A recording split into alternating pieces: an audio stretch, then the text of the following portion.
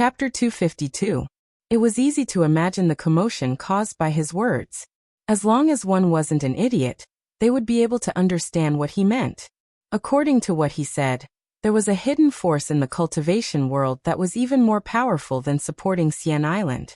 This force wanted to unify the entire cultivation world. Ong Kwangsung was killed by it, and this force was secretly controlled by Baihua Palace. Everyone had different expressions. They were both doubtful and in disbelief. Actually, if these words were said during normal times, the father and son of the Yen clan wouldn't have taken it to heart. They would just push the blame onto others and push the blame onto others. Who could do anything to them if there was no evidence? Unfortunately, the supporting Immortal Island had suddenly barged in and fought with them. Others might not know what Yu Qianqiu was talking about, but the supporting Immortal Island had suffered a loss, so how could they not know? The worst thing was that even if they were stronger than the supporting Immortal Island, the key to determining their strength was the number of experts at the final stage of the crossing tribulation stage. They only had 4 experts, while the supporting Immortal Island had at least 20 experts. These 20 experts were the key to establishing the supporting Immortal Island as the #1 expert in the world. It didn't matter if Yu Qianqiu knew about it or not. But one thing was for sure. This guy pretended to be innocent, but he was actually looking for trouble on purpose. Otherwise, he wouldn't have exaggerated the matter. Yan Bugui was furious. Yu Qianqiu, you are obviously slandering Baihua Palace. What are your intentions? Humph. Yu Qianqiu snorted coldly. I don't have any intentions, and I didn't mention your Baihua Palace by name. I don't think Baihua Palace's lord knows about this. He later asked Shueqing Kong about some details. He guessed that it was done secretly by the Yen father and son, and Baihua Fairy didn't know about it. Baihua Palace controlled a group of powerful forces, but Baihua Palace's lord didn't know about it. This was a bit strange. 10,000 demons. Qiu Wuyuan's eyelids twitched. He looked at Yan Bugui suspiciously. Could this be a trap set up by the sect that even I don't know about? He couldn't help but think of the oath he made when Ong Kwangsung's clan was destroyed. If it was really related to 10,000 demons, wouldn't he die a horrible death? Supporting Immortal Island's Quan Deming's eyes flickered. He also suspected that this was the Palace of Myriad Demons plot. If what Yu Qianqiu said was true, how could Baihua Fairy, as the Palace Lord of Baihua Palace, not know about it? Wasn't this clearly showing that the one surnamed Yen was guarding against supporting Immortal Island, or rather, targeting supporting Immortal Island? Yan Zixia bit her lips. First of all, because of her relationship with Yu Qianqiu, she more or less believed what he said. Second of all, she had been in Baihua Palace for so many years. She had noticed that her father and brother had done something behind her mother's back, so it was possible. In short, the more Yu Qianqiu didn't explain it clearly, the more suspicious everyone would be. Yan Zhuixing roared almost crazily. Yu Qianqiu, are you crazy? When did Baihua Palace offend you? Why are you trying to frame Baihua Palace? He knew what the consequences would be if this was confirmed. Not to mention the attacks from all the sects. If his mother found out that he and his father had done such a thing behind her back, the family would probably fall apart. Yu Qianqiu secretly sneered. Damn it. Everyone is hiding in the dark, relying on their own abilities to make a living. You could have pretended to be anyone, but you had to pretend to be my hero. If I don't teach you a lesson, who else should I teach? Now you know the pain of being framed? Not to mention, I'm not just framing you. Brother Yan, who are you saying is crazy? Do you really want me to shed all pretense of cordiality and spill everything? Yu Qianqiu's tone was cold. He wanted to seize the opportunity to ignite the fire, wishing for the whole world to be in chaos. Actually, he didn't realize that ever since he gained some strength, he was much more daring in doing things. Yan Bugui was indeed a wily old fox. He had already figured out what was going on. This Yu Qianqiu really did know a lot of things, and he was deliberately trying to find fault with him. If he picked up the topic, he would not let it go. Right now, the best thing to do was not to argue with him. The more he argued, the more he would be at a disadvantage. If there was anything, they could talk about it later. It was not the time to settle things in front of all the sections. He immediately blocked his son, who was about to go crazy, and said coldly, There will be a day when the right and wrong will be clear. Why are you arguing so much now? Let's go. Stop. Yu Qianqiu shouted. He wouldn't let the Yin father and son go so easily. Since he had already dragged them off the boat, the enmity between them was already set in stone. How could he not use the pole of the boat to stab them a few more times? It would be best if he could drown the enemy. What else do you want? Yen Bugui turned around and asked. He was suppressing the anger in his chest, and came out to watch the show. He didn't expect that his clothes would be stripped off, and now he was the focus of the crowd. How could he say anything? If there weren't so many people present, he would have killed Yu Qianqiu long ago. Yu Qianqiu laughed coldly. There are some things I don't want to say, but since someone called me crazy, then I have to make it clear. As for whether I'm crazy or not, let everyone judge after I'm done. Everyone stared at Yu Qianqiu, obviously waiting for him to finish. Yen Bugui's heart skipped a beat. He didn't know what else he would say. He shouted angrily. Who wants to listen to your nonsense? Get lost. My 100 Flowers Valley doesn't welcome you. Wait. Quan Deming walked over, a smile on his face as he said, Brother Yen, there's no need to get angry. We're all bored anyway, so there's no harm in listening. I don't believe his words anyway. I just want to hear what he has to say. That's right, there's no harm in listening. Many people followed. If Yen Bugui continued to hide, it would be obvious that he was guilty. He snorted coldly and stopped talking. His mind was racing, thinking of a way to deal with it. Yu Qianqiu didn't care so much. He walked leisurely and said slowly. Actually, after I was expelled from Fuxian Island, I didn't go anywhere else. I just cultivated in a mountain not far away from the 100 Flowers Valley. One day, when I was cultivating in a hidden place in the valley, a cave suddenly appeared on the opposite mountain wall. I saw hundreds of masked men in black coming out from it. There was also a young palace master with them. Because I knew that young palace master, although I was a little suspicious of their mysterious actions, I didn't do anything. After all, I wasn't in a good situation at that time. Everyone's eyes immediately focused on Yan Zhuixing. Yan Zhuixing was so angry that he trembled. However, Yu Qianqiu didn't mention his name. If he jumped out now, it would be no different from giving himself away. Quan Deming's face was gloomy. He asked, What happened after that? Yu Qianqiu paused and continued. But the next day, I heard the news that Ong Guangsung was attacked by hundreds of men in black. I was suspicious at that time, so I hid in the valley to observe. I even wanted to run into the cave to find out what was going on. Who knew that I was blocked by some strange formation? I really couldn't go in, so I hid and continued to observe. Sure enough, a few days later, hundreds of people came out from the cave. However, they were all dressed in white, and the number was less than the men in black. After they came out of the cave, they secretly hurried to the east. Although their cultivation was very high, they obviously didn't dare to be too ostentatious. So I followed them. None of you would believe what I saw later. Everyone was listening attentively. He stopped again. As a result, even Qiu Wuyuan couldn't help but ask, Brother Yu, what did you see? There's no harm in telling us. Yu Qianqiu nodded and said, These people actually went out of the sea. I secretly followed them all the way to an island.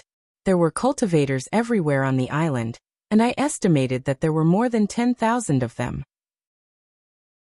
What surprised me the most was that even though I was in the middle stage of the core formation realm, I didn't see anyone with a cultivation level lower than mine. Moreover, I occasionally saw people who could use teleportation. It was clear that they had reached the late stage of the transcending tribulation. Fortunately, my body was different from ordinary people, so it was hard to be discovered. Otherwise, with their cultivation, I would have been discovered long ago, and I wouldn't have been able to return. At that time, I hid in a rock and happened to hear two people talking. It turned out that there really were more than 10,000 people on the island. The earliest people had been here for nearly 150 years. They were all kidnapped by someone using the natal primordial spirit stripping technique. Among them, there were individual cultivators and disciples from various sects in the cultivation world. I was secretly surprised, but who knew that I would hear a shocking secret later, which scared me even more. Chapter 253. Wasn't the natal primordial spirit stripping technique lost a long time ago? Qiu Wuyuan's face darkened. This technique was a nightmare for cultivators, regardless of whether they were righteous or evil. Once they were controlled, they wouldn't be able to resist at all, and would be at the mercy of others. Everyone's face changed. They didn't expect such a thing to appear. The father and son of the Yan family didn't look good either. They didn't know if it was because of Yu Qianqiu's nonsense or because his secret was exposed. Quan Deming glanced at him. He was more concerned about what would happen next. He asked in a deep voice, Yu Qianqiu, what's the secret? Yu Qianqiu looked in a certain direction and smiled bitterly with lingering fear. To be honest, I'm afraid that after I say it, someone will kill me today. I'm not afraid of ordinary people, but the hidden strength of that person is too strong. If he sends 2 experts at the final stage of passing tribulation, I'm afraid I won't be able to keep my life. Go ahead and say it. I'll make it clear today. I don't care about other places, but here, anyone who wants your life will have to go through my supporting Immortal Island first. Unless everyone in my supporting Immortal Island dies, no one will be able to touch a single hair of yours. Don't worry and speak boldly. After Quan Deming finished speaking, a few disciples of supporting Xian Island immediately guarded around Yu Qianqiu. They looked around like tigers watching their prey. Hey, I'm relieved with Elder Quan's words. Yu Qianqiu sighed and continued. Those 2 said that they attacked the spirit stone mines of Daoyuo sect and Ong Kwangsung to test their coordination. After killing Ong Kwangsung, the master felt that it was enough and made a plan to unify the cultivation world. He wanted to create some trouble between supporting Xian Island and the 10,000 demons. It would be best if the 2 sects fought each other. As long as the 2 sects were in chaos, the righteous and evil sects would be in chaos. When the strength of the cultivation world was almost exhausted, we could seize the opportunity and use the natal primordial spirit stripping technique to firmly control the cultivation world. After listening to them, I jumped in fright. I didn't dare to stay there any longer. After the 2 people who were talking left, I sneaked back into the room. But I have a bad habit. I can't control my curiosity. Later, I couldn't help but sneak into the valley and witness a great battle. At this point, Quan Deming had already guessed what he was going to say. His face was gloomy and he didn't say anything. Qiu Wuyuan couldn't help but ask, Don't stop, brother Yu. Who fought who? Tell me. Yu Qianqiu nodded with a wry smile. One day, I was hiding there when I saw Elder Dongfang of supporting Xian Island leading 50 crossing tribulation elders to the valley. I thought it was strange. What were the people of supporting Xian Island doing here? Who knew that they would spend some effort to break the formation protecting the cave? After they entered, I heard the sounds of a fierce battle.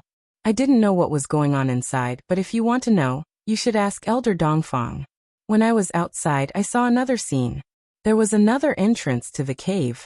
While they were fighting inside, another entrance covered by a formation appeared on the other side.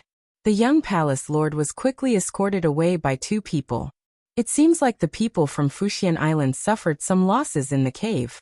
More than 50 elders went in, but only a dozen came out.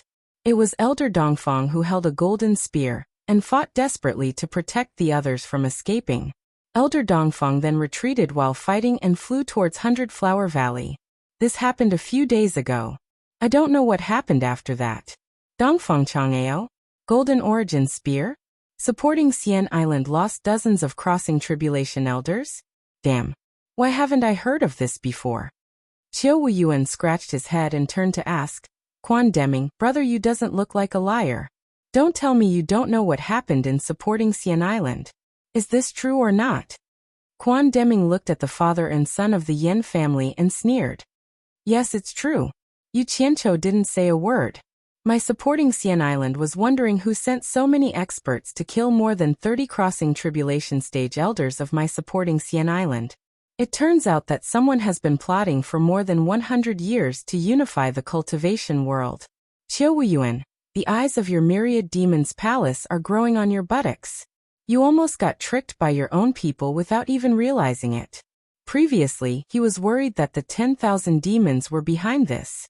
But after hearing what Yu Qianqiu said, It turned out that someone didn't want to let the 10,000 demons go. Qiu Wuyuan was stunned by his words. Unless Yu Qianqiu was talking nonsense, but part of the process had been confirmed by Quan Deming, so it shouldn't be fake. He looked at his senior brother and didn't know what to say. The surrounding people were in an uproar and disgust. They didn't expect someone to set up such a big conspiracy. But supporting Xian Island and the 10,000 demons were behind the 100 Flowers Palace. It wasn't up to the other sects to decide how to deal with it. Yu Qianqiu, on the other hand, looked much more relaxed now that he had said what was on his mind. The Yan family's father and son looked gloomy. Only the two of them knew that Yu Qianqiu was obviously tricking them. Putting aside the other flaws, how could they not know whether they were the ones who robbed Daoyuo sect and on Kwangsung's spirit stone mine? If this wasn't framing them, then what was? But this guy actually knew a lot of things, especially about the battle between Dongfang Chang Ao and the people in the valley. Supporting Xian Island was the first to believe it. Yan Bugui looked around and said in a deep voice, "Why are you all looking at us? Even if what Yu Qianqiu said is true. Did he say that we were the ones who did it?" Everyone was stunned. They didn't expect Yan Bugui to deny it even now. Qiu Wuyuan didn't expect his senior brother to be so shameless. Quan Deming sneered, "Yu Qianqiu, since you've said it like this, why don't you just tell us who the mastermind is?" "Yu Qianqiu, don't go overboard with your nonsense." Yan Bugui's tone and expression were clearly threatening the witness. "Just say what you want. No one will dare to do anything to you," Quan Deming said in disdain. Yu Qianqiu's gaze paused on Yan Zixia. After a long time he shook his head and sighed. "I've forgotten who the mastermind is." Everyone was stunned. Yan Bugui laughed and said, "I already said this has nothing to do with us, but you don't believe me. Let's go." The members of the Flower Palace flashed through the sky with swagger. Only Yan Zixia glanced deeply at Yu Qianqiu before she left. She probably thought that Yu Qianqiu had intentionally let them off for her sake. Everyone didn't know what Yu Qianqiu was up to. It wouldn't make sense if he said he was afraid of Yan Bugui. As long as he testified, they wouldn't let him go. Letting him go would be the most dangerous thing. Yu Qianqiu sneered to himself. "What good does it do me if you catch him? I've forced him into a dead end and left him a way out. As long as he's not an idiot, he'll run away the moment he returns to White Flower Valley. By then, the tens of thousands of people in his hands will be of great use. It should be enough to stir up chaos in the cultivation world. Chaos is good. I like it. Why didn't you say it?" Quan Deming frowned. "Are you afraid that Fuxian Island can't protect you?" He had already prepared an excuse for this. He shook his head and sneered, "Protect me? Even if that's the case, Fuxian Island has already abandoned me once when I was in danger and needed protection the most. How can I trust them?" Qiu Wuyuan looked him up and down and asked doubtfully, "Are you that afraid of death? From what I know, you've always been bold. Times have changed.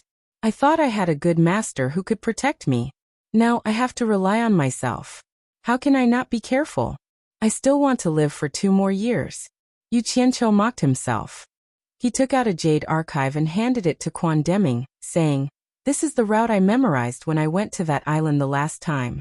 If you want to go there, you must be careful. That island is truly filled with experts. It's not a lie.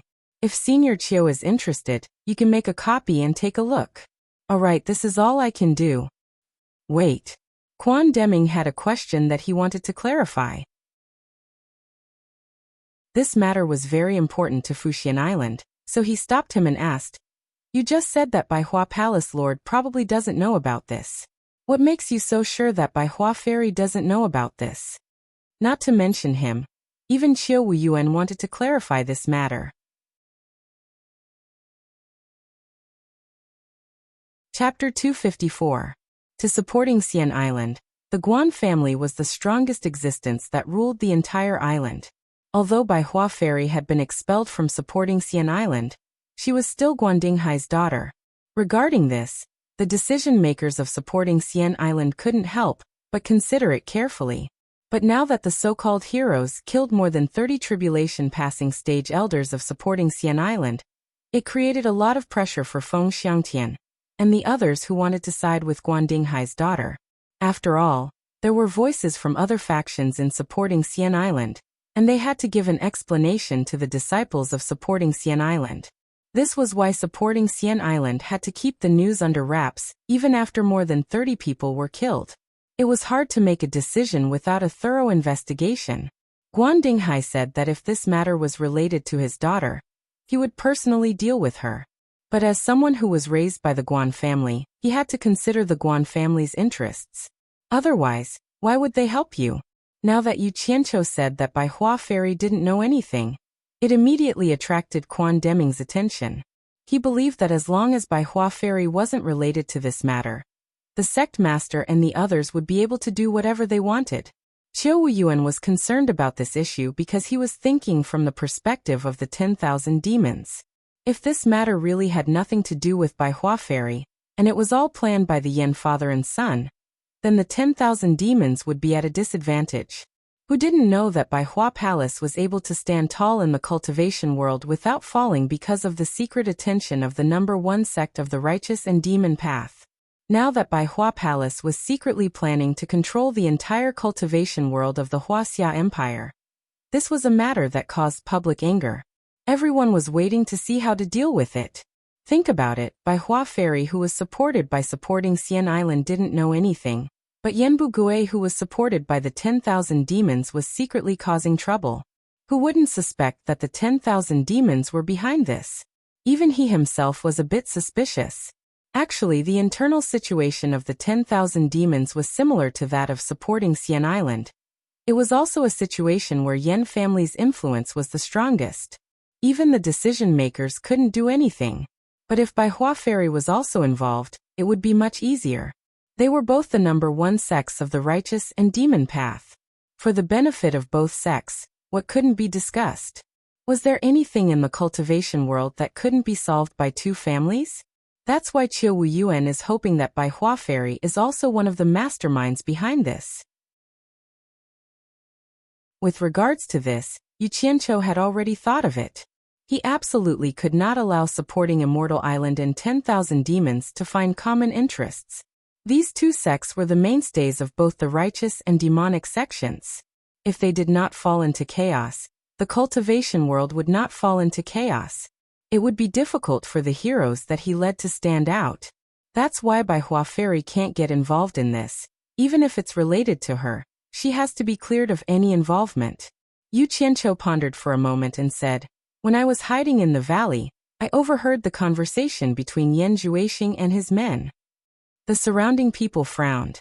Although they didn't say anything, many people rolled their eyes. They didn't say anything in front of the other party. Now that the other party had left, they directly reported the other party's name without a reminder. What was this? How could they know that Yu Qianqiu wanted to let them go? What did they talk about? Quan Deming hurriedly asked. He was hoping that Yu Qianqiu would expose Bai Hua Fairy in front of everyone. Nothing else was important. They were talking about spirit stones. Yan Juexing's men asked him why they couldn't get more from Bai Hua Palace if they didn't have enough spirit stones. Yan Juexing was very unhappy at the time, so he warned them to hide well in the valley and not let anyone from Bai Hua Palace know of their existence. Because Bai Hua Palace's master doesn't know about the father and son duo, they couldn't get more spirit stones from Bai Hua Palace. Using a large amount of spirit stones would cause Bai Hua Palace's master to be suspicious, and might even be discovered by supporting Immortal Island. Because of this, he auctioned off the 5 divine craftsmen's treasures, and arranged for people to rob on Kwangsung and the Luo sect's spirit stone mines. At this point, Yu Qianqiu looked around at everyone. From their conversation, we can tell that they're in dire need of spirit stones, but Bai Hua Palace's master doesn't know about them either. Quan Deming sighed in relief. Looking at everyone's expression, Qiu Wuyuan scowled.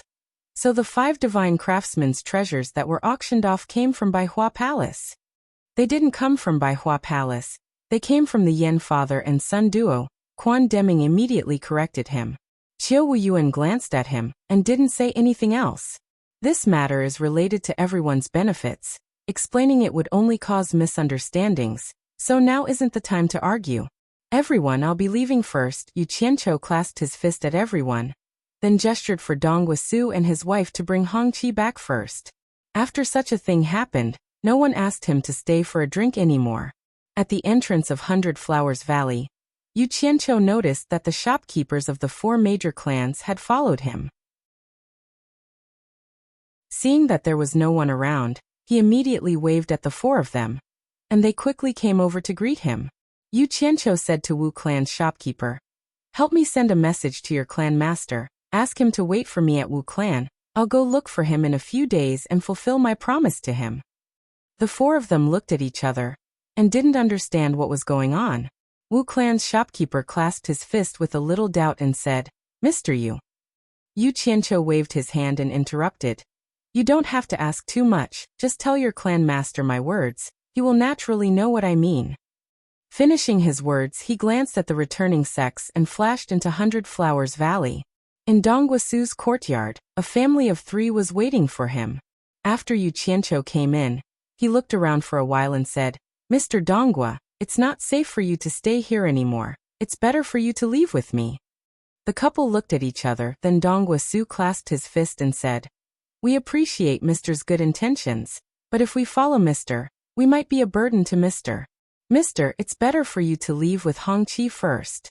The world is so big, we can just find a place to hide, and it won't be easy for others to find us. Don't think too much. It's not what you think. We're not going to escape."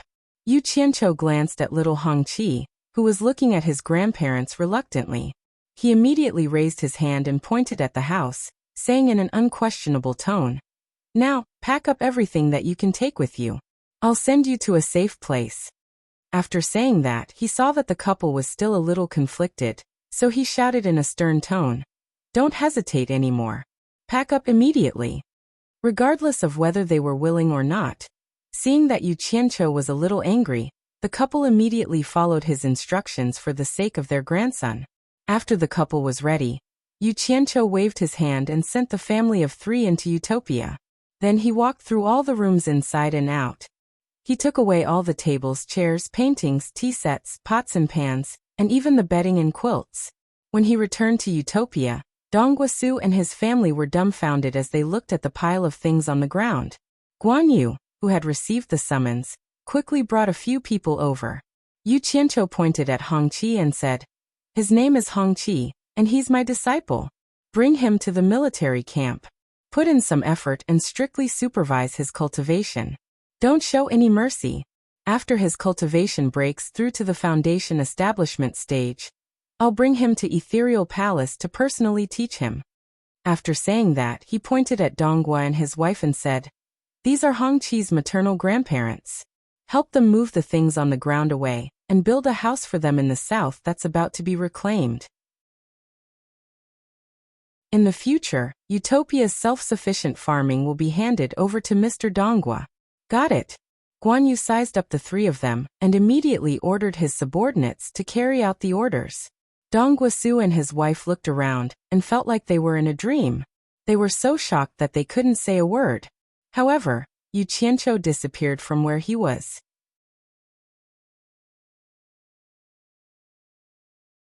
Chapter 255. Inside Baihua Palace's main hall, there was no one on the left or right. Only a dignified and beautiful woman was sitting in the middle. There was a row of empty chairs beside her.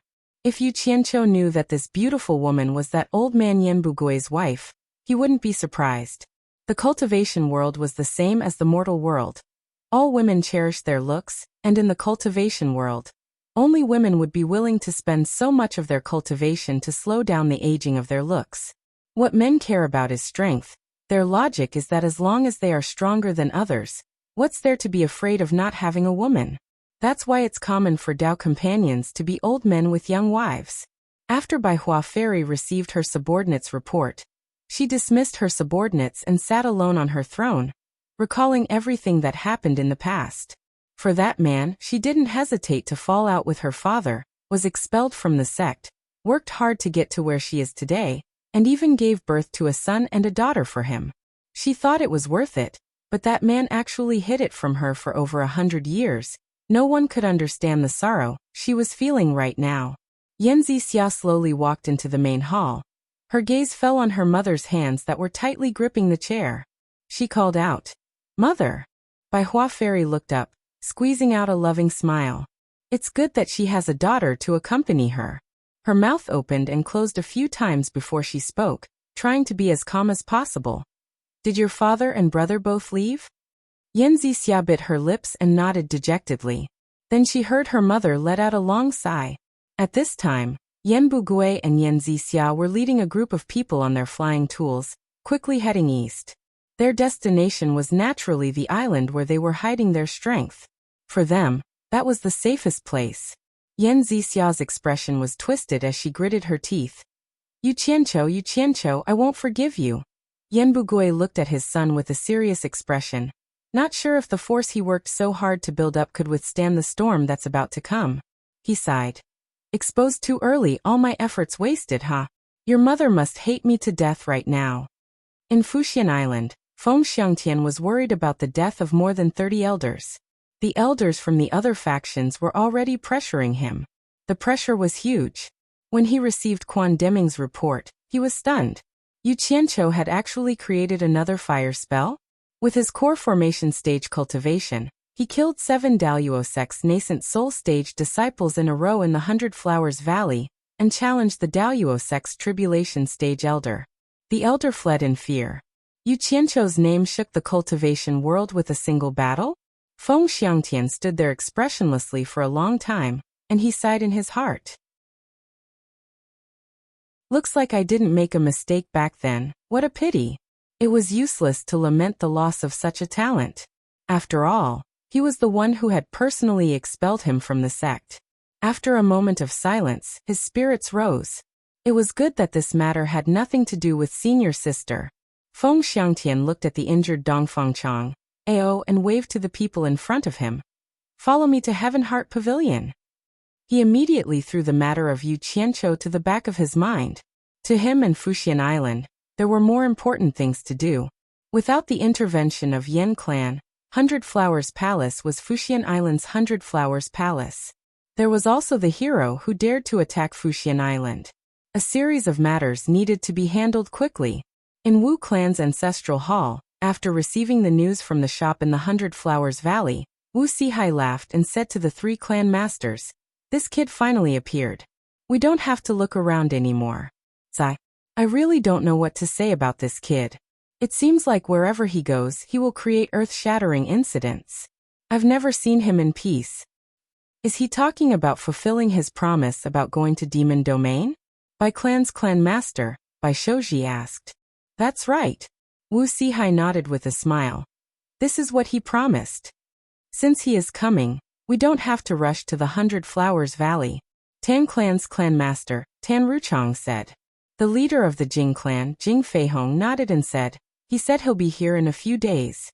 We shouldn't have to wait too long. Let's get ready here and wait for him. The 4 of them nodded. After Yu Qianqiu arrived at the State Pillar General's residence, he asked Shi Xiaotian about the recent situation. He learned that Fuxian Island sent another nascent soul state preceptor to protect the emperor, and the emperor didn't do anything to the general's residence. It was obvious that the development of the situation wasn't deviating from his original guess. Just think about it. Fuxian Island was already busy with their own matters. How could they have the time to care about the secular world, at least in the near future? It seemed like his operation in the cultivation world had many effects. First, not only did he divert Fuxian Island's attention from the secular world, but he also ensured that his plan in the secular world was carried out. Second, he diverted the cultivation world's attention from him. Now, everyone's attention was probably on the father and son from Yin clan, and the forces behind them. The matter of wanting to kill him had stopped. Third, he suppressed and attacked the fake heroes. Fourth, his plan to disrupt the cultivation world and exhaust the strength of the cultivation world could be carried out steadily. This would reduce the pressure on the rise of his heroes to the minimum.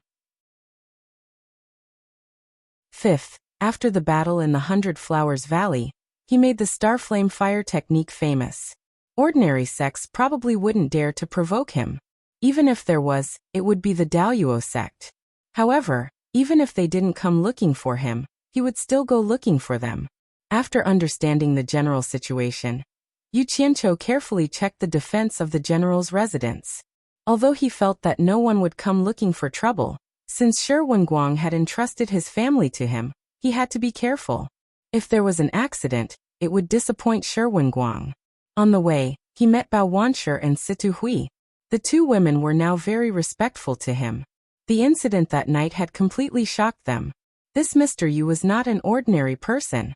After finding the heroes, who were secretly guarding the general's residence, Yu Qianqiu greatly encouraged the 10 of them. He asked them to continue to work hard and stick to their posts. He also gave them abnormally generous rewards. After that, he still dressed up as a servant and leisurely went to Wanhualu. Once he arrived at the courtyard of Wanhualu, he walked around the lush greenery and saw the enchantress of 100 Charms leaning against the window of the attic and looking at him with a smile. Yu Qianqiu suddenly felt a headache. After he went up to the attic, he still bowed respectfully and said, "Master's wife." The enchantress of 100 Charms' waist that was as soft as a water snake came close to him, forcing him to take a few steps back. Then, she laid her soft arms on his shoulder and breathed into his ear. She smiled charmingly and said, "Yu Qianqiu, you're really good at scheming. Tell me honestly, how many secrets do you have that you haven't told your master's wife?" Yu Qianqiu coughed a few times and took the opportunity to turn to the opposite side of the table.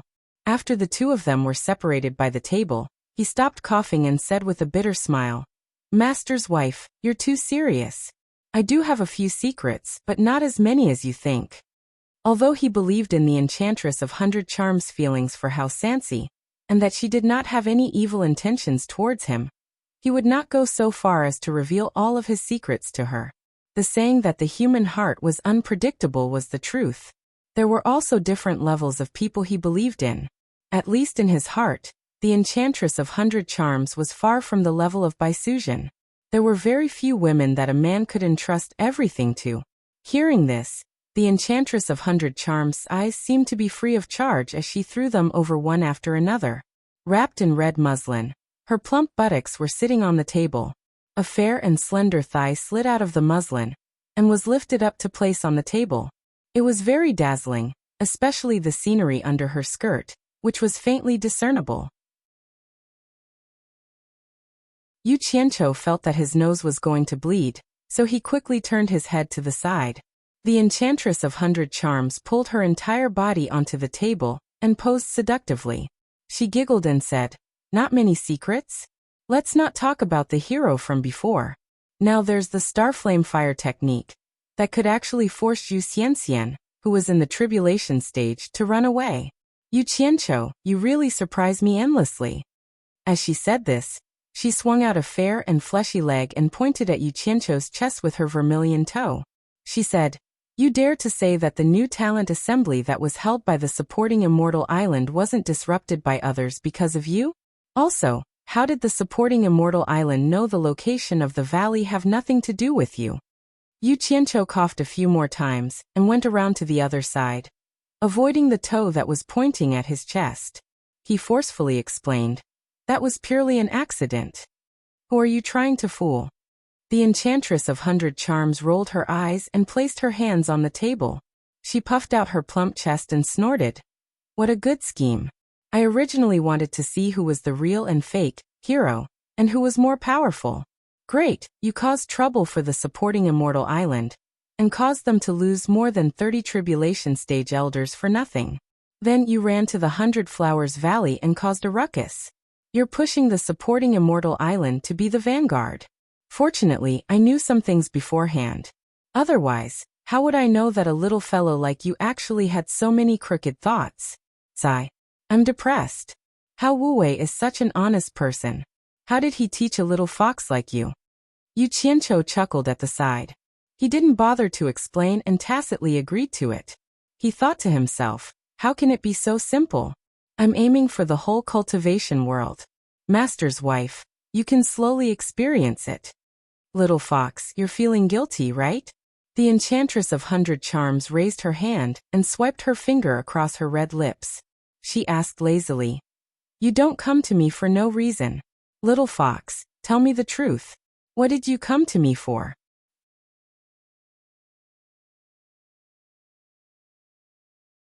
Chapter 256. Mistress, look at what you're saying. I'm here to see you. Yu Qianqiu said with a silly smile. Who are you trying to fool? I think you can't wait to avoid me, yet you're here to see me. You're not telling the truth, are you? The temptress was too lazy to say anything more. She pulled the red muslin off her legs, revealing her white, fleshy thighs. Since you're so filial, I can't refuse you. Come, don't go anywhere today. Massage my legs. Yu Qianqiu was stunned. His expression suddenly became serious. Now that you've reminded me, I really do have something I need your help with. Too late. The temptress raised her hand and pointed at her thighs lazily. Massage my legs first, then we'll talk about other things. Yu Qianqiu immediately chuckled.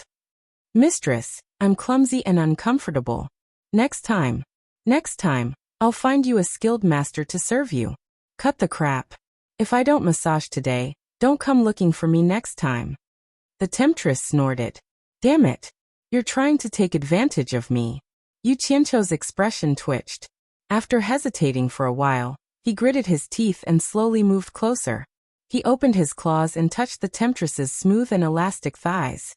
Form is emptiness. Emptiness is form. Yu Qianqiu muttered in his heart. He looked straight ahead, and his fingers, which were as hard as chicken claws, began to pinch her white and tender thighs. It was torture. As soon as he started, the temptress's body trembled. How was this a massage? It was more like tickling. She quickly covered her mouth with her hands, but she couldn't hold back her laughter. In the end, she couldn't stand the tickling anymore. She pulled her legs back and said weakly, Forget it, I don't want you to massage anymore. If you continue to pinch me, Shenyang's life will definitely end up in your hands. Say it. Find me if you need anything. Yu Qianqiu didn't dare to cause any more trouble. This mistress was a seductress among women. She was extremely seductive and seductive. If he continued to cause trouble, he would definitely lose control. He knew his character very well. Calming himself down, he warmed up his stiff hands and said straightforwardly, Masteress, please help me collect the news of the world of cultivators and the movements of various sections. The 100 Charm Demon Ji said with a charming smile. What do you want to do? Could it be that you want to attack another sect? Yes. From now on, he had to keep an eye on the movements of the cultivation world. The matter of the Daluo sect had to be resolved sooner or later, and the revenge of his master could not be delayed indefinitely. I need to find an opportunity. After all, the Daluo sect's strength is extraordinary, so I can't act rashly. But if I do, I'll wipe out the exalted sect completely. That's what I swore in front of my master's grave. Yu Qianqiu said solemnly. He wasn't lying, but he had an even more important goal. He needed to borrow the Allure Beauty's information network to keep an eye on the situation of the cultivation world. With the strength of the Yin father and son, he couldn't let others exterminate them too easily, but he also couldn't let others stop. He had to know his limits and act according to the situation at the crucial moment. He had to see when he needed to intervene. In short, he wanted the cultivation world to keep fighting until he could expose his strength. The Allure Beauty was startled. She pulled up the red veil to cover the split of her legs and retracted the seductive look on her face. She nodded and said, That's not a problem. You can come to me at any time to get the latest news. Then I'll leave it to you, Masteress. I still have some matters to attend to, so I'll take my leave first. Yu Qianqiu bowed and wanted to leave. He really didn't dare to stay any longer. He was afraid that he wouldn't be able to control himself and do something shameful. Wait. The Allure Beauty stopped him. She frowned and said, You said your master's grave just now. Can you tell me where he is buried? Yu Qianqiu paused for a moment. He shook his head and said to her apologetically, Masteress, that place involves some people who don't want to show their faces. It's not convenient for me to tell you right now. But, I can promise you that after my master's death is avenged, I'll personally bring you there. I understand. A trace of disappointment flashed across the Allure Beauty's face. Yu Qianqiu turned around and quickly left. The Allure Beauty moved her body down from the table. Her eyes inadvertently glanced at the finger marks on her thigh. Thinking about the situation just now, a rare flush appeared on her face. Her breathing quickened. She looked out of the window and muttered, "When love is a thing of the past." At the western border, there were many military camps. Because the flames of war at the border had been extinguished, it became lively again. There were many large and small markets around the border. Various countries began to trade with each other.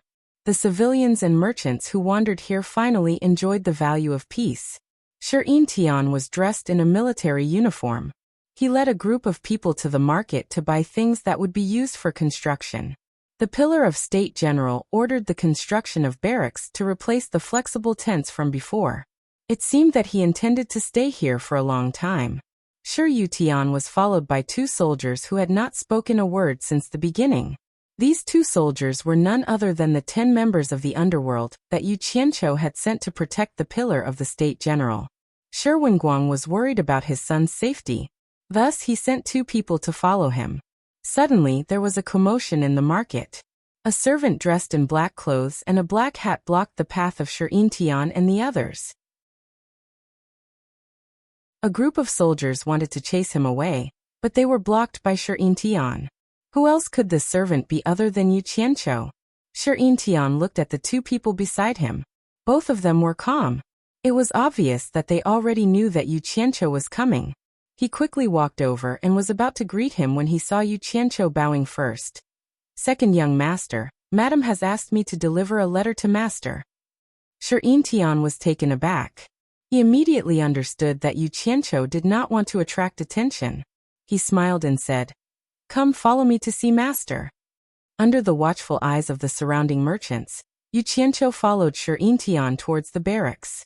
Passing through the gate guarded by the soldiers, they entered the barracks. Yu Qianqiu got rid of his servants and looked around. Suddenly, he saw a crowd moving in the direction of the training ground. He could not help but ask, "Tian, what's going on over there?" Tian looked over and sighed. Yesterday a general named Zhang Peng violated the rules of the army. He led his men to pillage the state of Wei, and almost caused a war between the 2 countries. He then looked at the blazing sun in the sky and sighed. For the sake of military discipline, the general who violated the rules will be executed at noon. He was a talented general. What a pity. Oh. Hearing his regretful tone, Yu Qianqiu asked as they walked, "Who is this Zhang Peng? Why does young general think so highly of him?" Tian walked beside him and said in a heavy voice, "Zhang Peng is a local. When he was young, his house was plundered by the Wei army. He was the only one who did not die, but was on the verge of death.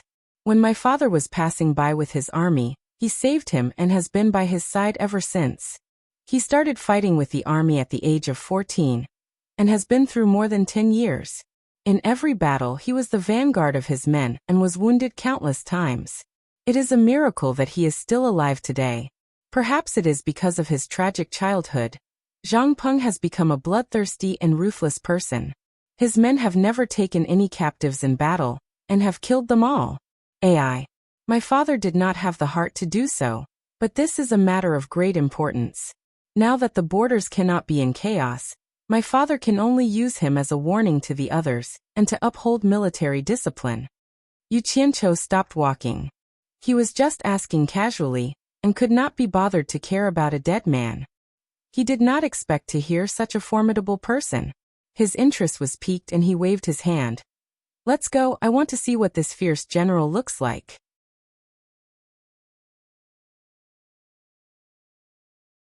Chapter 257. Tian was taken aback, but he quickly led the way. When they arrived at the edge of the training ground, the surrounding soldiers quickly made way for them when they saw the young general. Yu Qianqiu silently stood beside Tian, and looked at the simple wooden platform. It would have been fine if he didn't look, but once he did, he immediately gasped in shock. A bare-chested man was tied up with his hands behind his back, and an executioner was standing beside him, ready to execute him. The man was tall and muscular, and even though he was tied up, one could still feel the murderous aura emanating from his body. His eyes were filled with killing intent, and it was obvious that he was someone who had been through a lot of killing. What shocked Yu Qianqiu was not these, but the fact that this man's upper body was bare. Apart from his face, there was not a single patch of unscathed skin on his upper body. There were all kinds of mottled scars of various shapes and sizes, obviously left behind by the baptism of various weapons. On his chest and arms, there were also a few fresh wounds that had yet to dry. Damn it! This guy really crawled out from a pile of corpses. He probably used his scars as tattoos. Yu Qianqiu shook his head slightly. It was a pity that such a good general was killed just like that, but this was not his business. His gaze swept across Zhang Peng's body a few times, and just as he was about to leave, suddenly someone behind him said softly, "Leader, this man has innate spiritual roots." Innate spiritual roots? Yu Qianqiu was startled. He didn't need to turn around to know that it was his subordinate who was talking to him. Others wouldn't call him leader. Yu Qianqiu immediately focused his gaze on the man, and after a closer look he was shocked once again. It really was innate spiritual roots. Anyone who entered the cultivation world must have spiritual roots, and people like Yu Qianqiu were only exceptions. Spiritual roots were also divided into different grades, and the so-called innate spiritual roots were the ones with the highest aptitude for cultivation. It was rumored that one could achieve twice the results with half the effort. It seemed that there hadn't been such a person in the cultivation world for a long time, and he didn't expect to meet one. Yu Qianqiu immediately turned his head and whispered into Shi Yintian's ear. "Spare him, I have great use for him." Shi Yintian actually heard the words of the person behind him, and although he didn't understand what it meant, since Yu Qianqiu had spoken, his father would definitely give him face, so there was hope for Zhang Peng to live. Thus, he said in a low voice, "This order can only be revoked with my father's order. There is still some time before noon. Why don't Mr. inform my father? Let's go." Yu Qianqiu didn't say anything else. Shi Yintian quickly led him towards the main tent. When they arrived at the main tent, the other soldiers stayed outside. After the two of them entered, Yu Qianqiu smiled at the figure in the middle who was holding a map and said, "General, how have you been?" Shi Wenguang turned around, and his face lit up. He took a few steps forward and bowed. "Mister, you're here." Yu Qianqiu smiled and nodded. His main purpose of coming here was to inform Shi Wenguang of the news from the capital, and to let Shi Wenguang know that his family was safe, so that he could focus on his rebellion. The two sat down, and after explaining the situation in the capital, Yu Qianqiu smiled and said, "Great General, I have a request." Shi Wenguang waved his hand and smiled. "Mister, please don't joke around. With Mister's ability, what request do you have for me? I should be the one asking for a favor." Yu Qianqiu didn't speak any more nonsense. If he continued, the innate spiritual roots outside would be beheaded. He immediately said with a solemn expression, "I'm not joking. Just now I saw a person who will be executed at noon. I hope that General can be merciful and give this person to me. I have great use for him." Shi Wenguang looked at his son suspiciously. He suspected that his son was the one who begged Yu Qianqiu to save Zhang Peng. Shi Yintian smiled bitterly and waved his hand. "Father, please don't doubt me. It really has nothing to do with me." "General, please don't think too much." Yu Qianqiu paused and said, "Let me explain it to you this way. When I passed by the execution ground, I discovered that Zhang Peng is not an ordinary person. He has excellent spiritual roots, and I wish to take him as my disciple. I hope that General can give me this face." "So that's how it is. I will naturally give Mr. Face." Shi Wenguang stood up and took out a token from the bottle on the table. He handed it to Shi Yintian and said, "Pass down my order. Zhang Peng's execution is to be postponed and brought to my tent." Shi Yintian's face lit up with joy. He received the token and respectfully said, "This general will obey." Yu Qianqiu laughed and continued to converse with Shi Wenguang. Not long after, the tied-up Zhang Peng was brought in by Shi Yintian. Shi Wenguang sat behind the table and stared at the newcomer with a gloomy expression. "Criminal General Zhang Peng greets General." Zhang Peng's voice was loud and clear as he knelt down. Yu Qianqiu, who was sitting not far from him, could feel the valiant aura coming from his body. Shi Wenguang shouted in a deep voice, "Zhang Peng, you have violated the military rules and should be beheaded. However, there is an expert who begged this general to accept you as his disciple. If you agree to be his disciple, this general can consider sparing your life." Yu Qianqiu smiled as he stared at Zhang Peng. thinking that he would definitely accept this person as his disciple. Who wouldn't want to live? Who would have thought that Zhang Peng would look around? And after his gaze paused on Shi Wenguang, he replied, I wonder which expert wishes to accept me as his disciple. Please enlighten me. Shi Wenguang raised his finger and pointed. Yu Qianqiu stood up and smiled. It's me. Criminal general would rather accept death. Zhang Peng glanced at him and said nothing else. Everyone in the tent was stunned. Yu Qianqiu asked suspiciously, What's wrong with being my disciple? You would rather die than submit? Zhang Peng knelt down and sized him up, then snorted coldly. Judging from your age, you're not even as old as I am. How can you be my master? If I submit, wouldn't it be a great humiliation to me? How would I dare to submit? Impudent. Shi Wenguang immediately shouted. Mr. Accepting you as his disciple is your fortune. You really don't know what's good for you. Men drag him away and behead him. Wait. Yu Qianqiu smiled and waved his hand, stopping the general from showing off his military might. He circled around Zhang Peng twice and said, How can I be your master? I have the strength to lift 1,000 caddies, and the courage to conquer the 3 armies. If you can defeat me, I will take you as my master, Zhang Peng proudly declared. Damn it. If it weren't for your innate spiritual root, I wouldn't care if you were dead or alive. You're just a commoner, and you want to fight me? Yu Qianqiu sneered. Your strength is like an ant in my eyes. Your bravery is nothing in my eyes. You think too highly of yourself. If I want to defeat you, it'll be as easy as lifting a finger. Then, a bewitching red light flashed on the tip of his finger, and in the blink of an eye, the ropes that Zhang Peng had tied him up broke.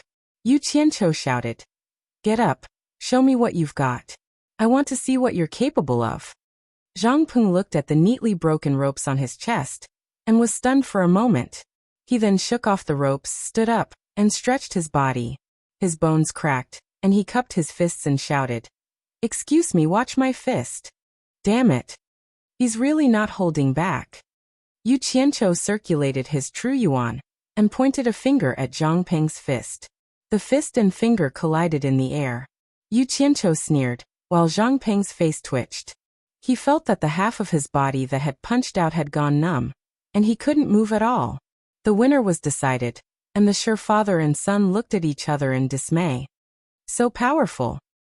Yu Qianqiu retracted his finger and said with an expressionless face, If you're not convinced, you can try again. Zhang Peng's body took a long time to recover. He stretched his body but didn't say a word. He walked to the weapons rack at the side of the tent, and took out a long steel spear that was as thick as a baby's arm. He shouted, Again? His strong body pounced at Yu Qianqiu, and like a bolt of lightning, the spear went straight for Yu Qianqiu's chest.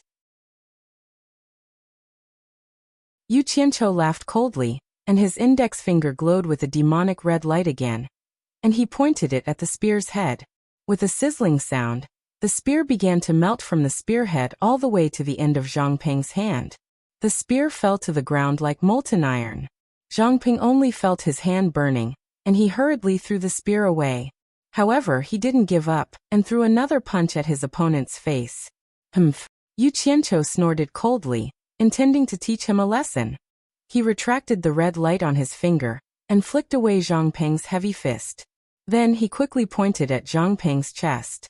Zhang Peng immediately spat out a mouthful of blood, and his whole body was sent flying by the finger.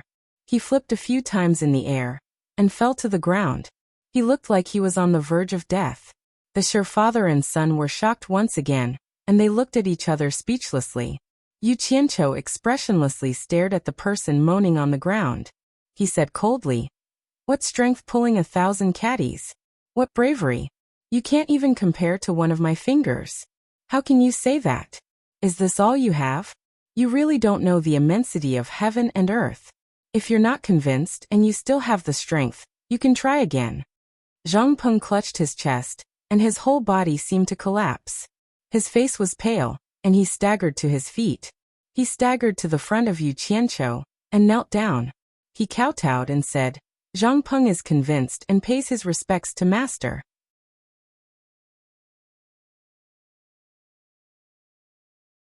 Chapter 258. Yu Qianqiu glanced at him in surprise. He had thought that with his wild and untamed character, he wouldn't give in so easily. He was prepared to torture him again and completely tame him. He didn't expect him to be someone who knew how to adapt to circumstances. He was a promising talent. He allowed him to kneel on the ground and ignored him. Yu Qianqiu summoned 10 hero members and rewarded them generously, encouraging them to continue to work hard and protect Shi Wenguang's safety. Of course, the material rewards were quite generous too. After getting the 10 people to return to their positions, Yu Qianqiu smiled at Shi Wenguang and said, "There's still a long way to go in the future. General, please take care of yourself. I, Yu Qianqiu, will bid farewell here." "Farewell, mister." The father and son couldn't get him to stay, so they could only cup their hands and send him off. When he raised his head again, Yu Qianqiu was already gone. The tower-like man on the ground had also disappeared. Shi Wenguang stopped and sighed. It's a pity that little Tian isn't as good as him. In Utopia, Zhang Peng looked around and was a little confused. Yu Qianqiu said coldly, "You might be considered a fierce general in the mortal world, but here, anyone is stronger than you. I'll give you a chance to break away from the conflicts of mortals. Grasp it well. When the time comes, you'll know how insignificant you are." Guan Yu rode his horse over, and Yu Qianqiu felt a headache when he saw the broken horse. He said calmly, "This is my second disciple. Bring him to train with Hongqi. You must supervise him strictly." Guan Yu frowned. He didn't understand why Yu Qianqiu would take in disciples one after another. He nodded and shouted to Zhang Peng, "Follow me." "Good horse." Zhang Peng stared at Red Rabbit and couldn't help but exclaim. He was a soldier who had galloped on the battlefield, so he was naturally fond of good horses. When he turned back, Yu Qianqiu had already disappeared. He immediately ran after the horse. Inside Hibiscus's room in Wanfen a man and a woman were locked in the room. Just as they were about to lose control of themselves, a loud moan suddenly rang out. Yu Qianqiu was startled. He quickly covered her mouth and said guiltily, "Grandaunt, lower your voice." Hibiscus's amorous feelings were boundless. She shyly said, "I couldn't help it." Just as he finished speaking, he heard the door open with a bang. Ferdinand shouted, "How dare you!" His voice stopped abruptly. What entered his eyes was a naked man and woman flashing into the quilt. Yu Qianqiu poked his head out and smiled shyly. Elder Fei, long time no see." After seeing it clearly, Ferdinand's body swayed, and he almost couldn't stand still. His expression was twitching nonstop. Needless to say, the other person was definitely his daughter. There were hurried footsteps coming from outside the courtyard. Ferdinand took a breath and walked out of the door. With his back facing the room, he shouted, "It's okay. Go back." There was a rustling sound of clothes being put on. After a while, Yu Qianqiu, who was hiding behind Hibiscus, walked to the door. Both of their expressions were quite interesting. The former smiled awkwardly. "Elder Fei. Hee." Ferdinand resisted the urge to kill this kid and said in a low voice, "Hibiscus stays. You come with me." "Damn it. I'm so embarrassed. I'm actually caught in bed. Why does this old guy walk without making a sound? I didn't even have time to run away." At this time, Yu Qianqiu's expression was very depressed. He squeezed out a smile to bid farewell to the extremely shy Hibiscus and followed his future father-in-law. Passing through the courtyard corridor, they turned into a dark room. Ferdinand faced a wall and didn't say anything for a long time. Yu Qianqiu stood behind and wanted to say something but didn't dare to say anything.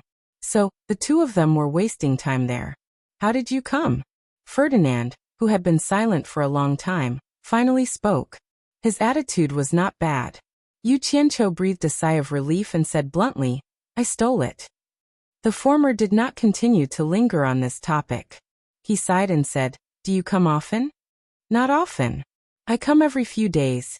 Yu Qianqiu answered very honestly. Ferdinand, who had his back to him, twitched his face again. Anyone who saw his daughter lying on the same bed with another man in an improper manner would not feel comfortable, especially the kind of man who visited frequently.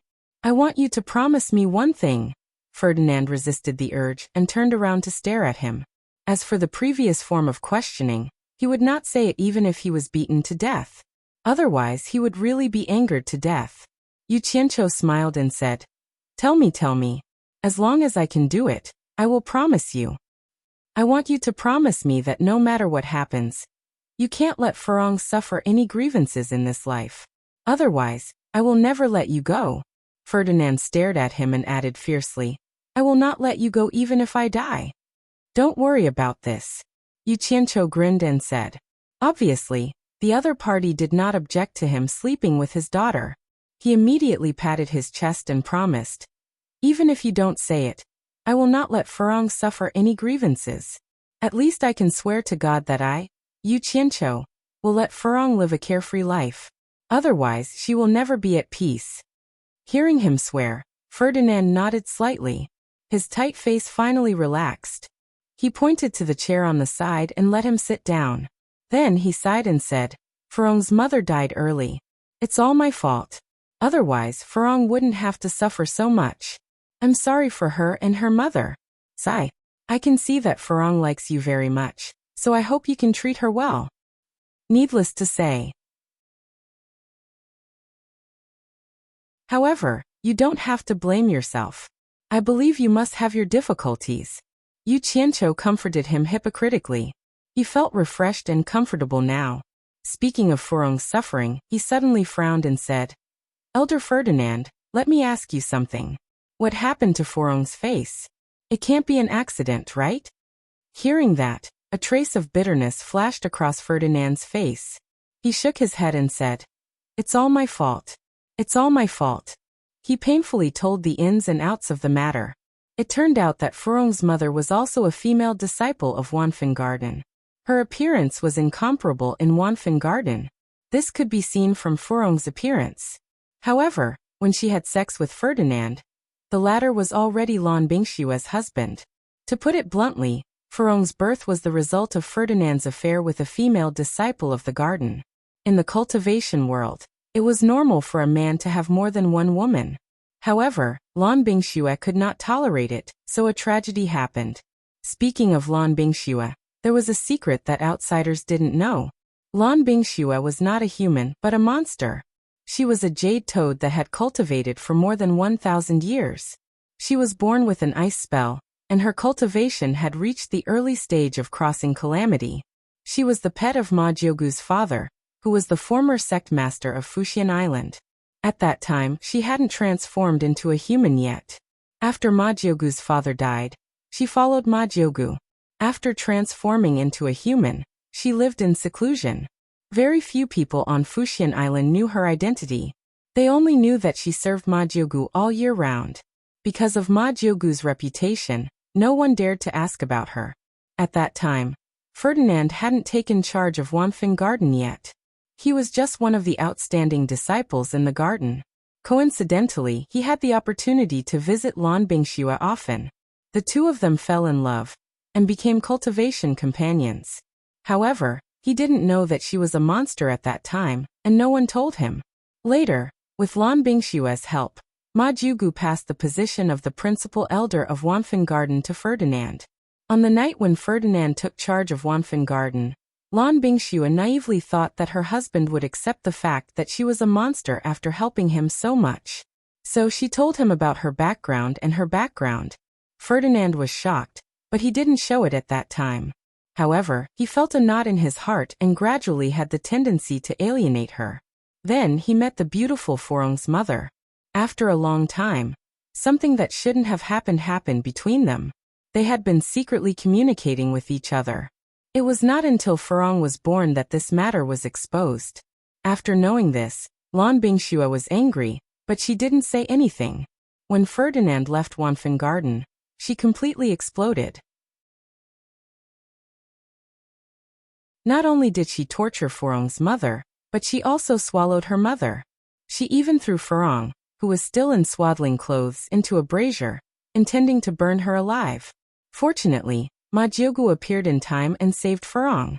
If it were someone else, Lan Bingxue wouldn't have let them go even if they had rushed to the scene. Furong's face, which was saved, was also left with an indelible scar from being burned by the fire. After Ferdinand came back to know this, He wanted to fight with Lan Bingxue. However, Ma Jugu came to mediate and became the middleman. She made an agreement between the two. Little Furong was then placed in the mulberry garden to grow up. Needless to say, she suffered a lot. Since then, Ferdinand and Lan Bingxue had always been harmonious on the surface but not on the inside. This was the course of the matter. After listening, Yu Qianqiu touched his chin and sneered. I was wondering why I felt cold when I got close to her. It turns out that she's a jade toad that has been cultivating for 1,000 years. She even practiced some ice spell. In the end, it's all my fault. Ferdinand's face was full of self-blame as he shook his head in pain. This matter can't be blamed on you. The biggest responsibility still belongs to that toad monster. Yu Qianqiu squinted his eyes and said in a deep voice.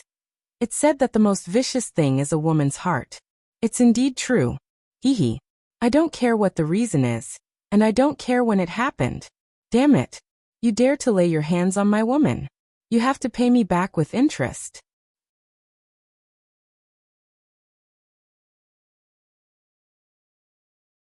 Chapter 259. Hearing this, Ferdinand slowly turned around, frowned, and immediately warned.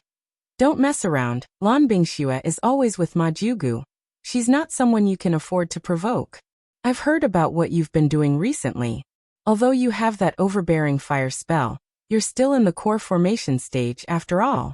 The horror of the final stage of passing calamity is not something you can imagine. Compared to the early stage of passing calamity like me, it's a world of difference. Even if you don't think for yourself, you have to think for Furong. Oh. He's a bit like a father-in-law now. Yu Qianqiu laughed. I understand. While saying this, he was thinking about when he would have a chance. Also, Ferdinand said solemnly, I don't know how you entered Fuxian Island, but I advise you not to run around on the island. Once you're discovered, it'll be difficult for you to leave. Yu Qianqiu repeatedly said yes, then listened to a lot of nagging. He really didn't want to listen anymore, so he found an excuse to run to Furong. After saying goodbye to Furong, he returned to Utopia to find Bai Suzhen to talk about some things. Then the two of them went to the spiritual herb garden together. The exotic flowers and plants in the garden were swaying. They were all grown from the things Yu Qianqiu collected. Now the spiritual herb garden was managed by a group of women under Bai Suzhen. Because of the purple chaos, it didn't take much effort to grow the spiritual herbs, no matter how time-consuming and laborious it was. The two of them came to a ridge, looking at the hundreds of 7-star blood orchids. Yu Qianqiu touched his nose and laughed, then walked to a row of blood orchids that had just grown and not yet matured, asked someone to dig out 2, put them in a wooden basin, and put them in his hands, looking at them with great interest. Bai Suzhen stared at his every move, then suddenly said, Don't you have the recipe for 7 orifices exquisite pill? Why not refine some to help your parents prolong their lives? Yu Qianqiu shook his head with a bitter smile. Do you think I don't want to? I've already looked through the pill recipe several times, so I'm more familiar with it than you. This 7 orifices exquisite pill had the ability to seize the fortune of the heavens and earth. After consuming it, one would be able to compete with the heavens and earth for longevity. It was truly extraordinary. If he wanted to refine it, he needed a total of 3 main ingredients. Although he now had the 7-star blood orchid and the adumbra flower, he still lacked an extremely difficult to find spiritual herb called the resurrection grass. Adumbra guarding the spirit, soul recovery, and 7 stars bodybuilding. As long as one of the 3 was missing, it would be impossible to refine such a heaven-defying pill. But these 3 spiritual herbs are rare treasures that can only be found by luck. To be honest, I was lucky to obtain the first 2, but I really don't know if I will have the fortune to obtain all 3. Mortals can live for 50 years, and cultivators can live for 150 years. To be able to compete with the heavens and earth in terms of lifespan, this kind of elixir is indeed heaven-defying. Bai Suzhen said it herself, feeling a little incredulous. If there really was a 7 orifices exquisite pill in the cultivation world, I'm afraid the entire cultivation world would be stirred up by a storm of blood, especially those cultivators at the end of the tribulation transcendence stage. Although they have lived for hundreds of years, how many of them would be willing to return to the earth after hundreds of years of bitter cultivation? The temptation of being able to live for another 150 years was not an ordinary one. It was even possible for old monsters of the soul formation stage to come out. This thing really isn't something that ordinary people can enjoy. As Yu Qianqiu said this, he also laughed. Just think about it. How could he resist the temptation of increasing his lifespan by 150 years? If he knew which family had it, he was afraid that the hero would turn out in full force to snatch it. Then where does this resurrection grass grow? The pill recipe seems to have introduced the characteristics of each spiritual herb, right? Bai Suzhen asked. She had more or less seen it when she removed the restrictions on the pill recipe. Yu Qianqiu smiled and said, according to the pill recipe Jade Archive, this recipe was passed down from ancient times and didn't originate from the alchemy sect. Later on, no one has succeeded in refining it. The ancient records of the resurrection grass referred to it as the 9 underworlds. Bai Suzhen frowned and pondered. Which place in this world is called the 9 underworlds? Yu Qianqiu shook his head and said, the pill recipe Jade Archive didn't record it in detail. It was just casually mentioned, so I didn't know about it before. But, his expression changed and he laughed mischievously. But when the Wu family's patriarch, Wuxia, saw my Ghost King's token, he mentioned a place, and it immediately made me realize. If I didn't guess wrongly, the 9 underworlds is the place he mentioned. Sister, have you heard of the 9 underworlds cavern? Hearing this, Bai Suzhen was shocked and said, you mean the 9 underworlds cavern, which is divided into 9 levels? Yu Qianqiu nodded and said, that's right. Wuxia was talking about that place. I'm guessing that the 9 underworlds cavern is the 9 underworlds cavern. Bai Suzhen was startled and said, if the resurrection grass really grows in the 9 underworlds cavern, who in the world can harvest it? Legend has it that the 9 underworlds cavern is connected to the netherworld, which is as famous as the immortal realm. Generally speaking, ghost cultivators at the end of the Ghost King's cultivation level wouldn't dare to go there. Even deity transformation cultivators can only go there lightly. How can ordinary cultivators harvest the resurrection grass? That's just my guess. Yu Qianqiu frowned and said, I'm going to the demon ghost domain to find the ghost General Meng Yan. It won't be too late to find out more about it. Bai Suzhen frowned and moved her red lips. Finally, she stared at the blood orchids in his hand and changed the topic, asking, are you giving these 2 blood orchids to someone? Yu Qianqiu was stunned and said, giving them to someone? How is that possible? One of them can be sold for tens of millions of high-grade spirit stones. I'm selling them. Selling? Bai Suzhen was stunned. She was in charge of the spirit stones of the entire Utopia, and it seemed that Utopia was not short of spirit stones. Yu Qianqiu looked at the blood orchids in his hand, and a smile appeared at the corner of his mouth. He said, I heard that Ong Kwangsung was robbed of 100 million high-grade spirit stones last time. I think those big sects are even richer. Anyway, our blood orchids can't be used up. It's not bad to exchange some spirit stones from them. He naturally had his own plans for doing this. Spirit stones were the foundation to maintain the operation of the various sections. He was very worried that the various sects were so rich. If he wanted to weaken the strength of the cultivation world, he had to cooperate with the economic offensive. He had already made up his mind to throw out some good things every once in a while. Things like the 7-star blood orchids were very attractive and could definitely make the various sects spend a lot of money. However, he didn't want the blood orchids to really play their role. So he deliberately picked 2 pots of blood orchids that had not yet fully grown. Even if the various sects really bought them, they wouldn't be able to mature without a few decades. Unless the various sects had treasures like the wood spiritual liquid that could accelerate the growth of the blood orchids. Wu Lixue often lingered in the courtyard of the quiet guest house, where the Wu family hosted guests, ever since Yu Qianqiu left. In the room where Yu Qianqiu had stayed, Wu Lixue was in a daze as she hugged the so-called Zhuke egg. The scene of Yu Qianqiu telling everyone in the Gulu house that she was his woman appeared in her mind again. She finally got rid of the thoughts in her mind with great difficulty. In the blink of an eye, that face with a smirk appeared again. Wu Lixue shook her head and sighed faintly. It was really hopeless. Why did she always think of him? Unfortunately, no matter how she shook her head, The illusory image was still in front of her. Just as she was about to turn around and leave, she saw the bad guy waving at her. Beauty, why are you shaking your head?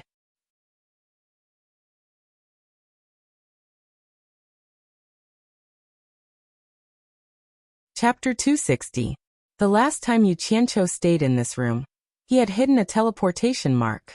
As soon as he came out, he found Wu Lixue in a daze, talking to herself. He appeared in front of her, but she actually ignored him. It was quite depressing. Wu Lixue shook her head again. It must be an illusion. She continued to walk out. Yu Qianqiu's expression twitched. He couldn't help but grab her arm, not knowing whether to laugh or cry. Am I invisible? Ah. Wu Lixue rubbed her eyes in disbelief. She was dumbfounded. It's really you, Yu Qianqiu. When did you come? Yu Qianqiu stretched out a hand and waved it in front of her eyes. Seeing her eyes following his gesture, he heaved a sigh of relief. I thought there was something wrong with your eyes. Wu Lixue slapped his hand away and said angrily, There's something wrong with your eyes. Hee. How could there be something wrong with my eyes? Yu Qianqiu joked, his eyes occasionally glancing at her full and perky breasts. He was extremely envious of the egg in her arms. After secretly looking at it, he asked with a smile, Your egg hasn't hatched yet? Wu Lixue no longer had that dejected look. She threw the egg into her storage pouch. She didn't want to let the egg take the limelight. She asked excitedly, When did you come? Just arrived. Come, bring me to see your grandfather. Yu Qianqiu said as he walked out. Just arrived? Wu Lixue was full of doubts. She bounced to the front to lead the way, and asked as she walked, Do you need something from my grandfather? How long are you staying this time? Do you want to play with my brother for a bit longer? Wu Lixue kept asking questions, while Yu Qianqiu stammered in response. He didn't pay attention to what she was saying at all. His eyes were fixated on the sexy butt in front of him, unable to move away. Wu Lixue, who was walking in front, turned around unhappily when she heard Yu Qianqiu's words. She immediately noticed Yu Qianqiu's gaze and her pretty face turned red. She immediately turned around and silently walked forward. It was hard to tell if she was angry or shy. She no longer dared to jump up and down. Even her normal walk was a bit unnatural. Outside the Wu clan ancestral hall, Wu Lixue explained the purpose of her visit to the gate, and the guard immediately went in to report. After a while, Wu Sihai came out with 3 old men laughing and said, Yu Qianqiu, this old man has been looking forward to seeing you. He then frowned and said, What's going on with the clan's guards? Why did you only report now that you're here? Yu Qianqiu laughed, and vaguely said, Wu Lixue brought me here. He naturally wouldn't say that he snuck in. Wu Lixue nodded dumbly. Grandfather, I brought him here. You are Yu Qianqiu? One of the old men behind Wu Sihai asked. Hearing this, Yu Qianqiu also looked at the 3 old men. Looking at their clothing, they should be from the other 3 clans. Yes, he is Yu Qianqiu. Wu Sihai introduced both sides. The 4 clans' leaders are all here? Yu Qianqiu bowed. Greetings to the 4 seniors. Well said. The 4 nodded. Wu Sihai waved his hand. Let's go, we'll talk inside. The 5 of them entered the Wu clan's ancestral hall together. Outside, Wu Lixue stomped her feet, pouting unhappily. Who told her to be a woman, and the clan rules forbade women from entering. As she paced back and forth, she recalled Yu Qianqiu's gaze. Her pretty face couldn't help but turn red, and she left as if she was fleeing. Aside from Wu Sihai, the other 3 were constantly looking at Yu Qianqiu, wanting to see what was so special about Yu Qianqiu's fame. Yu Qianqiu's gaze returned to the portrait of Bai Changchun in the main hall. Thinking about the possibility of meeting this legendary character in the demon domain, his heart surged. Wu Sihai broke the silence, laughing. Yu Qianqiu, you came here to fulfill your promise to this old man? Yu Qianqiu turned his head. Yes, I have to fulfill my promise. I heard that you are very familiar with the demon domain. What should we prepare for this trip? Bai Shouji asked. This time he was going to look for his ancestor. It could be said that his mood was the most indescribable. I can't say I'm familiar with it. I've only been there before. As for the preparations, you can just send someone with me. With me around, there shouldn't be any danger. Yu Qianqiu said indifferently. What big words. Was the demon domain a place to be trifled with? The four exchanged looks. Wu Sihai was very confident in Xiaochen. He chuckled. How many people should we send? Yu Qianqiu pondered for a moment, then said. We don't need too many people. If there are too many, it might cause unnecessary trouble. Just send a few people that the four clans can trust. The four exchanged looks and nodded at each other, as if they had reached some kind of agreement. Wu Sihai said with a smile. Yu Qianqiu, how about the four of us go with you? Yu Qianqiu was stunned. His original idea was that it would be best to get Bai Zizong and the others to go. He had a good relationship with them, and he believed that the journey would not be lonely. However, the four old guys obviously wanted to take over his place. He nodded and said, if the four seniors want to go, this junior naturally has no objection. Good. Wu Sihai clapped and said, then when do you think we should set off? No hurry, I still have something to ask seniors' help with. Yu Qianqiu said as he took out 2 pots of 7-star blood orchids with a smile, and placed them on the table beside him. He said, Senior, please help me auction these 2 things. Wu Sihai stared at the 2 pots of blood orchids, and was a little stunned. He had handled such things before, so how could he not recognize them? The other 3 saw his appearance, and did not know what kind of treasure it was. They walked over to observe it together. Didn't you buy one last time? Why are you selling 2 pots this time? Wu Sihai saw at a glance that these 2 pots of blood orchids were not the original pot. The pot in the grand auction was obviously more mature than these 2 pots. I'm short of money recently. Senior, please spread the news that the Wu family wants to auction the 7-star blood orchids. It is best to auction these 2 pots of blood orchids at a later time. This junior wants to sell them at a good price. Yu Qianqiu smiled apologetically on the side. 7-star blood orchids? These 2 pots are 7-star blood orchids? The 3 onlookers were surprised in unison. I've let the seniors see a joke. I'm really short of money. Otherwise, I wouldn't take out such a treasure to auction. I'm sorry, Yu Qianqiu pretended there. Wu Sihai didn't believe that he had no money. He was looking at him up and down, not knowing what he was doing. The other 3 naturally heard about Yu Qianqiu's wealth from Wu Sihai, and they were a little puzzled. Leave the things here. I will let the Wu family handle it. The spirit stones from the auction will all be given to you without taking a single cent. It won't affect our trip to the Demon Ghost region. Wu Sihai might not know what he was doing, but he still agreed and didn't even want the commission. Sorry for the trouble. I'm short of money, so I can't help it. Yu Qianqiu apologized and smiled apologetically.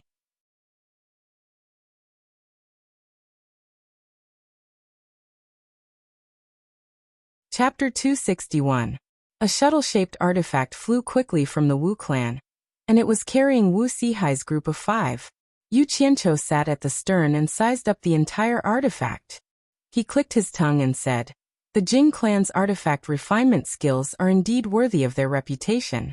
This artifact is better than those sold outside.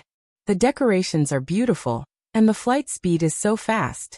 Even the seat is more comfortable. Not bad, not bad.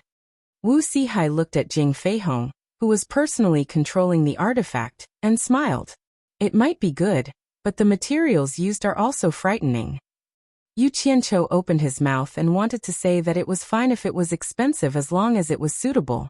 However, when he recalled how he complained about being poor, he kept his mouth shut.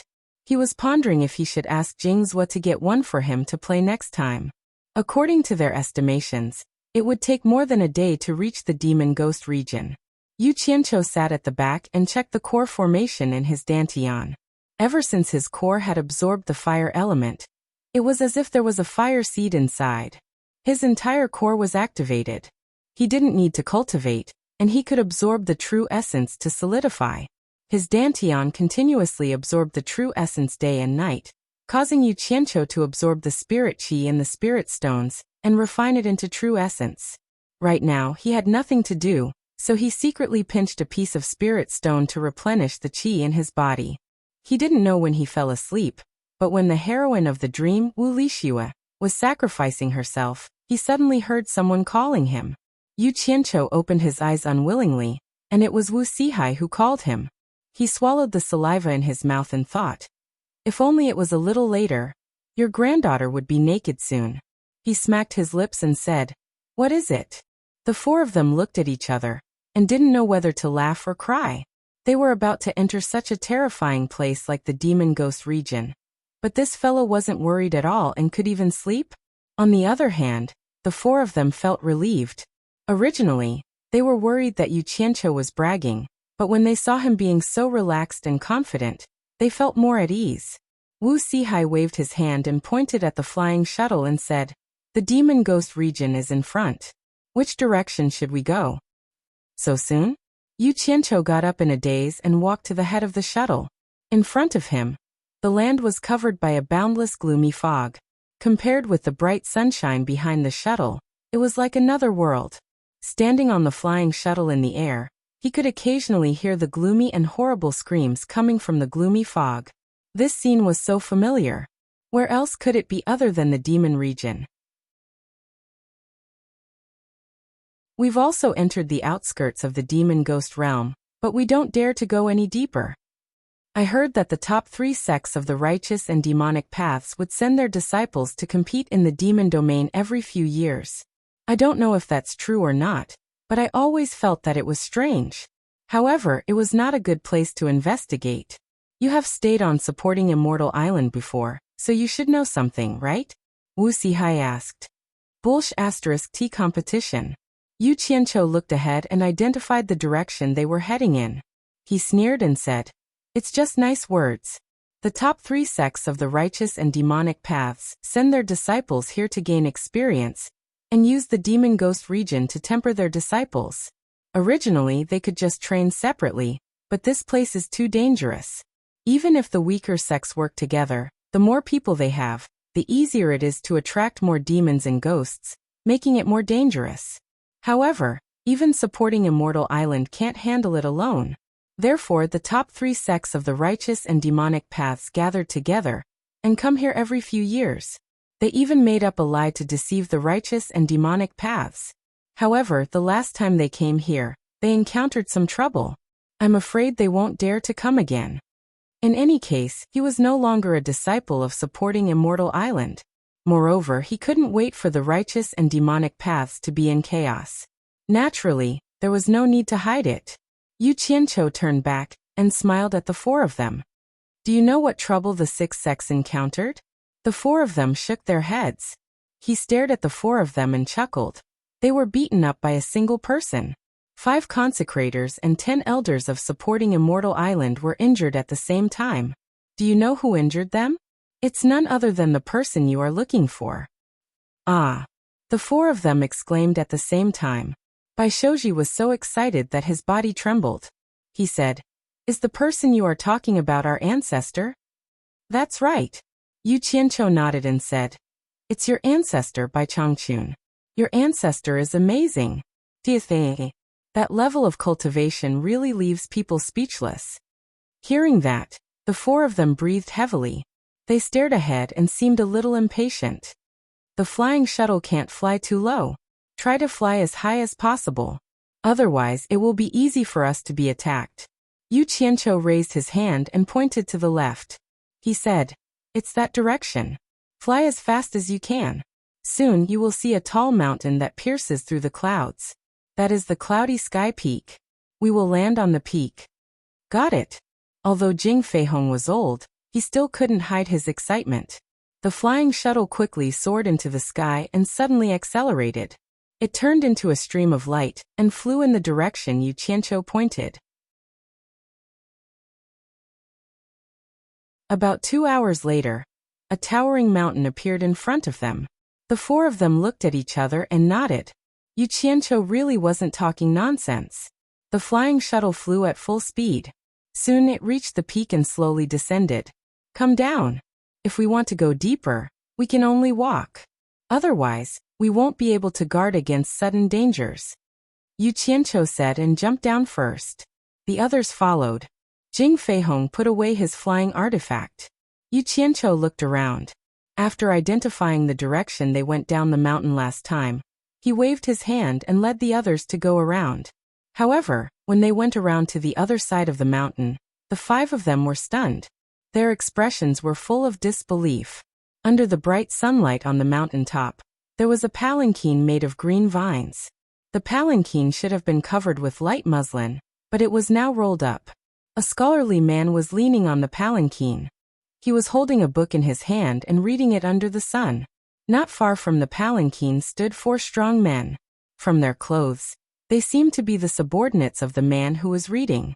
The 4 of them stared expressionlessly at the people who had suddenly appeared. The 5 of them were shocked and looked at each other. There was actually someone reading in a place like this.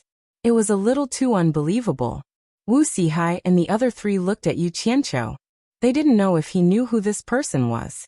Yu Qianqiu hadn't seen this person the last time he came here.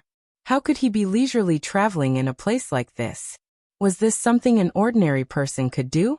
This place wasn't something an ordinary person could come to. His mind raced. After some analysis, he already had some suspicions about who this person was. However, he didn't dare to be sure. After all, anything could happen in this place. The man in the palanquin didn't seem to notice their arrival. After he finished reading the book in his hand, he elegantly flipped a page and held the book in his hand. He stood up, squinted his eyes, and stretched lazily. He turned to the others and smiled gently. It's rare for guests to come to the demon domain. I didn't expect to run into them today.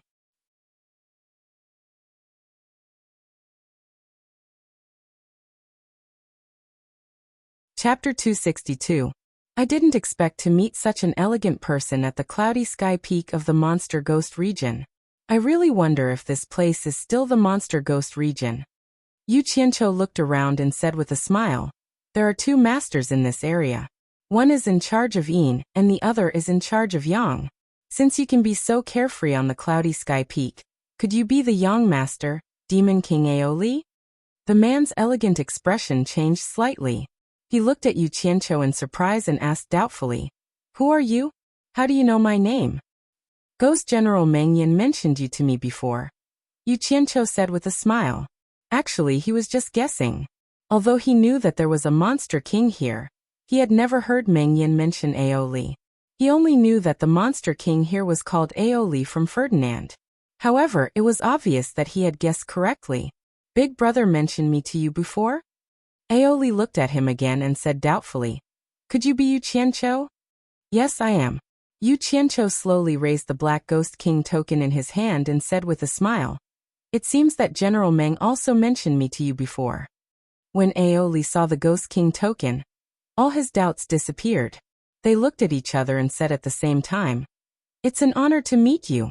As soon as the same words were said, both of them were slightly stunned. Then they laughed at the same time. Wuxia and the others were shocked at first. They did not expect this person to be the demon king of this place.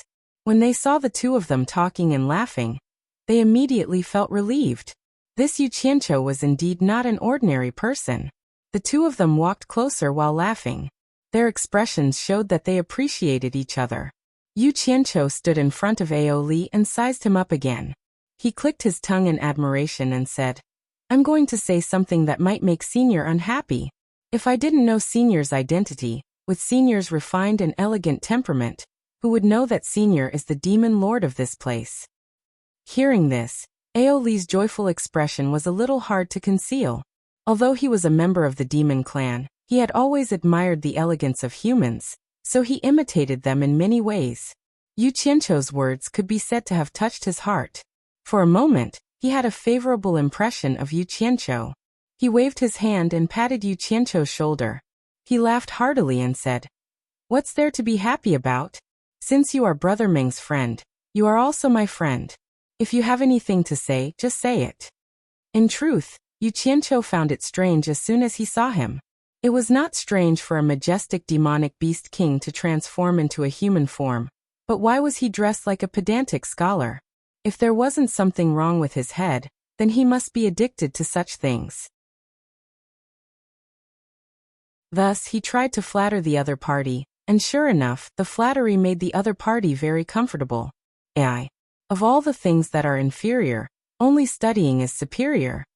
Yu Qianqiu looked at himself and shook his head. He sighed and said, seeing Senior's elegant demeanor, it really makes me feel ashamed of my inferiority. Of all the things that are inferior, only studying is superior? Aoli smacked his lips and his eyes suddenly lit up. Seeing Yu Qianqiu's ashamed expression, he immediately patted his shoulder and said with a smile, hi, brother Yu, there's no need to be like this. This kind of Tao of sourness is just my personal hobby. It's not worth mentioning, it's really not worth mentioning. Yu Qianqiu's inconspicuous flattery immediately made Aoli's spirit soar, as if he had been injected with chicken blood. His face was in high spirits. It didn't look like he was comforting someone. It was clearly a blow to someone else. However, it could be seen that Aoli was indeed happy. In just a few words, the way he addressed Yu Qianqiu had already changed to Brother Yu. If Meng Yan heard Aoli say that his Tao was the Tao of sourness, he would definitely be dumbfounded. In the past, Meng Yan had casually said something like this, and Aoli almost fell out with him on the spot. But now he was belittling himself. Not far away, the four bearers who were carrying Aoli's palanquin were also in disbelief. They had never heard Aoli belittle himself like this before. Such words were taboo for Aoli. Not to mention himself, others couldn't even mention it. The four of them looked at Yu Qianqiu with admiration.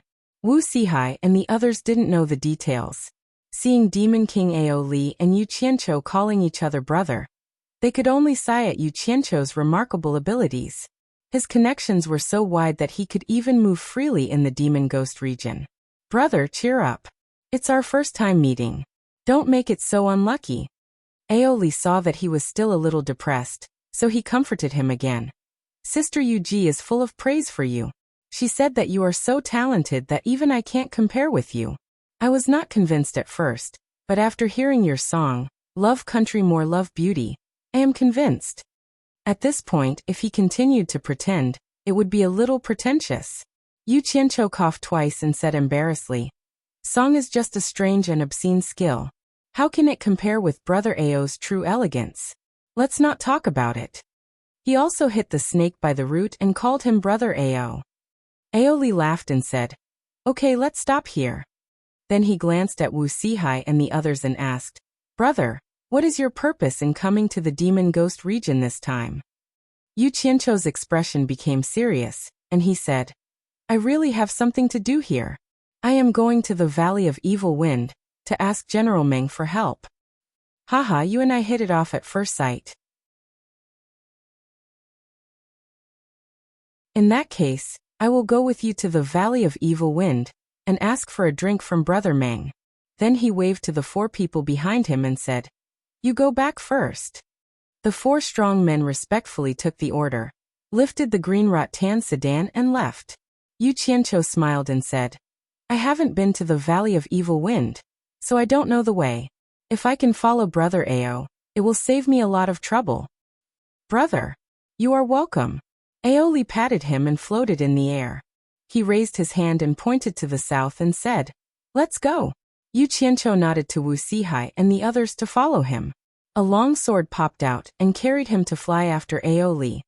Wuxia and the others were at the crossing calamity stage, so they didn't need to fly on a sword. They followed behind Yu Qianqiu at a distance.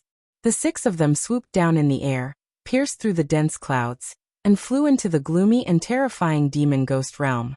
Aoli flew beside Yu Qianqiu, and the two of them talked and laughed along the way.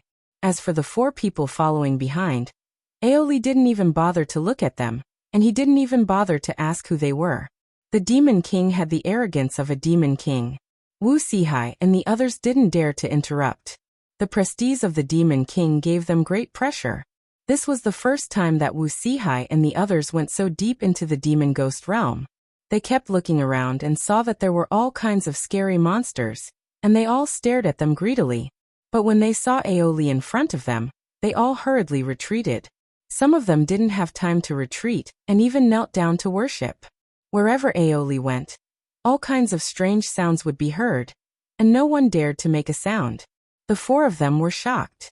The prestige of the Demon King was really not just for show. Aoli and the others all flew at the speed of Yu Qianqiu. It was already dark when they arrived at the Valley of Evil Wind. Fortunately, Yu Qianqiu was good at bragging, and Aoli regretted not meeting him earlier.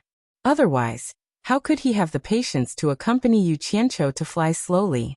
Wuxia and the others naturally didn't have any objections.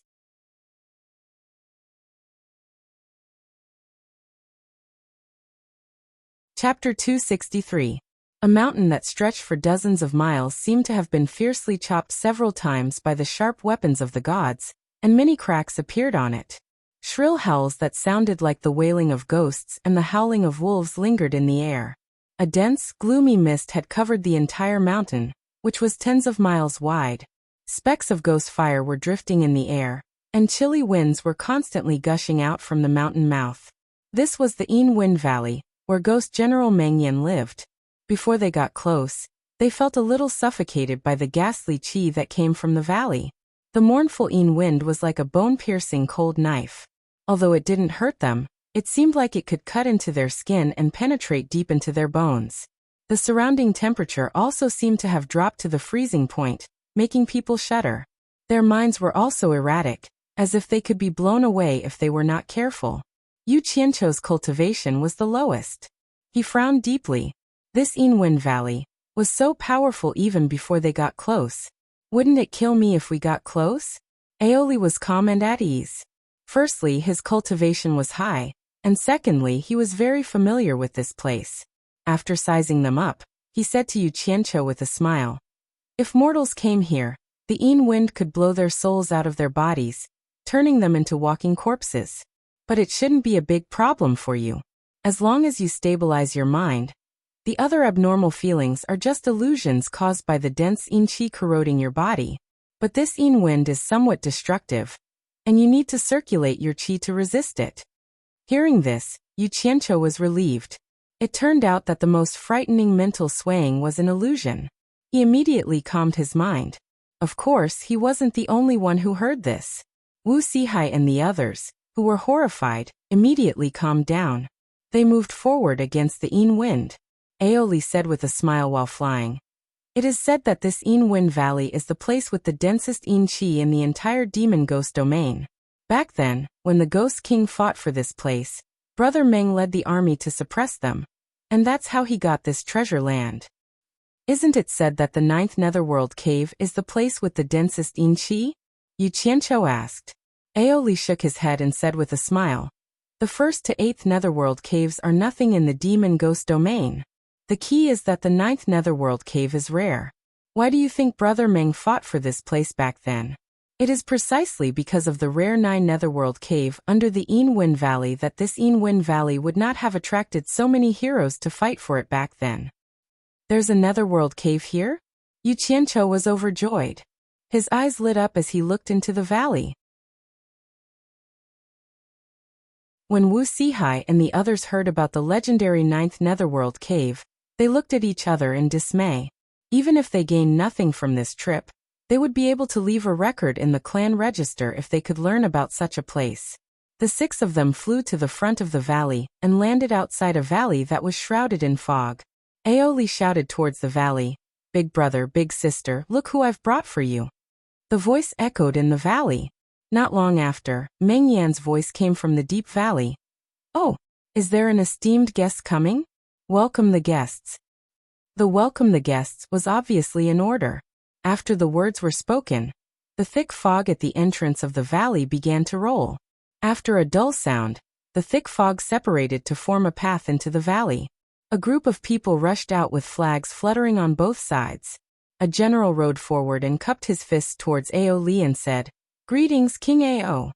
The general looked at the so-called esteemed guest. After seeing Yu Qianqiu, he was startled and said, "Mr. Yu, it's you?" This general was none other than Sai Zhangfei, the bearded man from last time. Yu Qianqiu smiled and cupped his fists. "Thank you again for sending me off last time. It's good that we are all acquaintances.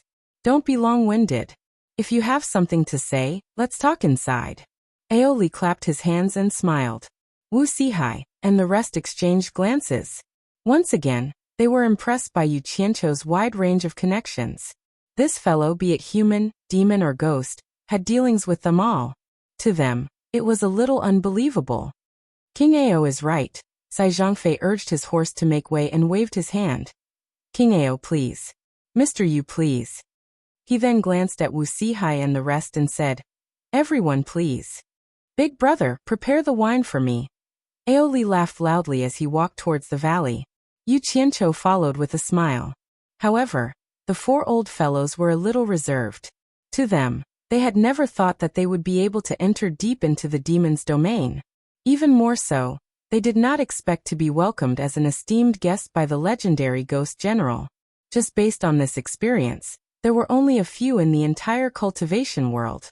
After going back and recording it in the clan records, it would be enough for the future generations to admire them. Thinking of this, the four of them were a little excited.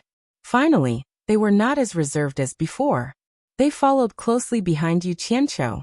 The terrain in the valley was all the way downwards. Both sides and the ground were paved with fluorescent stones for illumination. After about 100 meters deep, the view before them suddenly became clear. A huge stone archway that was cut into the ground stood in front of them. Two huge stone sculptures of servants were kneeling on the ground, standing on both sides of the archway. Both of their hands were placed on the braziers on top of their heads, which were burning fiercely. Behind the archway was an underground square. Two rows of ghost soldiers holding axes crossed each other, forming a passageway. At the end of the passageway was a palace with an open door. The entire palace was richly ornamented. At first glance, one could tell that it was directly chiseled out from the entire mountain. It looked extraordinary, but in the darkness, it was eerie. It lacked the liveliness of a palace in the mortal world. Ao Li walked towards the palace as if he had returned to his own home.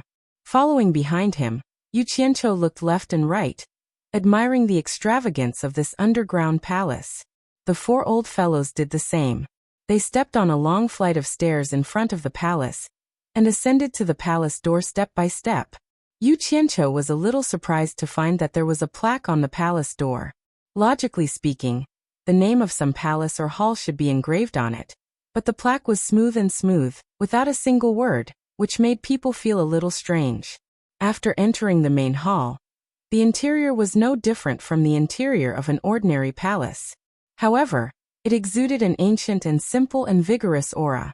There was only one word to describe it: grand. In front of a throne high up in the middle was a majestic general clad in golden armor.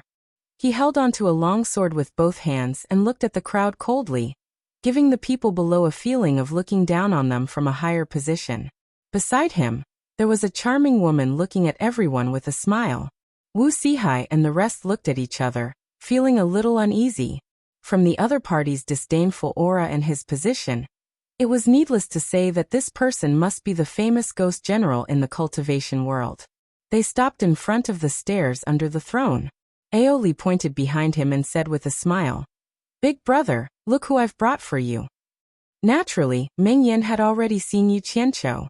He only nodded at him, but his eyes were unusually sharp and cold when he stared at Wuxia and the rest. A red and black murderous aura overflowed from his body that was covered in golden armor, carrying a powerful aura that pressed down on the four of them. Wuxia and the rest were shocked. When they looked at Yu Qianqiu for help, they did not forget to circulate their qi to resist. Yu Qianqiu was a little dumbfounded. He guessed that Meng Yan wanted to show off his general's prestige in front of strangers again, but he dared to act cool in front of them without finding out who these four people were. When he found out who was behind these four old fellows, "Let's see how you can show off later." However, he was the one who brought them here, so he could not stand aside and watch the show. He immediately stood in front of the four people and waved his hand with a wry smile. "General, I'll temporarily be your assistant."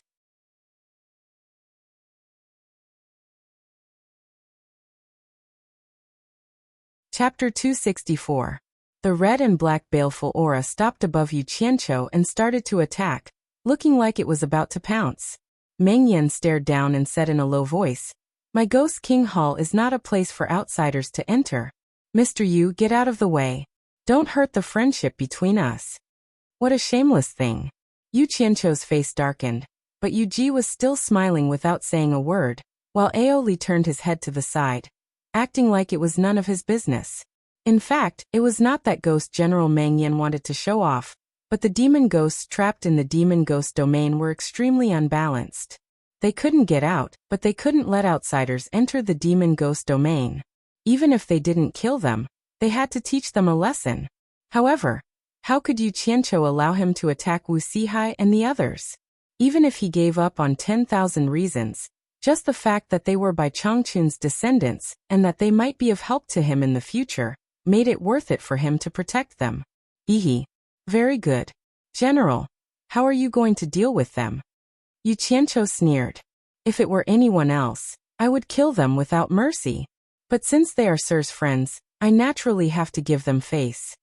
Meng Yan stared at the four of them and said expressionlessly, "Why aren't you kneeling when you see me? If you're late, you might lose your head." Hearing this, the four of them were shocked and terrified. But they were the heads of the four major clans in the cultivation world. Although death was scary, how could they throw away their dignity? Asking them to kneel was absolutely impossible. They had their pride hidden in their hearts. Humiliating their ancestors was something they wouldn't do even if they died. Among the four people, Bai Shouji took a step forward and said in a low voice, "Ghost General, if you don't welcome us, we can leave. Why should we kneel? Let's go." The last sentence was directed at Wu Sihai and the others. The four of them immediately turned around and left. From this, it was clear that Bai Shouji was the one in charge of the four. "How dare you?"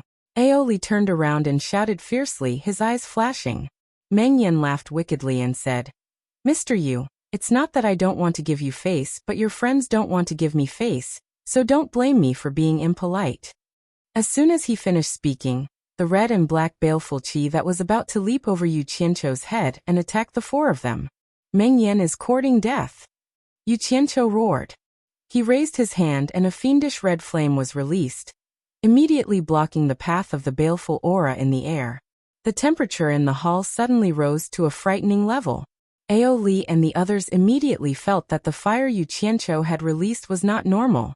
It was definitely not an ordinary fire, otherwise the temperature would not be so high. This fire seemed to be beyond the scope of ordinary fire, with an all-conquering yang ferocity. As ghost cultivators, Meng Yan and Yu Ji immediately felt uncomfortable when they were illuminated by this fire, as if they were exposed to the scorching sun. However, Meng Yan's cultivation was not something that Yu Qianqiu could compare with. When he heard Yu Qianqiu's presumptuous words, he raised his eyebrows and let out a muffled snort.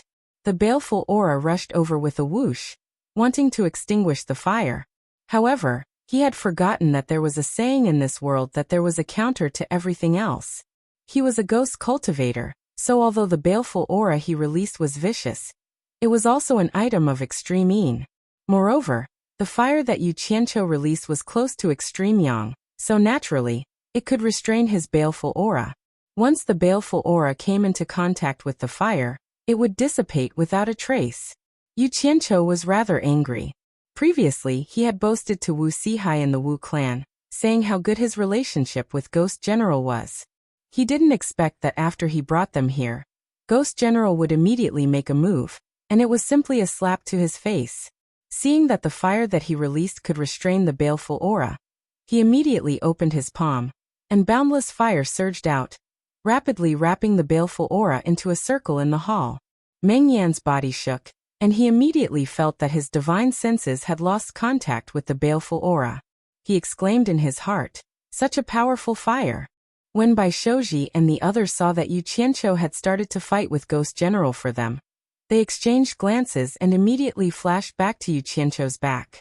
They held their swords and were ready to help at any time. They also knew that if something were to happen to Yu Qianqiu, they wouldn't be able to walk out of this Yinfeng Valley by themselves. In just an instant, the baleful aura that was wrapped by the raging flames didn't have any resistance, and it was cleansed in the blink of an eye. The hall was glaring red, and the merged raging flames in the sky looked exceptionally spectacular. It was like an inverted hourglass, and it turned into a line of fire with a swoosh swoosh. It was sucked back into Yu Qianqiu's palm. The raging flames were gone. And at this moment, the extreme yang qi that made Meng Yan and Yu Ji's palpitations in the hall disappeared. The couple and Ao Li sized up Yu Qianqiu with astonishment. The three of them had never seen such a technique before. I didn't expect Mr. Yu to be so secretive. It seems that I have underestimated Mr. Yu. Meng Yan sized up Yu Qianqiu with a re-examining gaze. He casually shook off the blood-red cloak he was wearing, untied the belt of the golden armor on his chest, and pulled off the cloak. Together with the long sword in his other hand, he threw it to Yu Ji and shouted, "I want to see what other abilities Mr. Yu has. Do you think I'm afraid of you?" Yu Qianqiu shouted on the spot. Boom. A ball of raging flames suddenly burst out from his body and wrapped his whole body in fire. He looked like a god of fire, and his momentum was no weaker than Meng Yan's. In fact, it was even stronger. In the fire, Yu Qianqiu suddenly turned around and cupped his fists respectfully to Bai Shouji. He said, "Senior Bai, please leave the hall first. I'm going to release the power of Star Flame." The four of them looked at each other. Bai Shouji nodded and said, "Be careful." As for Ao Li and Meng Yan, when they heard the word Bai, they were startled. They couldn't tell what they were feeling. Yu Qianqiu noticed it and found it funny. These people were really afraid of Bai Changchun. They were even like this when they heard his surname. Later, when they found out that Bai Shouji was Bai Changchun's descendant, who knew what would happen? Although the matter could be easily solved, he still had to show others his ability. Otherwise, others would think that he was afraid of him. Face was not given by others, but earned by oneself. The strange flame on Yu Qianqiu's body began to fluctuate violently. Although the fire did not grow, the temperature in the hall was rising rapidly. It was as if the air in the hall was going to be sucked dry. Ao Li, who was competing with Yu Qianqiu, was shocked. Even with his cultivation at the end of the tribulation stage, it was difficult for him to resist such high temperature. What kind of flame was this? It was so powerful. Ao Li retreated slowly without batting an eyelid. Yu Qianqiu sneered in his heart. It seemed that the fight would not happen. Not because of anything else, but because these old monsters were afraid of Bai Shouji.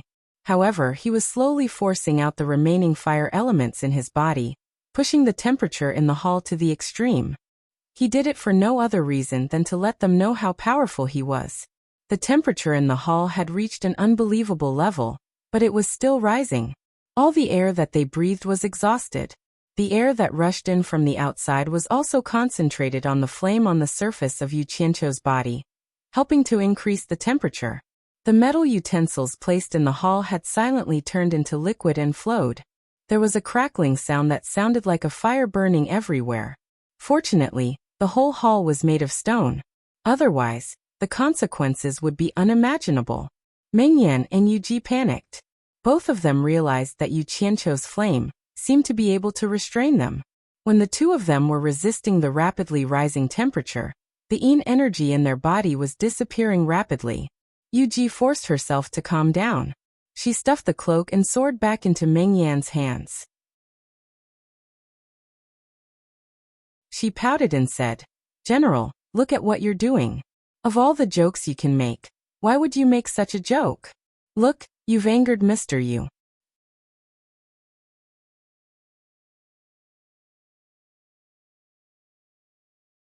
Chapter 265. After talking about her man, Yu Ji turned to Yu Qianqiu and said with a smile, "Sir, don't be angry. The general was just joking. Don't take it to heart." Joking? Yu Qianqiu knew that this woman had come out to smooth things over again. This was what this woman was best at. He didn't expose her because he didn't have much fire elements left in his body. He wouldn't be able to withstand such high temperatures for long. If this continued, he would definitely expose himself. He now regretted not replenishing his fire elements in Utopia before coming here.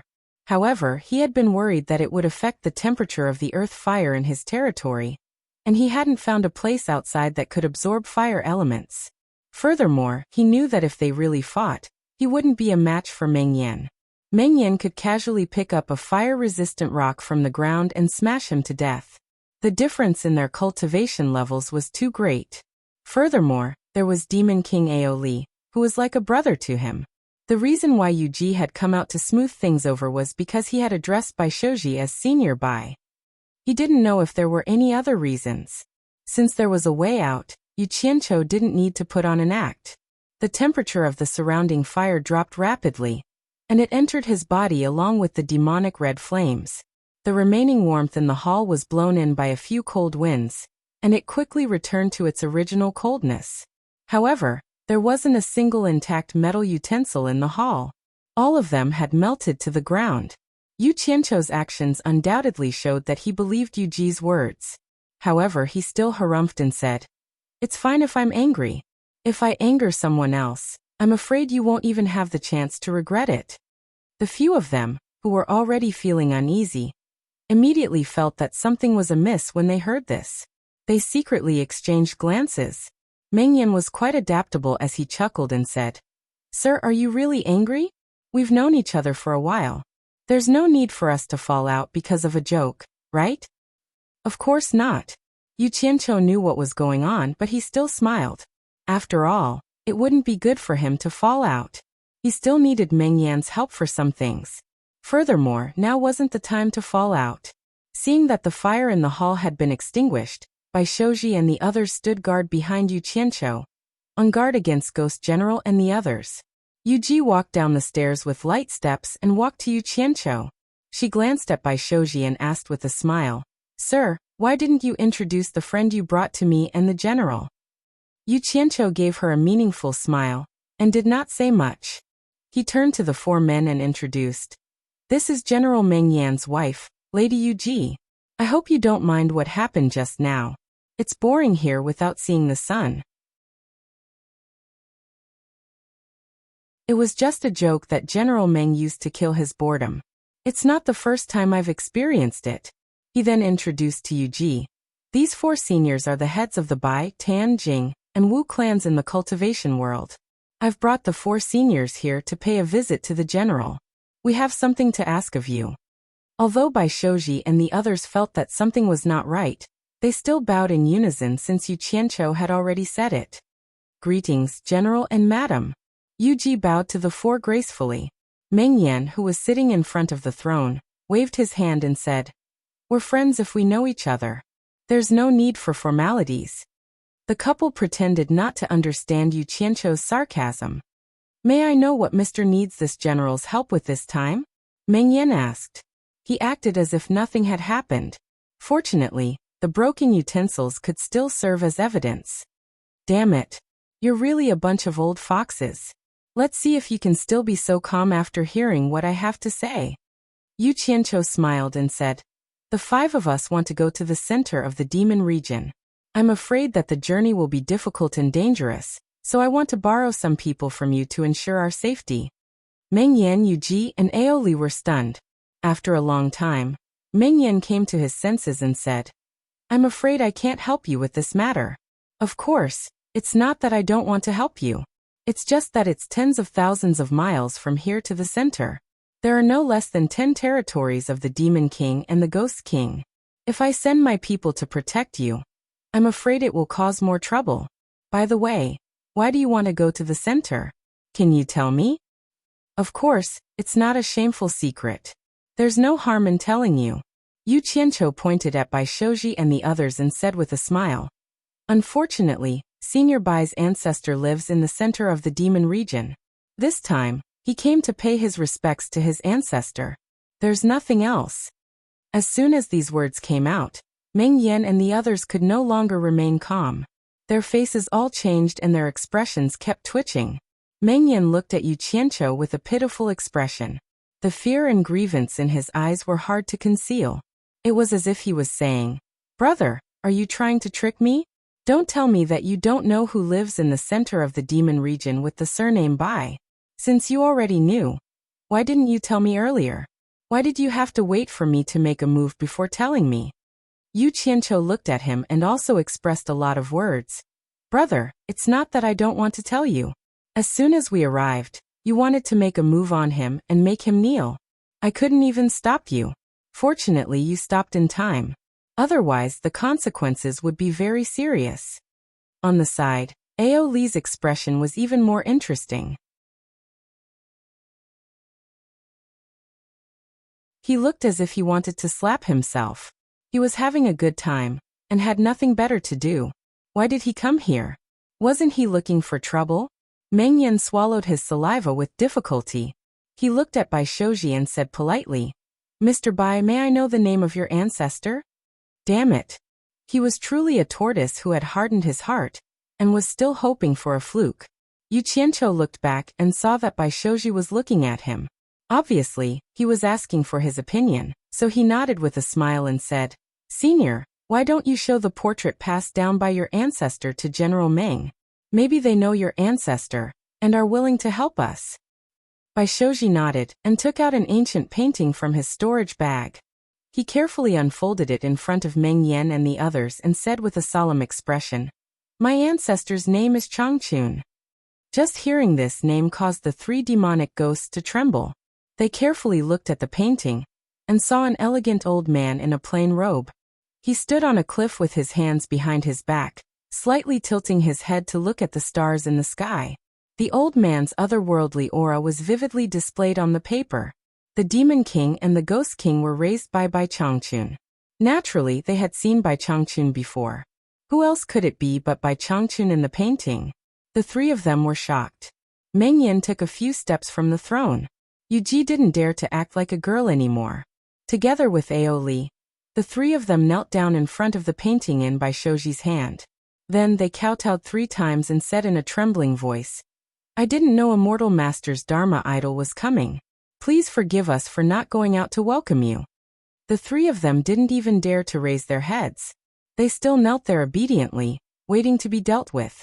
Yu Qianqiu was really shocked. Wow. This Bai Changchun was too awesome.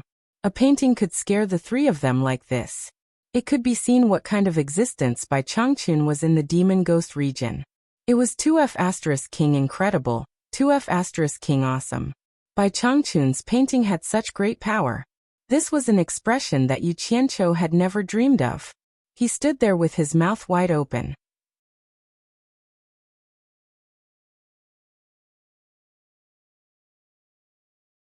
Chapter 266. Bai Shoji and the other three were first shocked by the actions of Meng Yan and the others, then they were shocked.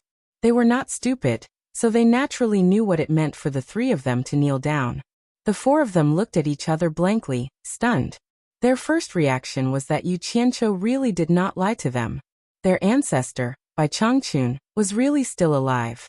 There was no doubt that their ancestor's cultivation had indeed reached the legendary soul formation stage. For a moment, the four of them actually felt like crying, and their eyes were all misty with tears. As the masters of the 4 major families, the 4 of them had risked their lives to personally come to this extremely dangerous monster domain. The determination they had made was unimaginable to outsiders. The 4 major families were originally one, and they depended on each other. The reason why they could have their current status was that the 4 families had always adhered to the ancestral teaching of supporting each other. However, where there was interest, there would be conflict.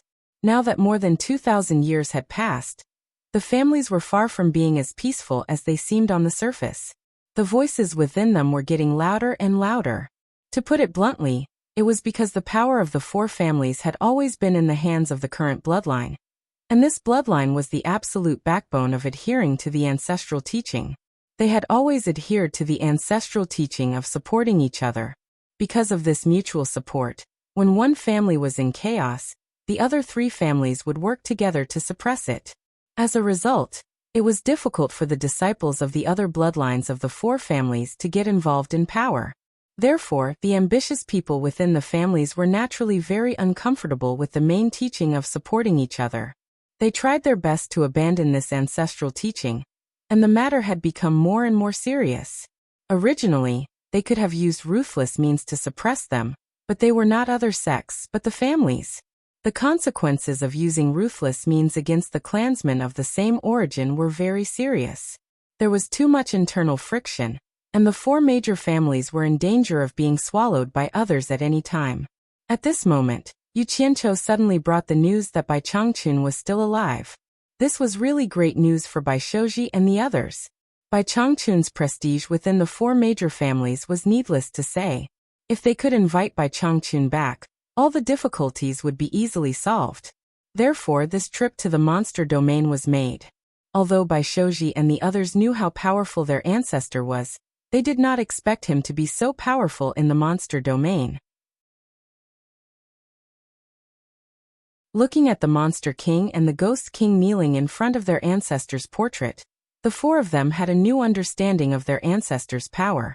Although they were excited, they were also a little at a loss. Yu Qianqiu was stunned by this scene for a long time, but he was the first to recover. Look, he couldn't let them keep kneeling, right? The problem was still the portrait. Bai Changchun's face was too big. He could not help but feel. Yu Qianqiu coughed twice and pulled on Bai Shiji's clothes. He said softly, "That's enough. Senior, shouldn't you put the painting away?" Oh. Bai Shouji was suddenly enlightened. He quickly and carefully rolled up the painting scroll and put it back into the storage bag. He now understood that the ancestor's painting was a treasure. Yu Qianqiu shook his head and said to the three people kneeling on the ground, "General, the paintings have been collected, you may rise." Hearing this, the three of them raised their heads and slowly stood up. They bowed deeply to Bai Shouji. Bai Shouji repeatedly bowed back. In the beginning, the ghost general was not an exaggeration. Now he was treating them with respect. The difference was so big that the latter could not get used to it. Meng Yan's domineering face was gone. He cupped his hands and said, "Mr. Bai, please tell me if you need anything. I will do my best." Holy sh*t. Me. So disgusting. The corners of Yu Qianqiu's mouth twitched. Seeing Bai Shouji looking at him, it was obvious that the other party had not gotten used to it. He still had to be the spokesperson for the time being. Yu Qianqiu coughed lightly and said with a smile, "General Meng, Senior Bai is going to the center of the demon domain to pay his respects to the ancestor. I think there shouldn't be any trouble with General Meng and Brother Ao here." Meng Yan looked at Yu Qianqiu with an indescribable expression. He smiled bitterly and said, "It's impossible with just the two of us, but..." He cupped his hands and said loudly, "Now that we have the portrait of the Immortal Master, let alone the center, there is no place in the demon domain that we can't go. Who dares to stop us?" His words made Bai Shouji and the other three's blood boil. They were even more eager to see the ancestor. Yu Qianqiu smiled at him and said, "Senior Bai, I forgot to tell you that your ancestor is the master of this endless demon domain." "What?" the four of them exclaimed. They were so shocked that they could not say a word. They originally thought that the ancestor only used his profound cultivation of the soul formation stage to make the demons and ghosts fear him. They did not expect that he was the master of the demon domain. The person who could be the master of this dangerous place, which was passed down for generations, was actually their ancestor? The four of them trembled with excitement. Meng Yan looked at Yu Qianqiu with deep suspicion. This guy brought the ancestor here, but he did not explain it clearly to the ancestor? Yu Qianqiu was embarrassed by his stare. With a serious expression, he quickly changed the topic and said, "Since there is no problem, I will trouble General and Brother Ao to send some experts to see us off. The sooner we go, the sooner we can solve the problem. Senior Bai, don't you think so?" Bai Shouji cupped his hands and said to Meng Yan, "If it is convenient, I naturally hope to see the ancestor as soon as possible." "I dare not. It is my duty to serve you." Meng Yan quickly returned the greeting and glanced at Yu Qianqiu. The latter turned his head to the side and pretended not to see. Since the matter had been decided, Meng Yan and Ao Li did not dare to delay. They immediately went to make arrangements and left Yu Ji, the hostess, to wait for the others. All kinds of wine and food were continuously sent over by the servants. The few of them ate and drank while waiting for the return of the Ghost King and the Demon King. During the feast, Yu Ji dismissed the servants and personally poured wine for them. Her respectful attitude made the others feel a little embarrassed. After all, she was the famous wife of the Ghost General. Yu Qianqiu looked at her strangely. This woman was not simple. She was someone who could make decisions for the Ghost General, Meng Yan. Why was she so obedient now? She almost did not say anything, and her behavior was appropriate. Was she frightened by Bai Changchun? Madam, I have a question, Yu Qianqiu suddenly said. Yu Ji smiled and nodded. Sir, please ask. Yu Ji will tell you everything she knows. Then I will thank you in advance. Yu Qianqiu cupped his hands and said, Madam, have you heard of the resurrection grass in the demon ghost region? Bai Shouji and the other three raised their heads in surprise. Obviously, they had heard of this thing too. I have heard of it, but I have never seen it. Yu Ji smiled and said, Legend has it that it grows in the Jiuyuming cave under the Chiliwen Valley, but no one has ever picked it because no one can enter the Jiuyuming cave. The so-called Jiuyuming cave was indeed the Jiuyuming cave. Yu Qianqiu frowned and said, Is the Chiliwen Valley really so powerful? Can't General Meng go in with his ability?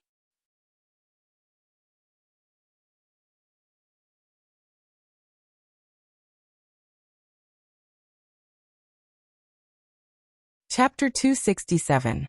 Although my general has reached the last stage of the Ghost King, he can only practice in the 8th underworld cave.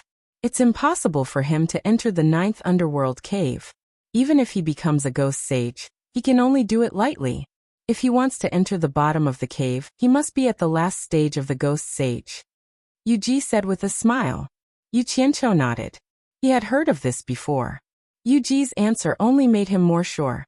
He frowned and said, Madam, do you mean that even if a human reaches the soul formation stage, he can't enter the bottom without reaching the last stage of the soul formation stage? You may not know this, but the 9th underworld cave is the only passage open for ghost cultivators to enter the underworld. It's not for the so-called masters among ordinary cultivators. When Yu Ji said this, she left the banquet with light steps. A trace of bitterness flashed across her face. She sighed faintly and said, In life, fortune and misfortune are uncertain. Some people encounter disasters or disasters. Among these people who die abnormally, there are often people with deep resentment. They don't want to erase the memory of this life and reincarnate, so it's difficult for them to enter the reincarnation. So they stay in the human world and turn to ghost cultivation, hoping to achieve success in cultivation and fulfill their last wish. Alas! My general is one of them. Yu Qianqiu said with a smile. It seems that there are many people who share the same ideals as General Meng. For example, Madam and the hundreds of thousands of soldiers under the general's command. They still follow the general after death. It's really commendable. When people die, everything is empty. How many people can talk endlessly after death? If it weren't for the general's high prestige in the army, how many of those soldiers who died in the war would continue to follow the general after death? I'm afraid they would have already reincarnated. Yu Ji shook her head and smiled bitterly. Yu Qianqiu heard a little helplessness in her tone. He was slightly stunned and said, Isn't it good to continue to be a ghost cultivator after death? I heard that ghost cultivators are immortal unless they encounter an external disaster. Then do you know what will happen to ghost cultivators if they encounter an external disaster?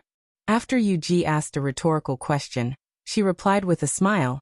After a ghost cultivator encounters an external calamity, his soul will scatter and his spirit will be destroyed, and he will never be able to reincarnate.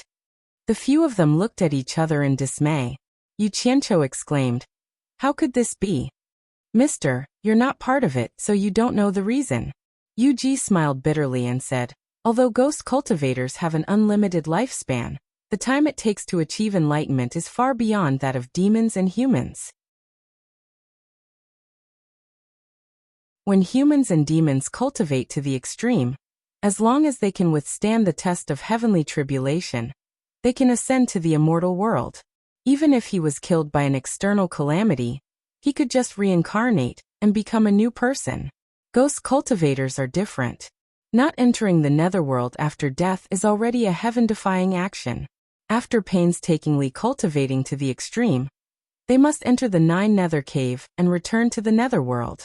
Only then will they have the chance to cultivate to fruition. The few of them had never heard of such a thing. It was simply unbelievable. Yu Qianqiu swallowed his saliva and asked, You mean, even if ghost cultivators reach the late stage of ghost saint, they still have to return to the netherworld through the 9 nether cave to cultivate? Why are you so long-winded? What's so good about cultivating to fruition?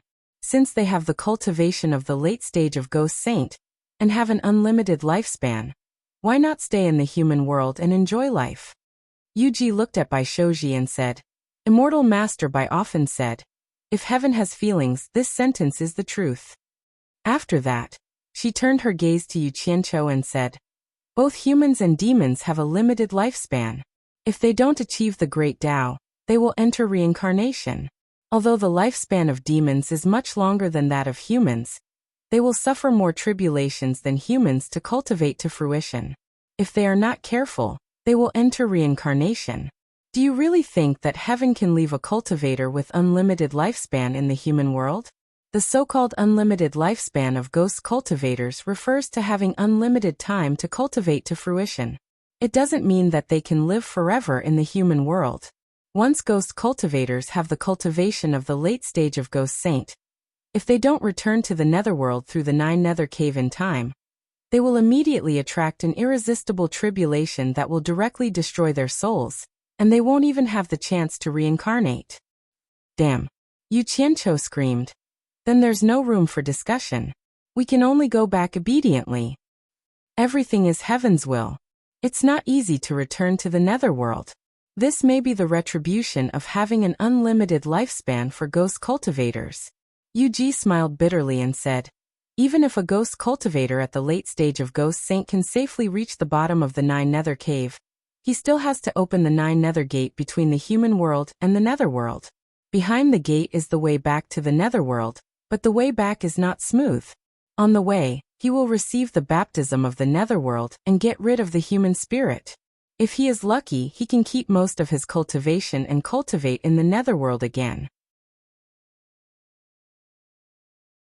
If he is unlucky, he will return to the reincarnation of a mortal ghost, and all his previous efforts will be wasted. Everyone sighed. They didn't expect that it was so difficult to be a ghost cultivator. Yu Qianqiu said quietly, then don't step into the late stage of Ghost Saint, and continue to stay in the human world.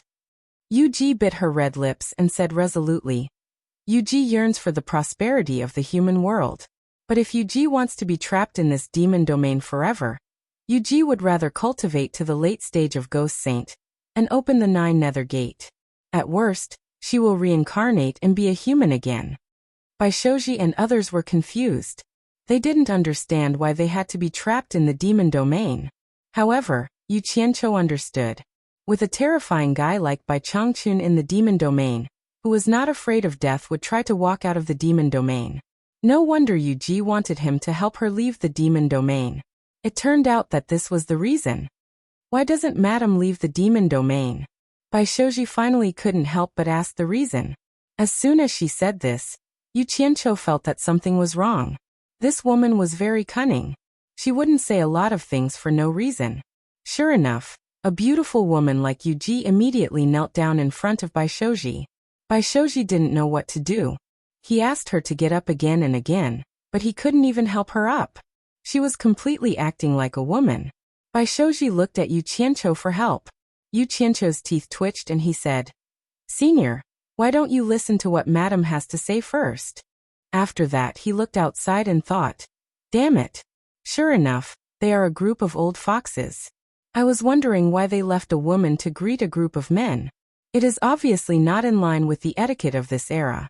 It turns out that they left this social flower to do public relations. Damn it. Before this matter was settled, General Meng wouldn't come back. Bai Shoji was helpless. He could only shake his head and said, Madam, if you have something to say it quickly. I really can't accept such a big gift.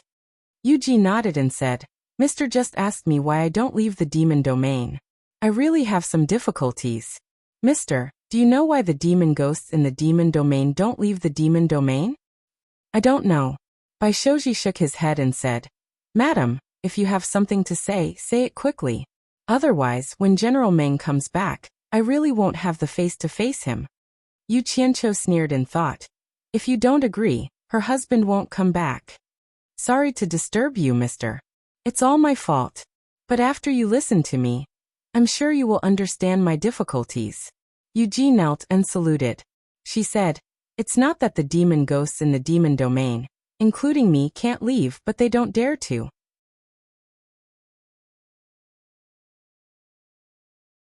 because anyone who leaves the demon domain without permission will be executed by the torture envoy. No one has ever escaped the punishment of the torture envoy. Torture envoy. Baishoji exchanged glances with the others and vaguely guessed something. It was also the first time that Yu Qianqiu had heard of this term, but he had already guessed who it was. Yuji explained. The torture envoy has existed since ancient times. It means the envoy who carries out punishment on behalf of the heaven. His cultivation is unfathomable, and he controls the life and death of the entire demon domain. If any demon ghost breaks out of the demon domain without his permission, he will definitely kill them. And this torture envoy is none other than Mr.'s ancestor, Immortal Master Bai. Baishoji and the others looked at each other. They didn't expect that their ancestor would abandon his family and get such a position in the demon domain. But they also understood what Yuji meant. She probably wanted him to beg the ancestor to let her out of the demon domain. But what was the use of agreeing to her? He didn't even know if the ancestor would recognize him. Seeing his hesitation, Yuji knew that he understood what she meant. She said anxiously, "The reason why the torture envoy doesn't let the demon ghosts out is because he is afraid that they will disturb the human world. That's why he will punish them heavily. But I can guarantee that after I leave with the general and Aoli, we will live our lives obediently. We won't dare to do anything that goes against the torture envoy's wishes. Otherwise, we will be punished by the torture envoy and die without complaint. Please, mister, for the sake of my sincerity, plead with the ancestor to let the three of us out of the demon domain. Please, mister." After saying that, she kowtowed repeatedly.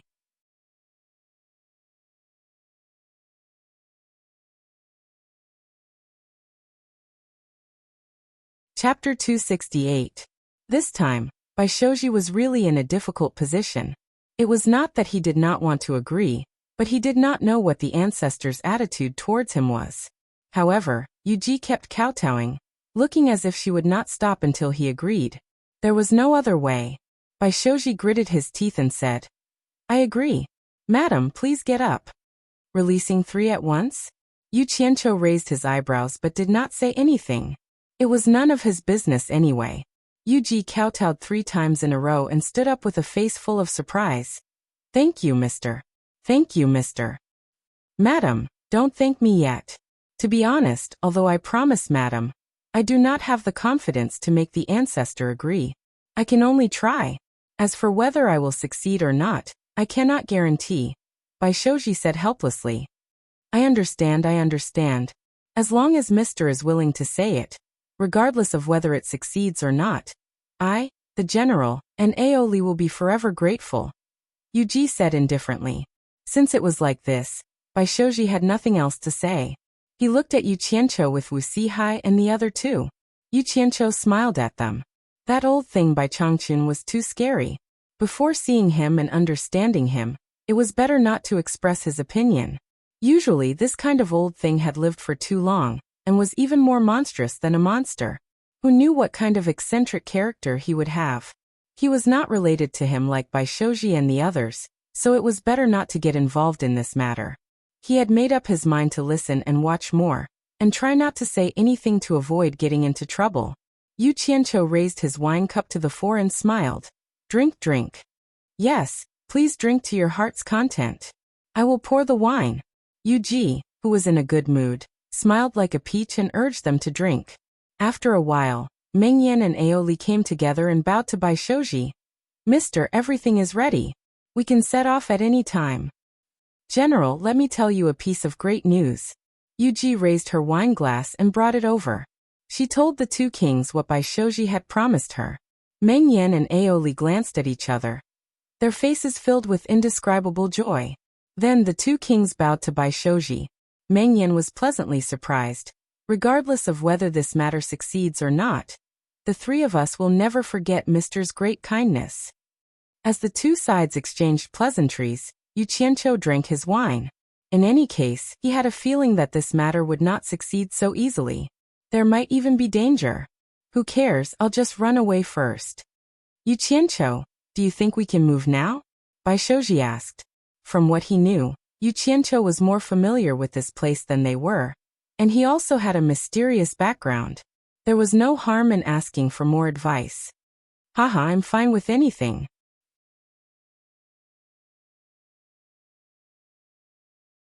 Yu Qianqiu raised his glass and said, "In any case, I'm just here to join in the fun. Don't leave me behind." Wu Sihai, who knew him better, frowned. From what he knew, this brat would cause trouble wherever he went. When had he ever been so obedient? Bai Shouji turned to Meng Yan and asked, "General, why don't we set off now?" "All right." Meng Yan clapped his hands and smiled. "As you wish, mister. Let's go now." Everyone stood up, and Yu Qianqiu seized the time to drink 2 more cups of wine. He also swept a few jars of unopened wine to the side into his storage bag. He was prepared to let Guan Yu and the others have a taste of the ghost-brewed wine. Then he followed the others out of the Ghost King's hall. Meng Yan brought 4 Ghost Kings, while Aoli brought 4 of his sedan bearers. The 2 kings would personally escort them to the center of the monster ghost region. Yu Ji did not follow. Considering the difference in cultivation between Yu Qianqiu and the others, he would definitely not be able to keep up with the others. In order to take care of him, the group of 15 finally sat on Jing Feihong's flying instrument. After that, the flying shuttle flew quickly toward the center of the monster ghost region. Ghost General Meng Yan and Demon King Aoli stood side by side at the head of the flying shuttle, with the 2 of them standing in front. All the demons and ghosts along the way retreated. No one dared to cause trouble. Everyone was excited to see Bai Changchun. Only Yu Qianqiu sat quietly in the corner at the back sleeping. Wu Sihai looked back at him from time to time. After sleeping for a long time, Yu Qianqiu was suddenly awakened by the sound of fighting. He got up and asked for the reason. It turned out that they had already reached the territory of the other demon kings and the Ghost King. The monster ghosts here would not give face to Meng Yan and Aoli. However, the people brought by the 2 kings were all experts. Ordinary people could not stop them.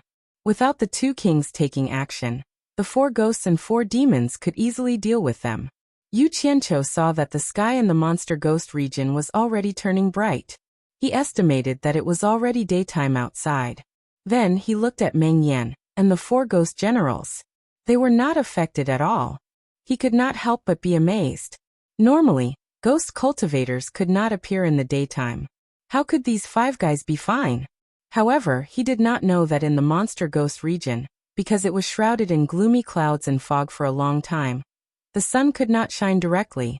Ghost cultivators with the cultivation of the Ghost King could walk normally. As for those with cultivation lower than the Ghost King, they would not be so lucky. In addition, in the case of direct sunlight, even the Ghost Sage could not do it. This was the power of the law of heaven and earth. Under the law, everything obeyed. After a good sleep, he could not sleep even if he wanted to, so he leaned on the side of the boat and enjoyed the scenery of the monster ghost region. Along the way, the noise became louder and louder. Meng Yan and Aoli were confident and not afraid at all. Finally, they attracted the Demon King and the Ghost King who were in charge of this place. Perhaps Meng Yan and Bai Shouji had discussed it. When the Demon King and the Ghost King arrived, Bai Shouji's Bai Changchun scroll was unfolded. Coupled with Meng Yan's explanation of the situation, the Demon King and the Ghost King did not dare to block their way. Not only did they not dare to block their way, but they also personally sent the shuttle out of their own territory. It was like this along the way. Yu Qianqiu watched coldly from the side, and did not say anything. He slept at night, and enjoyed the scenery during the day. Anyway, he did not need to fight.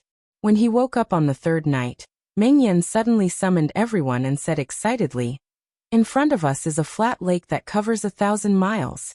In the center of the lake is an island called Obedient Island. Celestial Master lives on this island." Hearing this, everyone became excited, but they were more anxious. Yu Qianqiu was the same. He craned his neck to look. About an hour later, a large patch of blue sky appeared in the distant gloomy sky. It was bright, and abundant sunlight shone down from the sky, forming a golden pillar of light. After another half an hour, everyone saw a large mirror under the sun. It should be the 1,000 miles of flat lake that Meng Yan had mentioned. Looking from afar, everyone discovered a strange thing. The sky above the lake was not shrouded in gloomy clouds and mist like the sky in other places of the demon ghost territory. There was not even a cloud or mist. The blue sky was symmetrical to the azure lake, and they seemed to be of the same size. The lake was sparkling, which was particularly special in the demon ghost territory. Not long after, the shuttle stopped not far from the lake. Mingyan turned around and apologized to everyone. I am a ghost cultivator, and do not dare to be exposed to the sun. I can only send you here. He pointed to the lake in the distance and said to Bai Shoji, fly straight to the center of the lake, and you will see an island. On the island is the residence of your ancestor. We will leave our matter to you, Mr. Thank you, General and King Ao. Bai Shoji cupped his hands and said, I will do my best to do what I promised. Meng Yan and Aoli looked at each other, and couldn't hide the joy on their faces. They cupped their fists and said, we will wait here for Mr.'s good news. The two kings jumped off the shuttle with their subordinates and waved at the lakeside to send them off. The shuttle turned into a stream of light and flew away. After a while, a black dot appeared in the line of sight of everyone on the shuttle. Gradually, the island in the lake became clearer. After arriving above the island, the 5 people looked at the overall appearance of the island anxiously. It was not a big island. It was estimated to be about 1 kilometer in circumference. There were steep stone walls on all sides that plunged into the water. The stone walls were covered with vines that hung all the way to the water. The whole island was like a pier. The island was covered in lush greenery, and there were a few ancient buildings scattered in the center. However, there was nothing special about them. The only special thing was that the entire island was shrouded in a thin layer of mist. It was almost invisible under the sun. The few of them looked at each other anxiously. Was this the place where the famous Punisher lived? Since you are here, come down. Just when everyone was hesitating whether they should go down directly, they suddenly heard an old voice. They could not tell where the voice came from, but they knew it was from the island. This time, the few of them did not dare to hesitate anymore. They immediately landed and put away the shuttle, but they did not know where to go. At this time, a young man suddenly came out of the forest. The young man was thin, tall, and handsome. He rolled up his sleeves and pants, and carried a hoe on his shoulder. He was dressed like a farmer. Under everyone's shocked gaze, the young man walked over and said, "Come with me." His words were simple, but the few of them could not refuse, so they followed behind him obediently. The young man carrying the hoe led them to a few simple and elegant buildings. He found a place to put the hoe in his hand, and led them into the hall of the largest house. He said, "Wait a moment, master will be here soon." After saying that, he went out. The few of them looked at each other. Could this person be Bai Changchun's disciple? Looking at the furnishings in the house, it could not be any simpler. The floor was covered with straw mats, but there was not even a chair to sit on, let alone a table. In short, it was empty. Just when the few of them were in a daze, an old man dressed like a farmer came in. The old man had a thin face, black hair, and a beard. He was in high spirits and looked younger than Bai Shoji and the others. The few of them could tell at a glance that this person looked exactly like Bai Changchun in the portrait. However, the aloof and arrogant expression in the portrait had been replaced by a calm and peaceful expression. He gave off the feeling of a kind grandfather. The 4 of them, who were in a daze, immediately knelt down and kowtowed, saying, "Greetings, ancestor." Yu Qianqiu felt that it was a bit dangerous to stand alone, or a bit inappropriate, so he quickly knelt down as well. "You are the current clan masters of the Bai, Tan, Jing, and Wu clans?" The old man looked at the 5 of them and asked. No one knew where he got this information from. Bai Shoji, who was kneeling, straightened his upper body and said excitedly, "Ancestor is wise. The descendant of the Bai clan, Bai Shoji greets ancestor." After saying that, he kowtowed again. "The descendant of the Tan clan, Tan Ruchang, the descendant of the Jing clan, Jing Feihong, the descendant of the Wu clan, Sun Wu Sihai, greets ancestor." The other 3 followed and kowtowed again. "The descendant of the Tan clan, Tan Ruchang, the descendant of the Jing clan, Jing Feihong, and the descendant of the Wu clan, Sun Wu Sihai, greets ancestor." The other 3 followed and kowtowed again. Although his voice was relatively weak, It did not escape Bai Changchun's ears. Bai Changchun was slightly stunned. He frowned and muttered, "The descendant of the Yu clan Yu Qianqiu greets ancestor." Although his voice was relatively weak, it did not escape Bai Changchun's ears. Bai Changchun was slightly stunned. He frowned and muttered, "The Yu clan? Which clan is the Yu clan from?" Hearing this, the faces of Bai Shouji and the other three twitched. What was this brat doing? Bai Changchun thought for a while but could not remember. He did not think about it anymore. He raised his hand and said, "Stand up." After the five of them respectfully stood up, he asked again, "Why did you come all the way here to find me?" Bai Shouji immediately and respectfully explained the current predicament the four clans were facing. He respectfully asked the ancestor to return and stabilize the situation. After Bai Changchun listened, he nodded and did not say anything. However, he saw the young man who had just left walk in with 4 swords in his arms. He placed them in front of Bai Changchun and left. Bai Changchun raised his hand and put up an index finger. The air in the central room suddenly fluctuated, and Bai Shouji and the other 3 immediately felt their bodies being shackled to the point where they could not move at all. As a huge pressure came gushing at them, the 4 of them spat out a mouthful of blood. Yu Qianqiu was shocked. He immediately wanted to flash back to Utopia, but he held back in the end. He decided to wait and see first. The blood that the 4 of them had spat out formed a ball and floated toward Bai Changchun. It stood up neatly on his raised index finger and gradually formed 4 big words: Bai Tan Jing and Wu. Bai Changchun waved his finger expressionlessly, and the 4 bloody words landed on the point where the handles and blades of the 4 swords connected. He then quickly performed a series of hand signs on each of the 4 bloody words before raising his palm to send out 4 beams of light toward the 4 swords. After a series of spells were cast, the central room returned to peace. Bai Shouji and the other 3 looked a little pale as they looked at the patriarch in shock and bewilderment. Yu Qianqiu had seen everything clearly from the beginning to the end. He was staring at the 4 swords with bright eyes, and he was extremely excited. Since they came from the old man, they must be treasures. They must be good treasures. Bai Changchun raised his hand and waved, and the 4 swords floated in front of the 4 of them. After the 4 of them grabbed the swords in front of them hesitantly, he said slowly, "These 4 swords were casually made by a good friend of mine when he was playing here.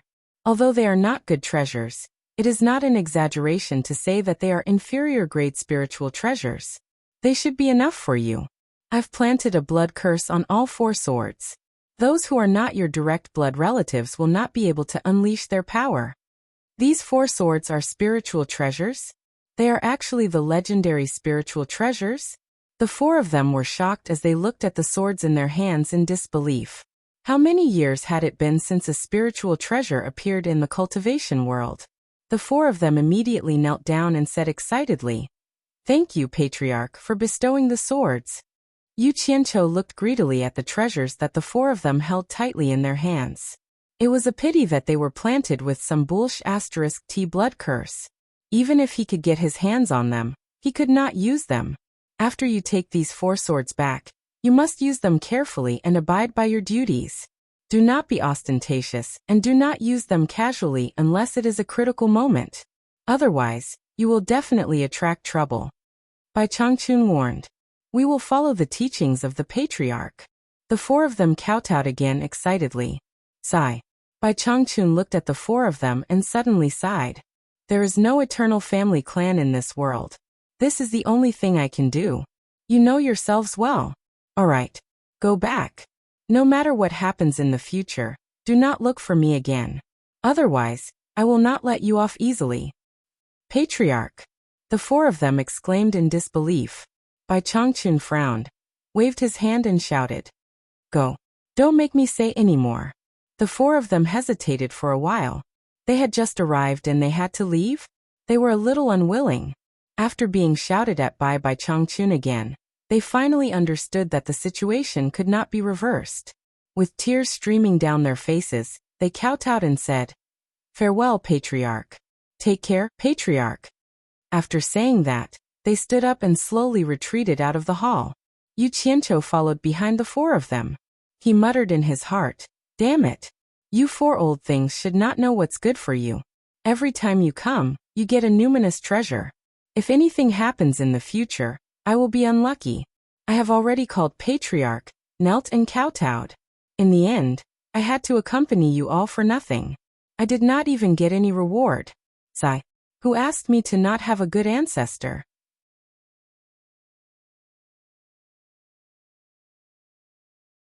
Just as the few of them reached the door, Bai Shouji suddenly remembered what he had promised Meng Yan. He immediately turned around and took a few steps forward. He knelt and kowtowed to Bai Changchun. Patriarch, I still have something to report to Patriarch. The few people at the door also stopped and turned around to look at him. Bai Changchun frowned and said, What else do you have to say? Say it quickly and go back immediately. Bai Shouji was an old man, but he knelt there with a childlike expression. He said embarrassedly, It was all thanks to the help of the ghost General Meng Yan and his wife and the Demon King Aoli that I was able to see Patriarch safely. Before coming here, I promised the 3 of them to ask Patriarch for a favor. The 3 of them asked you to beg me to let them leave the ghost region? Bai Changchun interrupted coldly. Yes. Bai Shouji lowered his head in a low voice. Bai Changchun said expressionlessly, Meng Yan and Aoli left their posts without permission. I have already executed them. You don't have to worry about them. You can leave now. Ah. The few of them could not help but scream. Meng Yan and Aoli were actually dead. How long had it been? They could still remember the scene of the 2 of them waving goodbye by the lake. Yu Qianqiu shivered all over. The old man looked kind, but he was a cruel and merciless person. Bai Shouji did not dare to say anything more. He obediently retreated. Just as they walked out of the door, they suddenly heard Bai Changchun say, You can't go. Stay.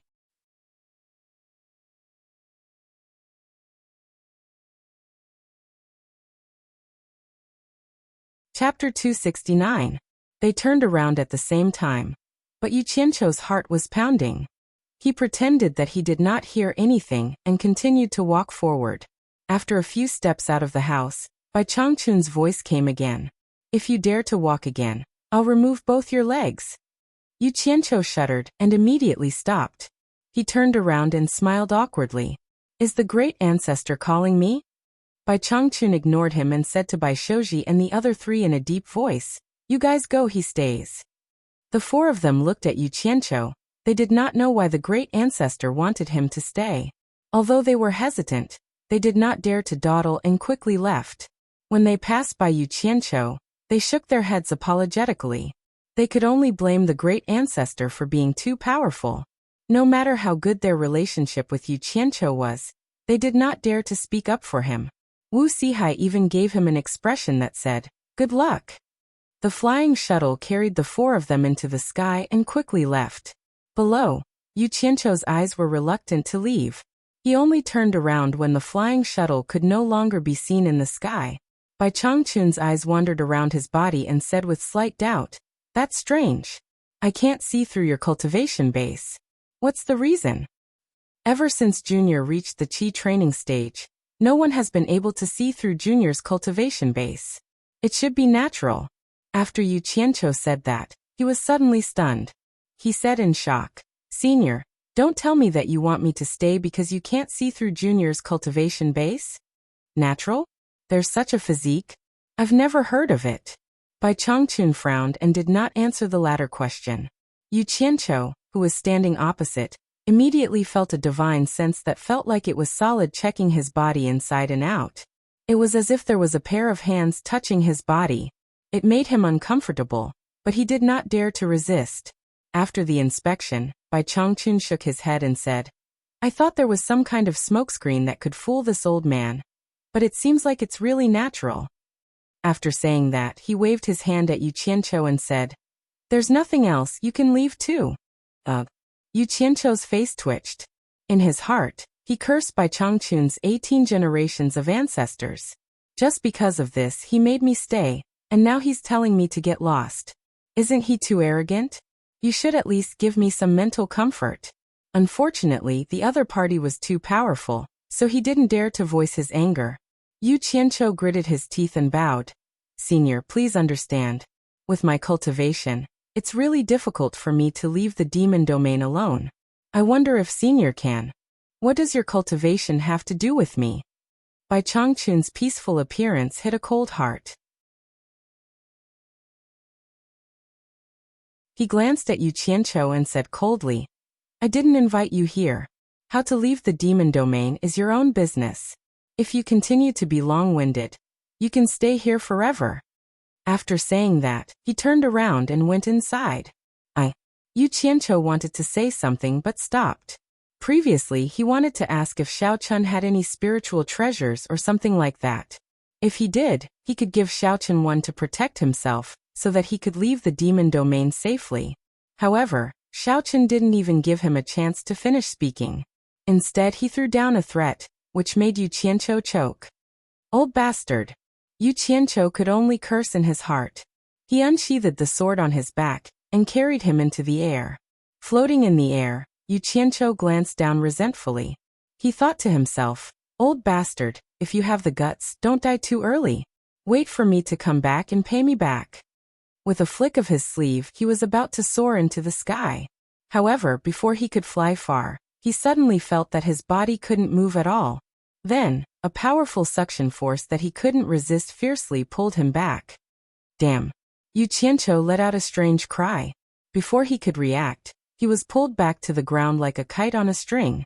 When he reacted and wanted to flash back to Utopia, there was a loud bang, and his body slammed into the ground. He immediately felt dizzy and saw stars, and his mind lost all thoughts. He lay on the ground for a long time before he regained consciousness. All the bones in his body felt like they were broken, and he was in great pain.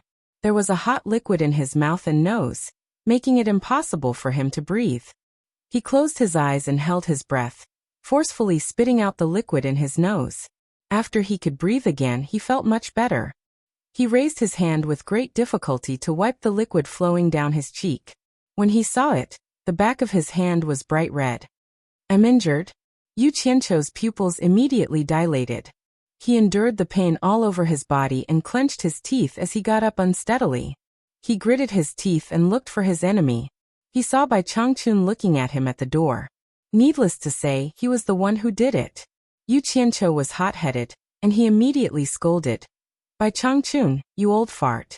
Did I ever offend you?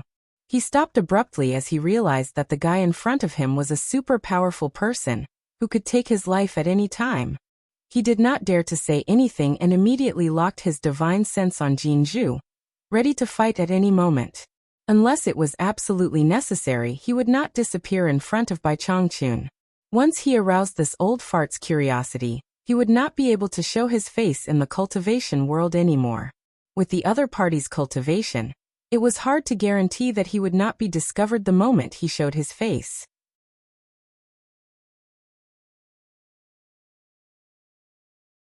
Perhaps it had been a long time since Bai Changchun was scolded like this, so he was stunned by Yu Qianqiu's scolding. After a slight fluctuation in his expression, he calmed down again and said emotionlessly, I happen to be lacking a farmer here. You don't have to leave. Just stay here and grow vegetables. Grow vegetables? Yu Qianqiu asked shyly, thinking that he had heard wrong. Seeing that Bai Changchun did not answer, and went back into the house, his worried heart immediately relaxed. He was speechless for a while. He dragged his injured body and looked around, not knowing where to go.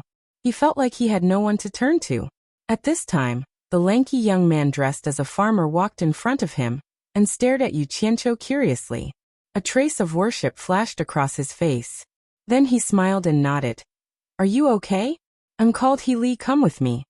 Yu Qianqiu was a little confused. He did not know what was going on. His mind was a mess. Seeing that the other party was friendly, he nodded and said, I'm okay. I'm called Yu Qianqiu. I know. The young man called He Li smiled and turned around. He waved his hand and said, Yu Qianqiu, come with me.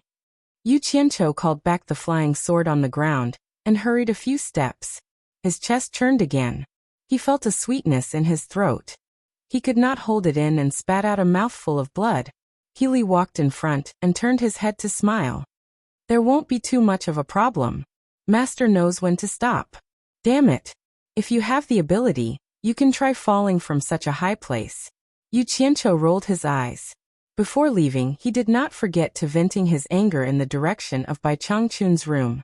But he did not know that Bai Changchun was frowning and muttering, "Strange. When this kid's qi revolved, why did I feel a burning aura?" After looking carefully, I did not find anything. The two of them walked several hundred meters through the verdant forest. They came to a relatively flat but overgrown area. Healy pointed at the barren land with a radius of 100 meters. Healy smiled and said, "After your injury is healed, this land will be yours to cultivate. You can build a residence here. You can cut any wood you need on the island. After the house is built, I will send you the seeds you want to plant." Yu Qianqiu asked suspiciously, "Plant vegetables?" Healy turned his head and smiled. "Yes, plant vegetables. In the future, we can be companions." Yu Qianqiu stared blankly at the wasteland when he heard this. He was slightly unable to wrap his head around it, and he felt like he was dreaming. How did I end up growing vegetables here?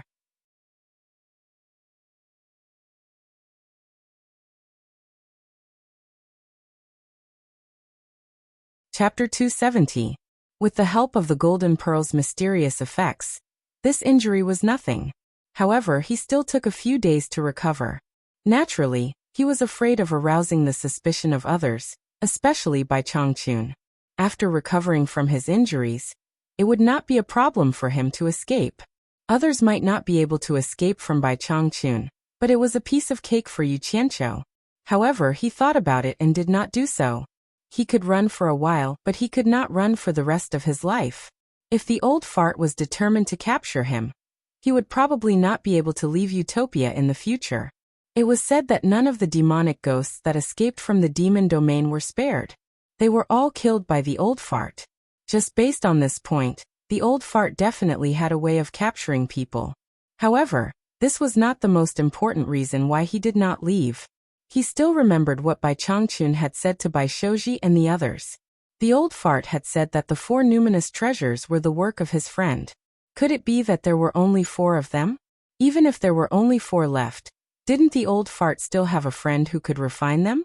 In any case, he could not just leave like this. He had already knelt down and he had even been injured by them. How could he not get some compensation for his mental damage? The charm of numinous treasures was immense. Yu Qianqiu had the idea of taking root here. After recovering from his injuries, he walked around the wasteland a few times and finally found a good spot to build a house. He had been recuperating outside for the past few days. No one had invited him to stay in the existing houses, so he did not dare to take the initiative to stay there. On the edge of the wasteland, there was a relatively high spot that was surrounded by a few tall ancient trees in the shape of a fan. Yu Qianqiu pondered for a long time. It seemed like this place was the best place to build a house. It was ventilated and bright, and there were trees on it for shade. He got to work immediately. A few flying swords flew out and flattened the selected place.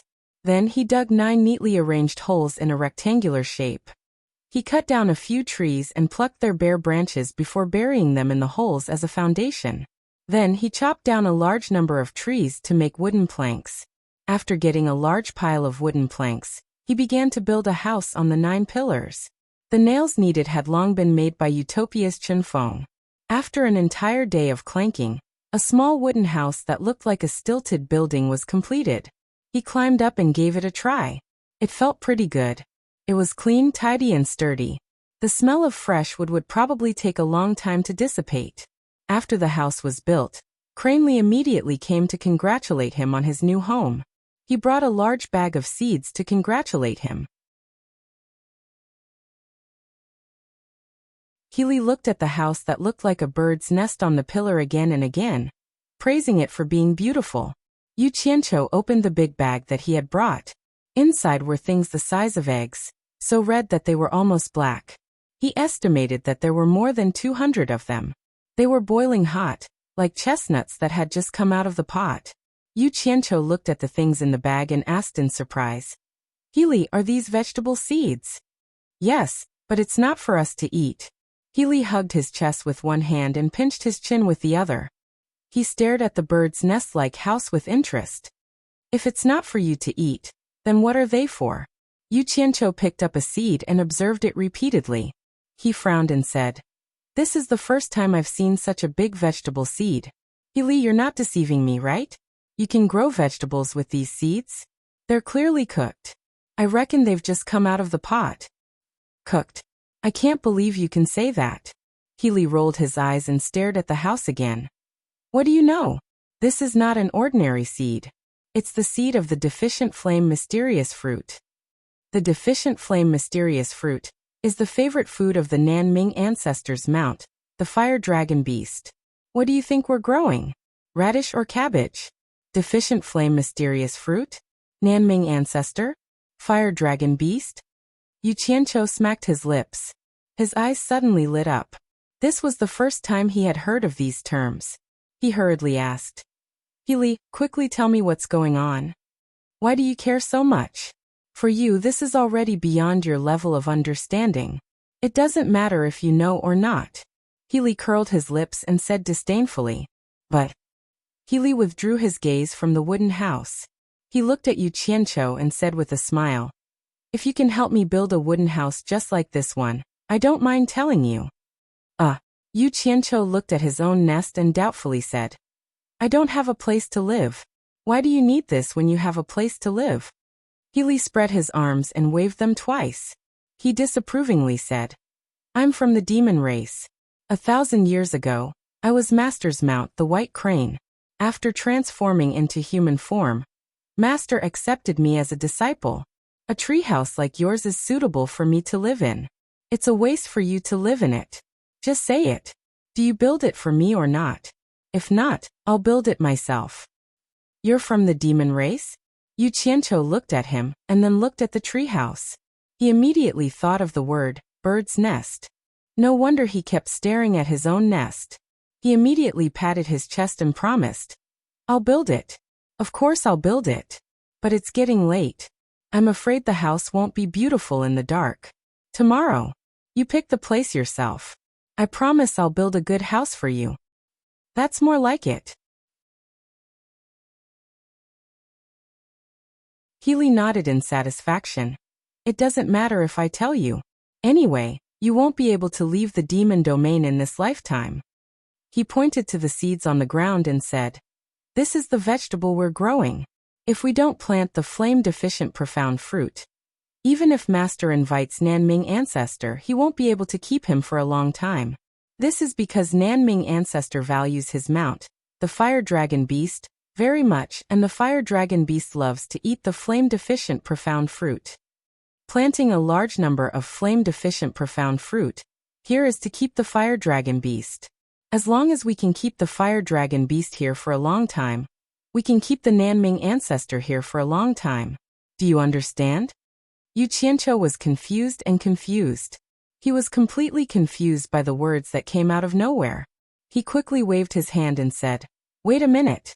Let me ask you, why does Senior Bai want to invite Nanming Ancestor?" Healy looked at him as if he was looking at an idiot and reluctantly said, "You know the place where the ancient cultivators fought, right? It's the Eastern Holy Land that is currently sealed by the Heaven and Earth Great Array. The time for it to open once every 300 years is approaching. This time, Master has to go there no matter what. But Master lacks a suitable spiritual treasure, and Nanming Ancestor is the #1 expert in refining spiritual treasures in the cultivation world. It's said that he's the only one who can refine a high-grade spiritual treasure. Do you know what I mean now?" Yu Qianqiu's current expression was indeed a little like an idiot's. He hadn't even digested the profound fruit, the ancestor, the fire dragon, and now there was this Heaven and Earth Great Array and Eastern Holy Land. It made him feel like he was in a dream. He swallowed his saliva and said in a daze, "Why does Senior Bai want to go to the Eastern Holy Land?" When he said this, Healy's expression immediately became gloomy. He quietly said, "Master's cultivation has already reached the late stage of soul formation, the peak of cultivation in the human world. If he breaks through again, he will ascend to the immortal world. But the method to break through to the late stage of soul formation has long been lost. It's said that the Eastern Holy Land, where the ancient cultivators fought, may still have the cultivation method left behind. Master's lifespan is coming to an end, so he can't wait for another 300 years. So this time, whether or not he can refine a high-grade spiritual treasure, no matter how dangerous it is, Master must go. So that's how it is.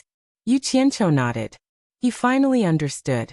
This was something he wouldn't have heard even if he was in the so-called world's #1 sect, Fuxian Island.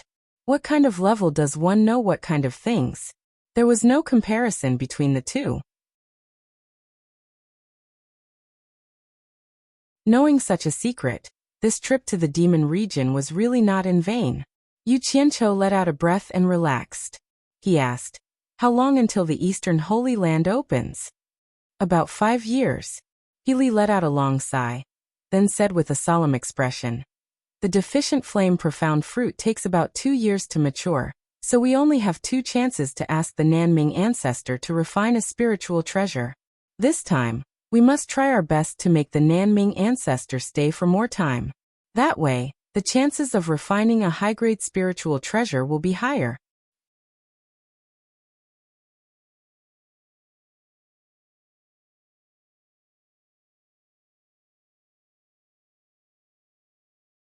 Chapter 271.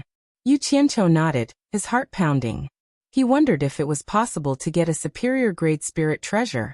He said absent-mindedly, "There are 2 more chances. Senior Bai should be able to get his wish." "Although it's 2 chances, there's only 1. He shook his head. Yu Qianqiu came back to his senses and asked, "Why?" "The key is that the materials for refining superior grade spirit treasures are hard to find. Master has been preparing for more than 100 years for this refinement. Think about it, how can he prepare another batch of materials in just 5 years? Even now, in order to be fully prepared, Master often goes out of the demon region to search for materials." He sighed. "That's true," Yu Qianqiu replied, but his heart skipped a beat. "So Bai Changchun goes out often." The way he looked at He Li was a little strange. He did not know if this brat really thought that he could not escape, or if he was simple-minded. He simply answered every question and spoke without restraint. It was possible that both were true. This kind of opportunity could not be wasted.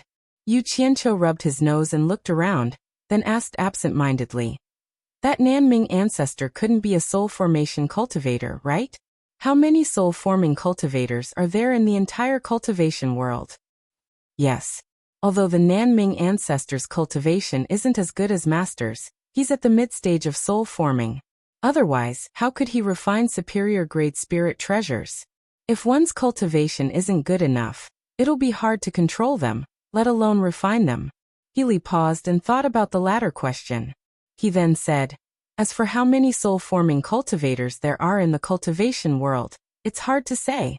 Usually, cultivators who have reached this stage are at least 1,000 years old. They've already seen through the world, and don't want to show their faces in public.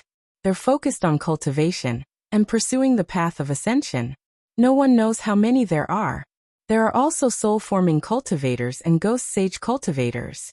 They're not like Master, who was entrusted by the previous torture envoy, and is tied down by the demon region." The corner of Yu Qianqiu's mouth twitched.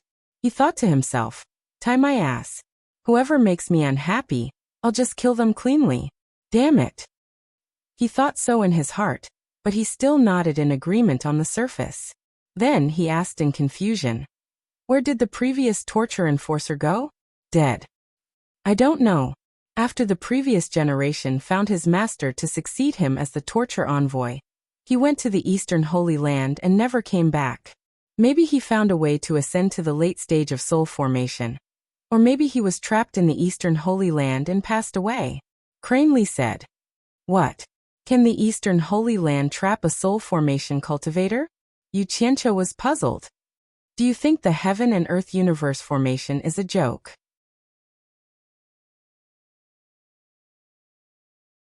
This was the #1 formation since the beginning of time. Once this formation is set up, it can communicate with heaven and earth and coincide with the universe. It can only be broken if the universe turns upside down. If it can block it, then it can naturally trap a soul formation cultivator. Every 300 years, the opening time is only 3 days. If someone doesn't come out in 3 days, then they can only come out after 300 years. However, I heard that it's very dangerous inside. It's hard to say if the person trapped inside can survive until 300 years later, Cranley said. Seeing that he was talking about it with great interest, Yu Qianqiu asked suspiciously, "Have you been in there before? Otherwise, how do you know so much about it?" Cranley rarely had the chance to educate someone, so he was stunned when he heard Shen Ying's question. A trace of embarrassment flashed across his face, and then he said frankly, "Of course I heard it from Master. If I wasn't at the mid-stage of passing calamity, how would I dare to enter that place?" Yu Qianqiu didn't dare to ask further. If he made the other party unhappy, it would be difficult to ask more questions. It was rare to meet such a pure person. Then he thought of the swords that Bai Shouji and the other three had obtained. He didn't care about other questions for the time being. What he was most concerned about was the spirit treasure. He said, "It shouldn't be the first time Nanming ancestor helped senior by refine a treasure, right?" Although his attitude was sincere, after being hit by him, Cranley no longer had any interest in continuing this topic. Instead, he taught Yu Qianqiu how to grow the lac flame profound fruit, making the latter extremely depressed. It was all because he couldn't keep his mouth shut. There was no other way, he could only wait for another opportunity to ask. The news that Ghost General Meng Yan and Demon King Ao Li deserted their posts and were executed had quickly spread throughout the Demon Ghost domain. Bai Shouji and the other three people drove the flying shuttle unimpeded all the way. When they were about to leave the Demon Ghost domain, they once again went to the Chiliwen Valley, preparing to tell Yu Ji about Meng Yan and Ao Li, who knew that the latter already knew about this matter, and was ordered by Bai Changchun to take over the duties of the Ghost King here. Meng Yan was dead. It would be a lie if Yu Ji said that she wasn't sad. After all, they had been together for so many years. Although the tragedy was caused by the four people in front of her, she didn't dare to look at them, because she really didn't dare to provoke them. Instead, she forced a smile. After learning from them that Yu Qianqiu was detained by Bai Changchun, Yu Ji smiled bitterly and sent the four people out of the Demon Ghost domain. It was all a disaster caused by a moment of greed. It seemed that her last hope of leaving this place was also shattered. She didn't believe that Yu Qianqiu could escape from Bai Changchun's hands. From now on, she could only concentrate on cultivation and prepare to enter the netherworld as soon as possible. After Bai Shouji and the other three people returned to the Wu family, they parted ways after a discussion. At the same time, Bai Zizong and the other three people also learned that Yu Qianqiu's life or death was unknown. They sighed and followed their respective family heads back. Wu Lixue, who heard the news from her brother, didn't know whether she was happy or worried.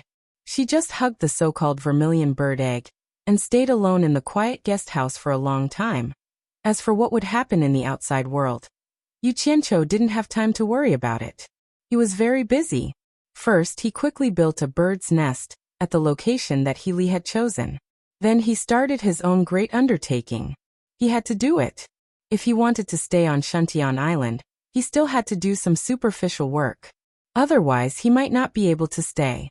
If he didn't stay, how would he have the chance to get the spiritual treasure? He had to endure the humiliation.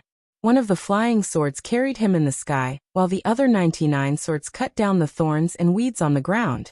The cold light rolled back and forth on the ground, leveling the ground. He Li was watching from the side in amazement. It was also his first time seeing someone who could control so many flying swords at the same time. However, he didn't know that Yu Qianqiu was very depressed in the sky. He remembered that when he first came to supporting Immortal Island, he was sent to pick dung and plant spirit herbs. This time it was the same on Shuntian Island. Could it be that he really had fate with farming? The seeds of the deficient flame profound fruit must be planted when the sun is high in the sky. Each seed must be spaced 1 meter apart. Place a high-grade spirit stone under the seed to cultivate the soil. Only then can it germinate and grow. After it germinates, it must be placed a high-grade spirit stone under it every day until it matures. He Li said as he threw down a big bag of high-grade spirit stones. Yu Qianqiu looked at this plot of land that needed to plant 200 seeds. Just this plot of land alone required 200 high-grade spirit stones every day.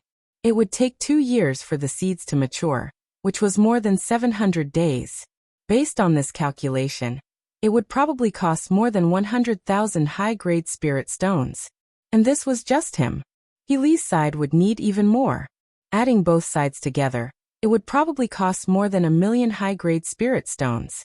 But thinking about it, with Bai Changchun's status in the demon domain, this amount of spirit stones was nothing. A few days later, after the deficient flame profound fruit germinated, Yu Qianqiu felt that it was troublesome. Every day he had to put spirit stones under the trees. He also had to be careful not to damage the roots. As a result, he had to do it at least 200 times a day. He also had to remove weeds and prevent pests, which made him very depressed. He wanted to sneak away several times, but he was worried about Bai Changchun's incomparably powerful divine sense. He was afraid that if he left, Bai Changchun would find out, and he wouldn't have to come back anymore. He planned to wait and see. If he wanted to go out and come back safely, he could only wait for Bai Changchun to find the refining materials. Only then could he steal it. However, he also had to think of a way to deal with this guy, Healy. After Yu Qianqiu made up his mind, he calmed down. From time to time, he would use his divine sense to maintain contact with Utopia. From then on, every night when the stars were high in the sky, he would fly to the top of the ancient tree on the roof of the wooden house. He would take out a jade archive and calmly draw the changing paths of the stars in the east, west, north, and center. During his free time during the day, he would carefully study the mysteries within. He believed that there must be mysteries within the 5 stars. It was not as simple as a fire art of the southern stars.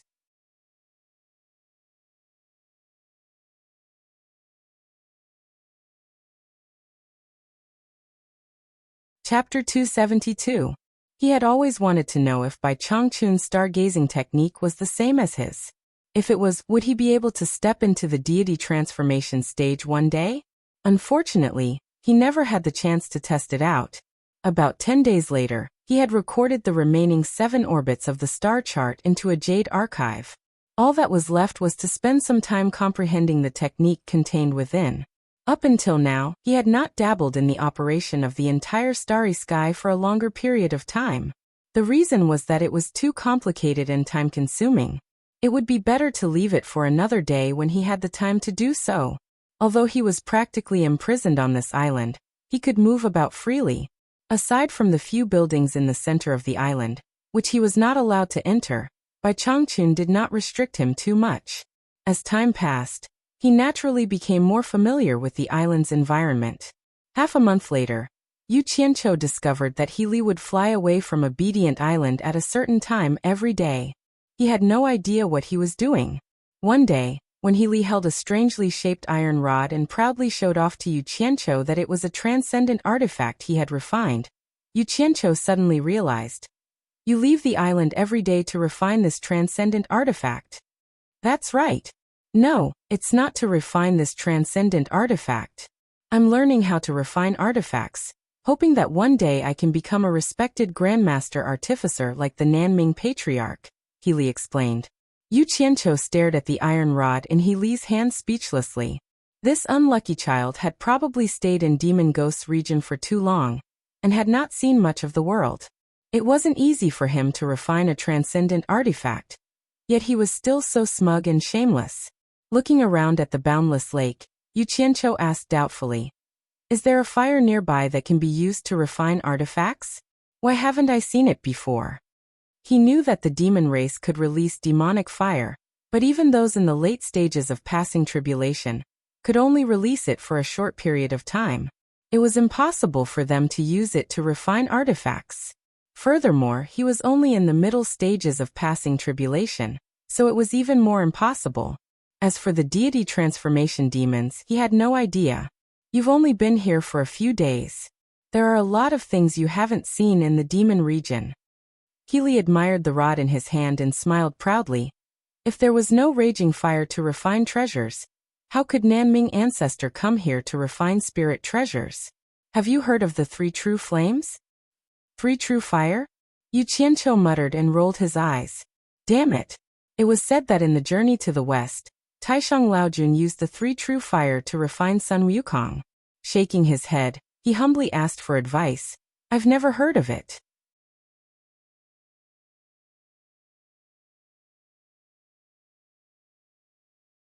Please enlighten me, Brother Crane. Healy immediately knew that Lu Sheng was ignorant and inexperienced. He put away the treasure in his hand and said, the three true fire is rumored to be an immortal fire used by the immortals in the immortal world. It is formed by the fusion of three kinds of flames. Even an ordinary immortal would find it difficult to master this technique. Do you know which three types of flames it is made from? I don't know. Yu Qianqiu shook his head. Healy smiled and said, the three true fire is formed by the fusion of blue fire, black fire, and purple fire. Do you know what these three flames are used for? I don't know. Yu Qianqiu shook his head. Healy had already started to explain. The blue fire is also known as the essence fire. Its temperature is unimaginably high. It is the best flame for refining treasures. The black fire is known as the netherworld ghost fire. It can burn a person's mind and destroy their consciousness. The purple fire is incredible. It is said that it can melt everything in the world. There is nothing in the mortal world that can stop it. It is said that even the immortals in the immortal world can't resist it if they don't have an immortal treasure. If someone can fuse these three flames, they can refine the three true fire. If they meet an immortal and kill an immortal, they can look down on everyone. Don't you think it's amazing? Listening to Brother He's words, could it be that you've seen the three true fire? Yu Qianqiu poked his head in front of him and asked suspiciously. Healy smiled and said, how could that be? It's just a legend passed down from ancient times. Let alone me, I believe that no one in the entire cultivation world has seen it. When he finished speaking, he saw a look of disdain flash across Yu Qianqiu's face. He coughed and added, although I've never seen the three true fire, I know the whereabouts of two of them.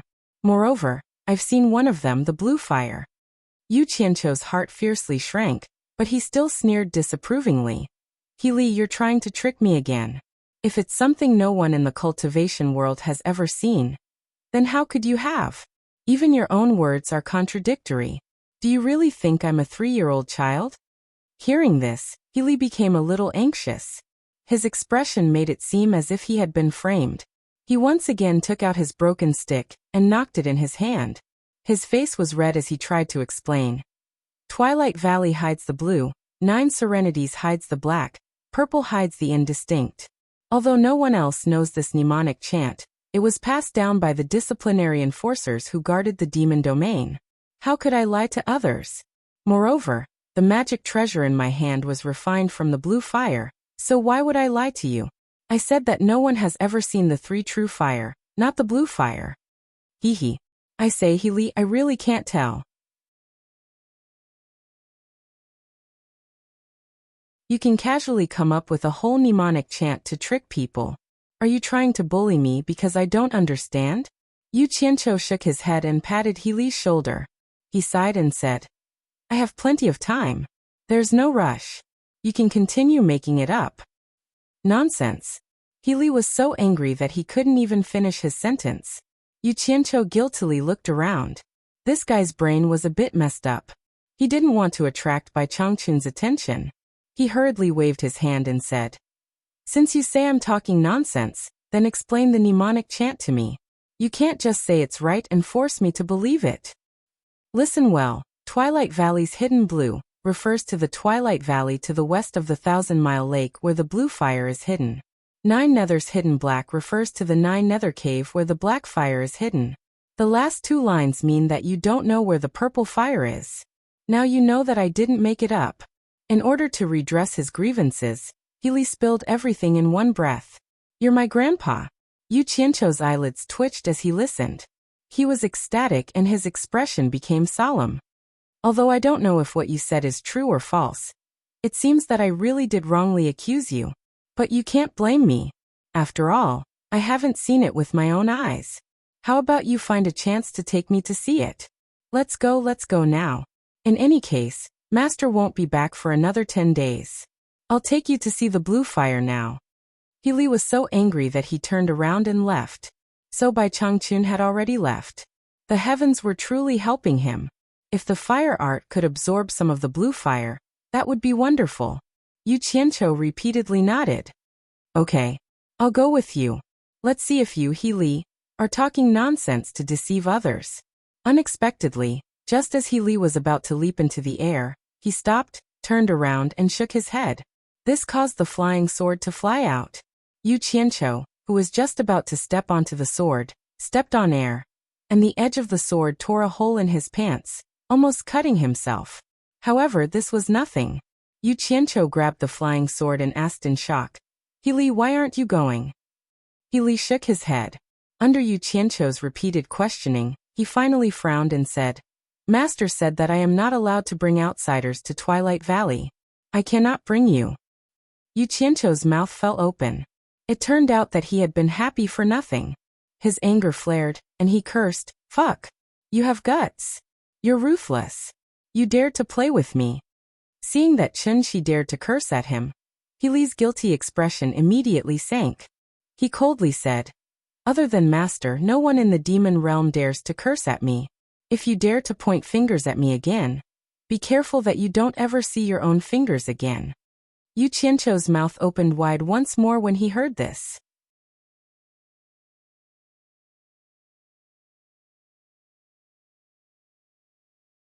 Only now did he recall that even though Chen Shi looked young and easy to deceive, Chen Shi was actually a demon cultivator at the intermediate stage of the Tribulation Transcendence realm, and he was utterly unable to defeat Chen Shi. He immediately pulled back his hand and shut his mouth, not daring to act impudently again.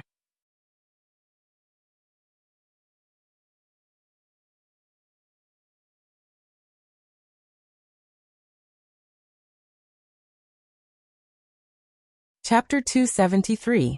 With a cold snort, He Li left with a wave of his hand. Yu Qianqiu squeezed out an awkward smile and cupped his hands. Brother He, have a safe journey. Only after He Li's shadow had disappeared did Yu Qianqiu's smile return to his face. Dejectedly, he returned to his own field and began to replenish the spirit stones for the deficient flame profound fruits. He had no choice but to lower his head when he was under someone else's roof. After consoling himself, he worked while pondering how to deal with He Li. Originally, when he knew that Bai Changchun had left, he wanted to sneak away and go to the Beauty of 100 Charms to understand the situation of the cultivation world. But now that he had to deal with the three true fire, he was reluctant to leave.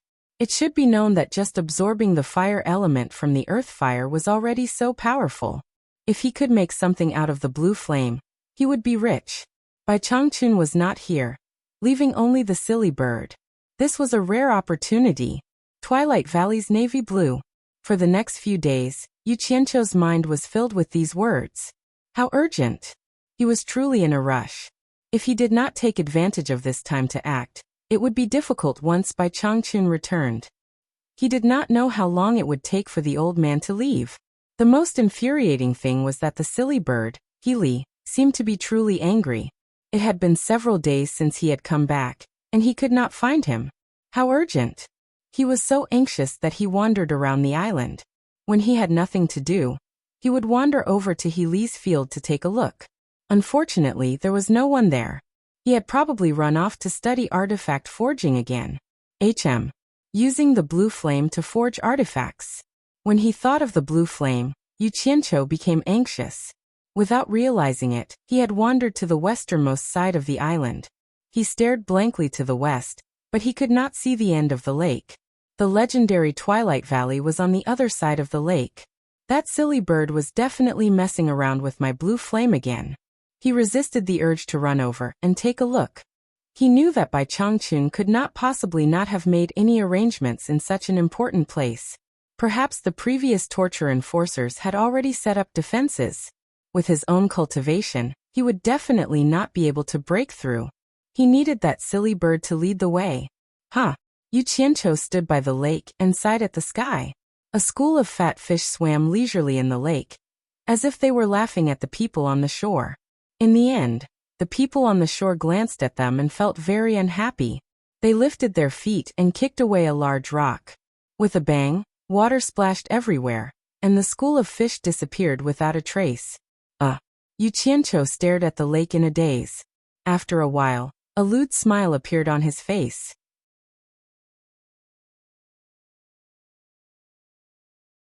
He released his divine sense to the bottom of the lake and found the school of startled fish. He waved 2 fingers to make a sword art and pointed at the surface of the lake. He shouted, "Go!" Swoosh! 50 flying swords plunged into the water like lightning, creating a huge splash. When the flying swords emerged from the water again, there were 2 plump carps stabbed into each sword. They entered from the head and came out from the tail. Yu Qianqiu jumped up. A flying sword carried him and led the other swords to follow him.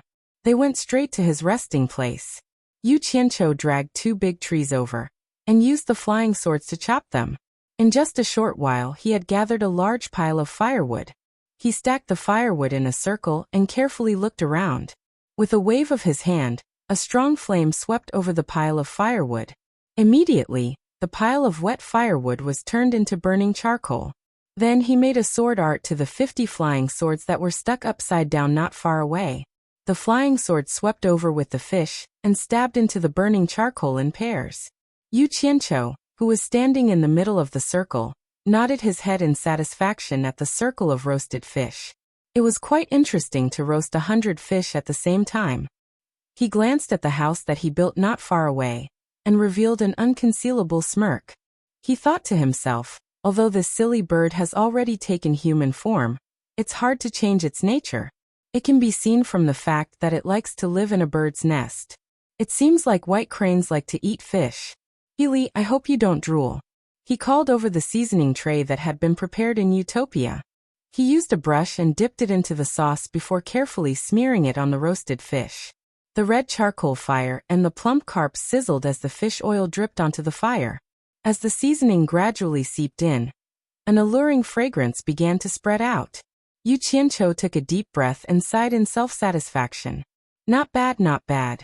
It smells good enough. As he spoke, he looked towards the western horizon and muttered, "It's already this time. By right, the silly bird should be back by now. As long as she's back, I don't believe that I can't seduce you." As expected, not long after, Li, who had not appeared for a few days, appeared in the forest not far away. His nose flapped as he looked over, not knowing whether he should come over or not. Yu Qianqiu was constantly observing his surroundings and naturally noticed Li's presence. Looking at Li's behavior, he almost laughed out loud and thought to himself that there was a chance. He quickly waved his hand and greeted enthusiastically, "Brother He." Li nodded his head and walked over with a smile. However, his smile was a little awkward.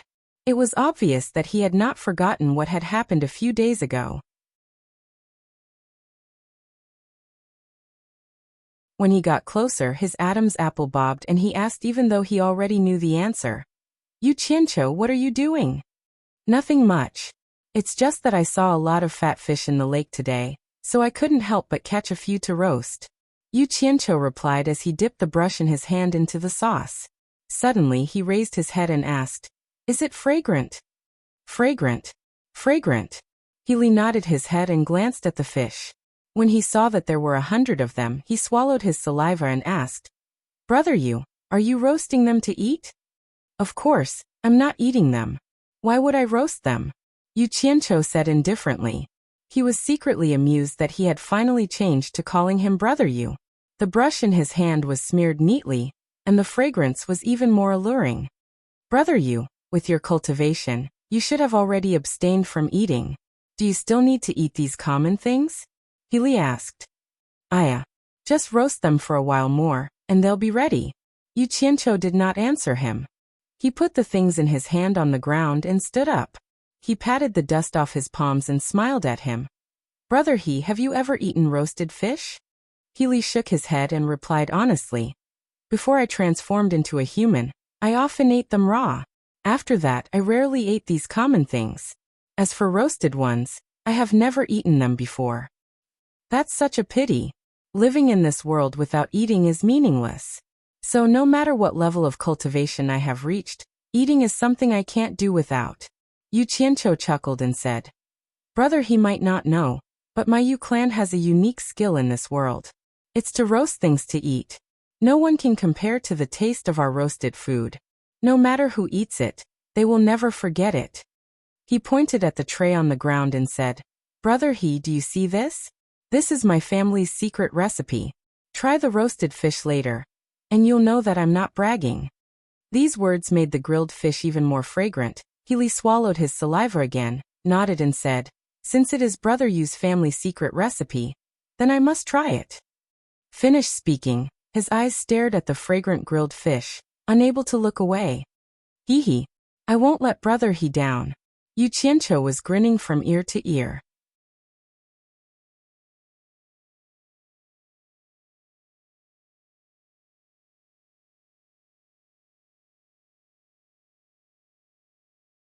Chapter 274.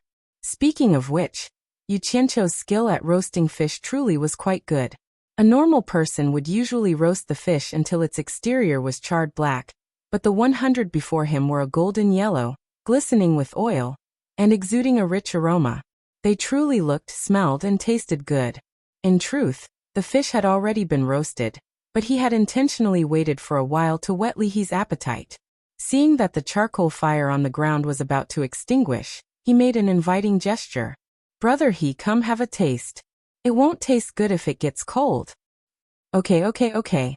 Li He unceremoniously pulled out a scalding sword with 2 fish pierced through it. He opened his mouth and bit into the meat, but before he could even chew, he nodded at Yu Qianqiu to show that it was delicious. Yu Qianqiu smiled as he pulled out a sword and took a bite of the fish. He nodded, feeling that his skill had not deteriorated. A normal person would definitely feel scalding if they grabbed this sword, but one of them had a profound cultivation, and was unafraid of this little heat, while the other cultivated a fire art, and was unafraid of fire or high temperatures. Since he had opened his mouth to eat, Li He did not stand on ceremony. He tossed aside the sword and the bone and picked up another to gorge himself on. Yu Qianqiu smiled. He did not eat much of the food in his hand. After eating 2 skewers, he suddenly said, Brother He, did you go to Twilight Valley to forge artifacts again today? Li He replied as he chewed on the food in his mouth. He reached out to pull out a 4th skewer of fish. Yu Qianqiu smiled. When will you take me to Twilight Valley to broaden my horizons? I want to see what one of the 3 true flames, the azure flame, looks like. Li He's outstretched hand froze in the air. He hesitantly pulled it back and shook his head. Master said that I can't bring outsiders. His eyes were still glued to the other fish. It was clear that he had not had his fill, but if he refused Li He's request, it would be rather inexcusable. Silly bird, it was hard to change one's nature. Yu Qianqiu smiled at his appearance and said, Brother He, eat as much as you want. I can't finish all this by myself. As she spoke, she plucked out a string and handed it to him. Do you think I'll be able to leave this place in the future? Healy said without any doubt. In the demon region, without Master's permission, no one dares to leave. Even if you can escape for a while, Master will find you sooner or later. There has never been an exception. That's it.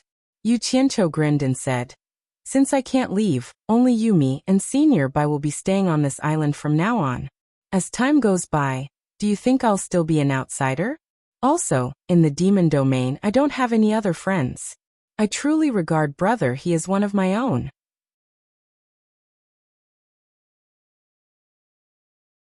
Could it be that Brother He looks down on me and intends to treat me as an outsider?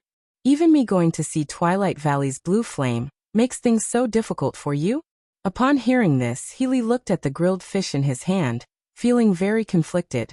Yu Qianqiu struck while the iron was hot, continuing, In the future, if Senior Bai goes to the holy lands of the Eastern Realm, only you and I will be left on Obedient Island. Will us 2 brothers still count as outsiders? After saying this, he stared at Healy's fluctuating expression and silently smiled. After a long while, he chuckled and said, In truth, I just wanted to see the difference between this legendary blue flame and ordinary flames. Forget it. Since I've made things so difficult for Brother He, Yu Qianqiu, do not like to force others against their will, so it doesn't matter if I don't see it or not. Let's stop here and pretend I never said anything. Brother He, continue eating. If it's not enough, I'll roast some more. It would have been fine if Yu Qianqiu hadn't said anything, but now that he said it, Healy found it even harder to eat. Although he had a natural liking for eating fish, especially when it was roasted so deliciously, and only once in 1,000 years, he was no longer a beast that didn't understand human nature.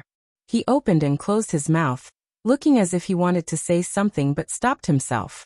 In the end, he buried his head in the fish without saying a word. After making a certain someone's heart beat faster and faster, he still didn't get what he wanted to hear. Yu Qianqiu touched his nose and said with a smile, "I see that brother he really likes to eat roasted fish. How about this? I'll teach you my Yu family's secret roasting technique that has never been passed down to outsiders. Brother he can roast it any time you want in the future. What do you think?" Ah. Healy swallowed the food in his mouth and said in surprise, "How can this be? Since it's brother Yu's secret technique, how can it be passed down to outsiders?" "Brother he, you're treating me like an outsider," Yu Qianqiu said with a serious expression. "In the future, when Senior Bai leaves, there will be only the two of us here. I treat you as a brother, and since we're brothers, how can I treat you as an outsider? It's settled then. Pick a time and I'll pass down this secret roasting technique to brother he. In addition, I trust in brother he's character. There's no way that you would privately teach this ancestral technique to others." Healy had no idea that there were all sorts of ways to roast food in the secular world, each with its own merits. He leaped to his feet and gazed at Yu Qianqiu, momentarily so moved that he didn't know what to say. How could he have known that it was precisely because Yu Qianqiu knew that he had never left the demon realm that he was blindly tricking him?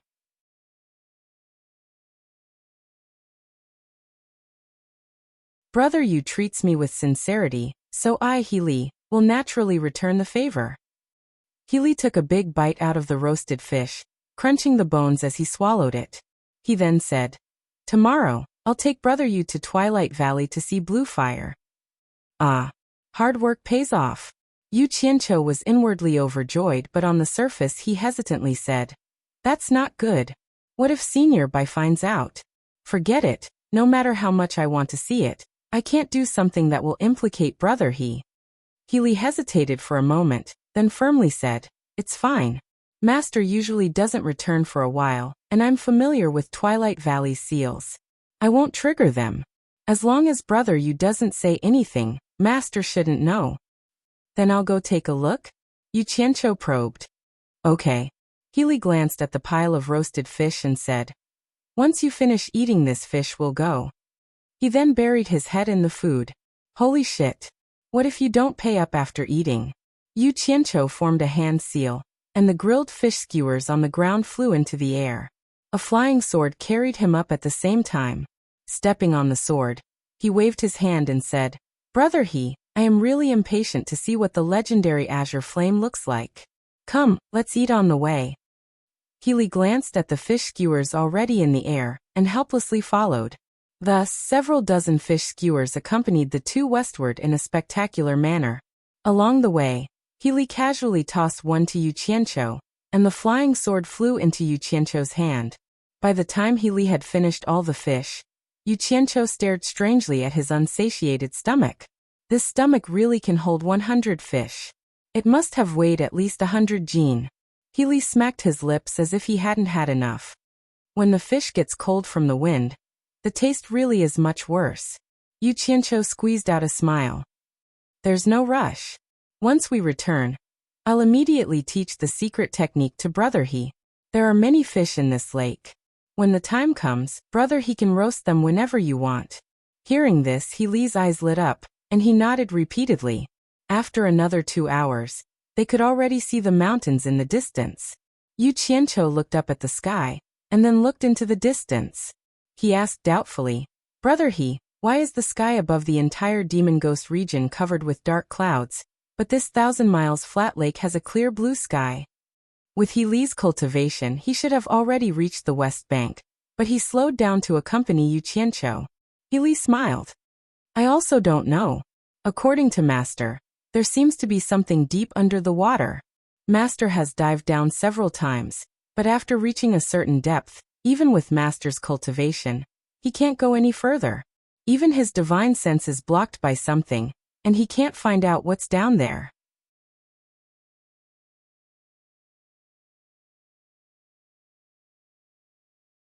In fact, I've dived down before, but after 1,000 meters, I can't go any further. It's very strange. What? Even with Senior Bai's cultivation, he can't get to the bottom? Yu Qianqiu lowered his head to look at the deep blue lake in shock. It had to be known that Bai Changchun's cultivation had already reached the peak of the cultivation world, almost at the level of a half-immortal. To think that he couldn't even reach the bottom of a lake was simply too inconceivable. There was definitely something strange beneath the lake, and he had to find a chance to go down and take a look. What's so strange about that? The Demon Ghost region is a special existence. Although Master is in charge of this place, there are still many mysterious places that we don't know the ins and outs of. For example, the 9 Netherworld Cave. Master is also unable to reach the bottom. Healy paused and then solemnly said, "We're about to reach Twilight Valley, and the valley is heavily guarded. Brother Yu, follow me closely and don't go around recklessly. Otherwise, even I won't be able to save you if you trigger the seal."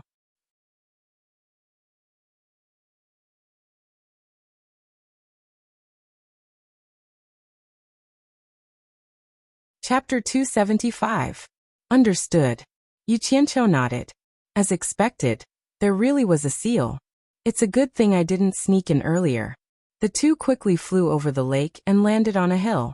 They had already left the sunlight of the Thousand-Li Lake, and were now shrouded in a hazy fog. Up ahead, they could vaguely make out a mountain range. The mountains were not very tall, but the terrain was abrupt and undulating. Strange plants and ancient trees with intertwining roots roamed the forest. There was nowhere to walk, and the eerily quiet atmosphere made it seem rather frightening. "Follow me closely," Heli once more ordered as he floated into the forest. Yu Qianqiu's feet did not touch the ground, and he followed on his sword. The two dodged left and right through the forest, advancing and retreating, making countless turns and turns. This dazzled Yu Qianqiu, who had originally wanted to memorize the path, and he did not dare to get distracted lest he get lost and cause trouble. The two wandered through the forest for a long time. Suddenly, the dense vegetation before them vanished, and a valley between green cliffs appeared. Yu Qianqiu looked around. The strange atmosphere from before had already vanished.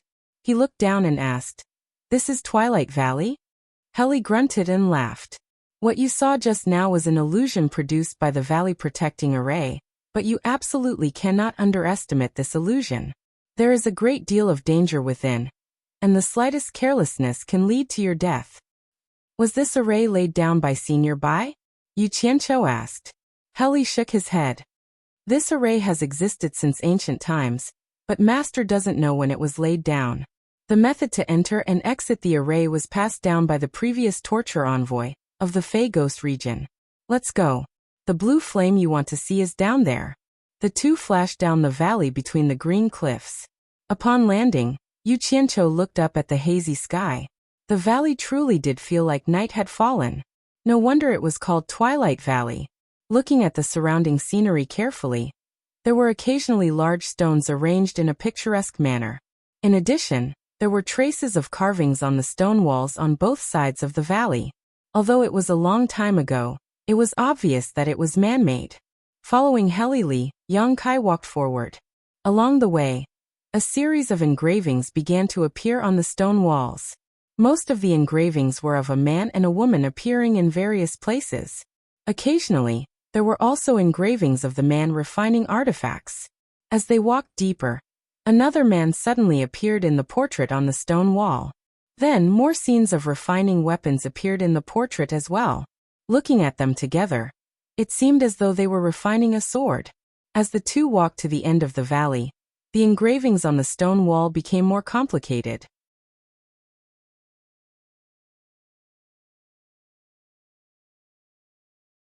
The man refining artifacts was holding a sword and laughing wildly at the sky. The sword in his hand radiated light, as if he had refined some sort of incredible treasure. The man who appeared later seemed to be clasping his hands in congratulations. At this time, the portrait first showed two men drinking and chatting merrily. Then there was a sudden twist. While the latter was admiring the sword, he suddenly attacked and struck the man who was refining the weapon to the ground. The attacker took the sword and was about to escape, but he suddenly ran into the woman from before. The two of them immediately fought, but the man was no match for the woman. The sword that he had snatched was taken back by the woman, and he fled. The woman chased after him, but it seemed that she had lost him. The final scene was of the woman standing in the air above the boundless sea, her expression one of inconsolable pain. She had thrown the sword into the vast sea.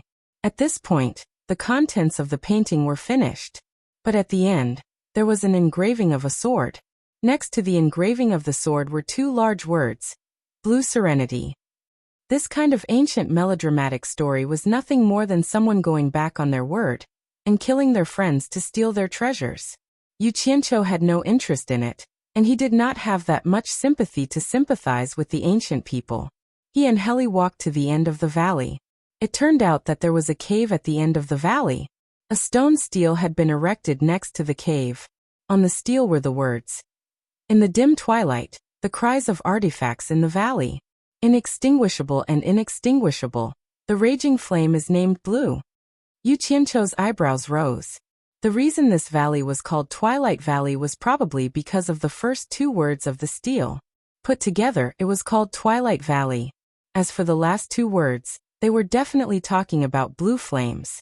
The meaning was not difficult to understand. He glanced at the words left behind, but this casual glance immediately caused Yu Qianqiu to freeze, his mouth wide open. This was none other than the three words. No better than artifact. Damn. No better than artifact? Divine craftsman no better than artifact? This was the place where divine craftsmen no better than artifact forged artifacts? Damn. If the artificer was a divine craftsman, then could the woman on the mural be Little Snow? Yu Qianqiu shook his head in disbelief. Heli noticed his strange state and curiously asked, "Brother Yu, what's wrong?" "Wait." Yu Qianqiu waved his hand. Without another word, he turned around and walked back. He couldn't stop muttering to himself. Damn, no better than artifact was publicly recognized as the #1 artificer in ancient times, which was why he was crowned with the title of divine craftsman. A treasure that could make a divine craftsman so excited couldn't be an ordinary treasure.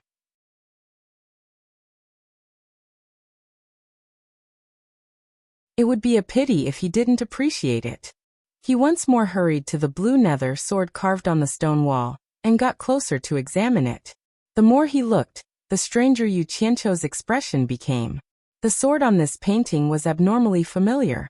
The shape of the artifact and the carvings on the blade were exactly the same as the blue nether sword he had obtained from killing Lu Chongqing. Damn. Don't scare Laozi. Laozi is very timid. Yu Qianqiu's little heart was beating rapidly. He muttered to himself again. Other than the appearance, why did the name of the sword only differ by one word? Could it be a sister sword? It shouldn't be. The painting showed that only one sword was forged. Could it be that the similarity was purely a coincidence? It was very possible. How could a treasure that could make a divine craftsman ecstatic be an ordinary treasure? If it really was such a treasure, Lu Chongqing wouldn't have died so easily. It would probably have taken more effort. Heli also walked back. Seeing him staring at the sword on the mural, he couldn't help but laugh. "Brother Yu, are you looking at the painting of the blue nether sword? This is the last masterpiece of a divine craftsman. Legend has it that this sword has already broken through the category of top spiritual artifacts, and can be ranked as an immortal artifact. It's a pity that after this sword was forged, the divine craftsman was killed by his close friend who stole the treasure. Brother Yu has just seen the mural, so you should already know a thing or two about the process." Immortal artifact? How is that possible? Yu Qianqiu expressed his doubt. His eyebrows twitched unconsciously. He pointed to the painting in front of him and asked, "Since it is an immortal artifact, then why couldn't the man who stole the sword defeat Xiao Shui with an immortal artifact?" Master learned from the previous torture envoy that the blue nether sword shone too brightly after it was forged. In order to avoid trouble, the divine craftsman placed a restriction on the sword, limiting it to the category of a top-grade magic artifact to cover up the dazzling light of the blue nether sword. With the skills of a divine craftsman, the restriction he placed is not something an ordinary person can undo. This might be the reason why that man couldn't defeat Xiao Shui even with the sword. Heli explained. Restriction? Limiting it to the category of a top-grade magic artifact? Yu Qianqiu's heart suddenly shrank. Wasn't the blue nether sword in his hand a top-grade magic artifact? Why did it match another one? Could it be that he really made an immortal artifact? This is already an ancient matter. It's hard to distinguish whether it's true or not. It's just a legend. Why does brother Yu care about this? Don't you want to see the blue fire? Heli laughed. Yu Qianqiu waved his hand and said, No. It's just that the divine craftsman's name is too famous.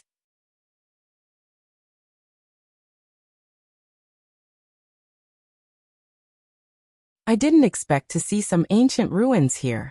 I'm a little entranced. Actually, in comparison, the blue fire is naturally more attractive to me. After all, it's something from the real world. After the explanation, the two of them laughed and chatted as they walked. When they passed by the stone tablet at the entrance of the cave, Yu Qianqiu couldn't help but take a few more glances. You're tuning in to the Li Mei's Wuxia Whispers YouTube channel. We're so grateful for your support, and don't forget to subscribe to join us on this incredible journey through captivating stories. Your generosity through donations truly makes a world of difference, as it's the primary source of revenue that allows me to expand and enhance this channel for you. Thank you from the bottom of my heart for being a part of this adventure.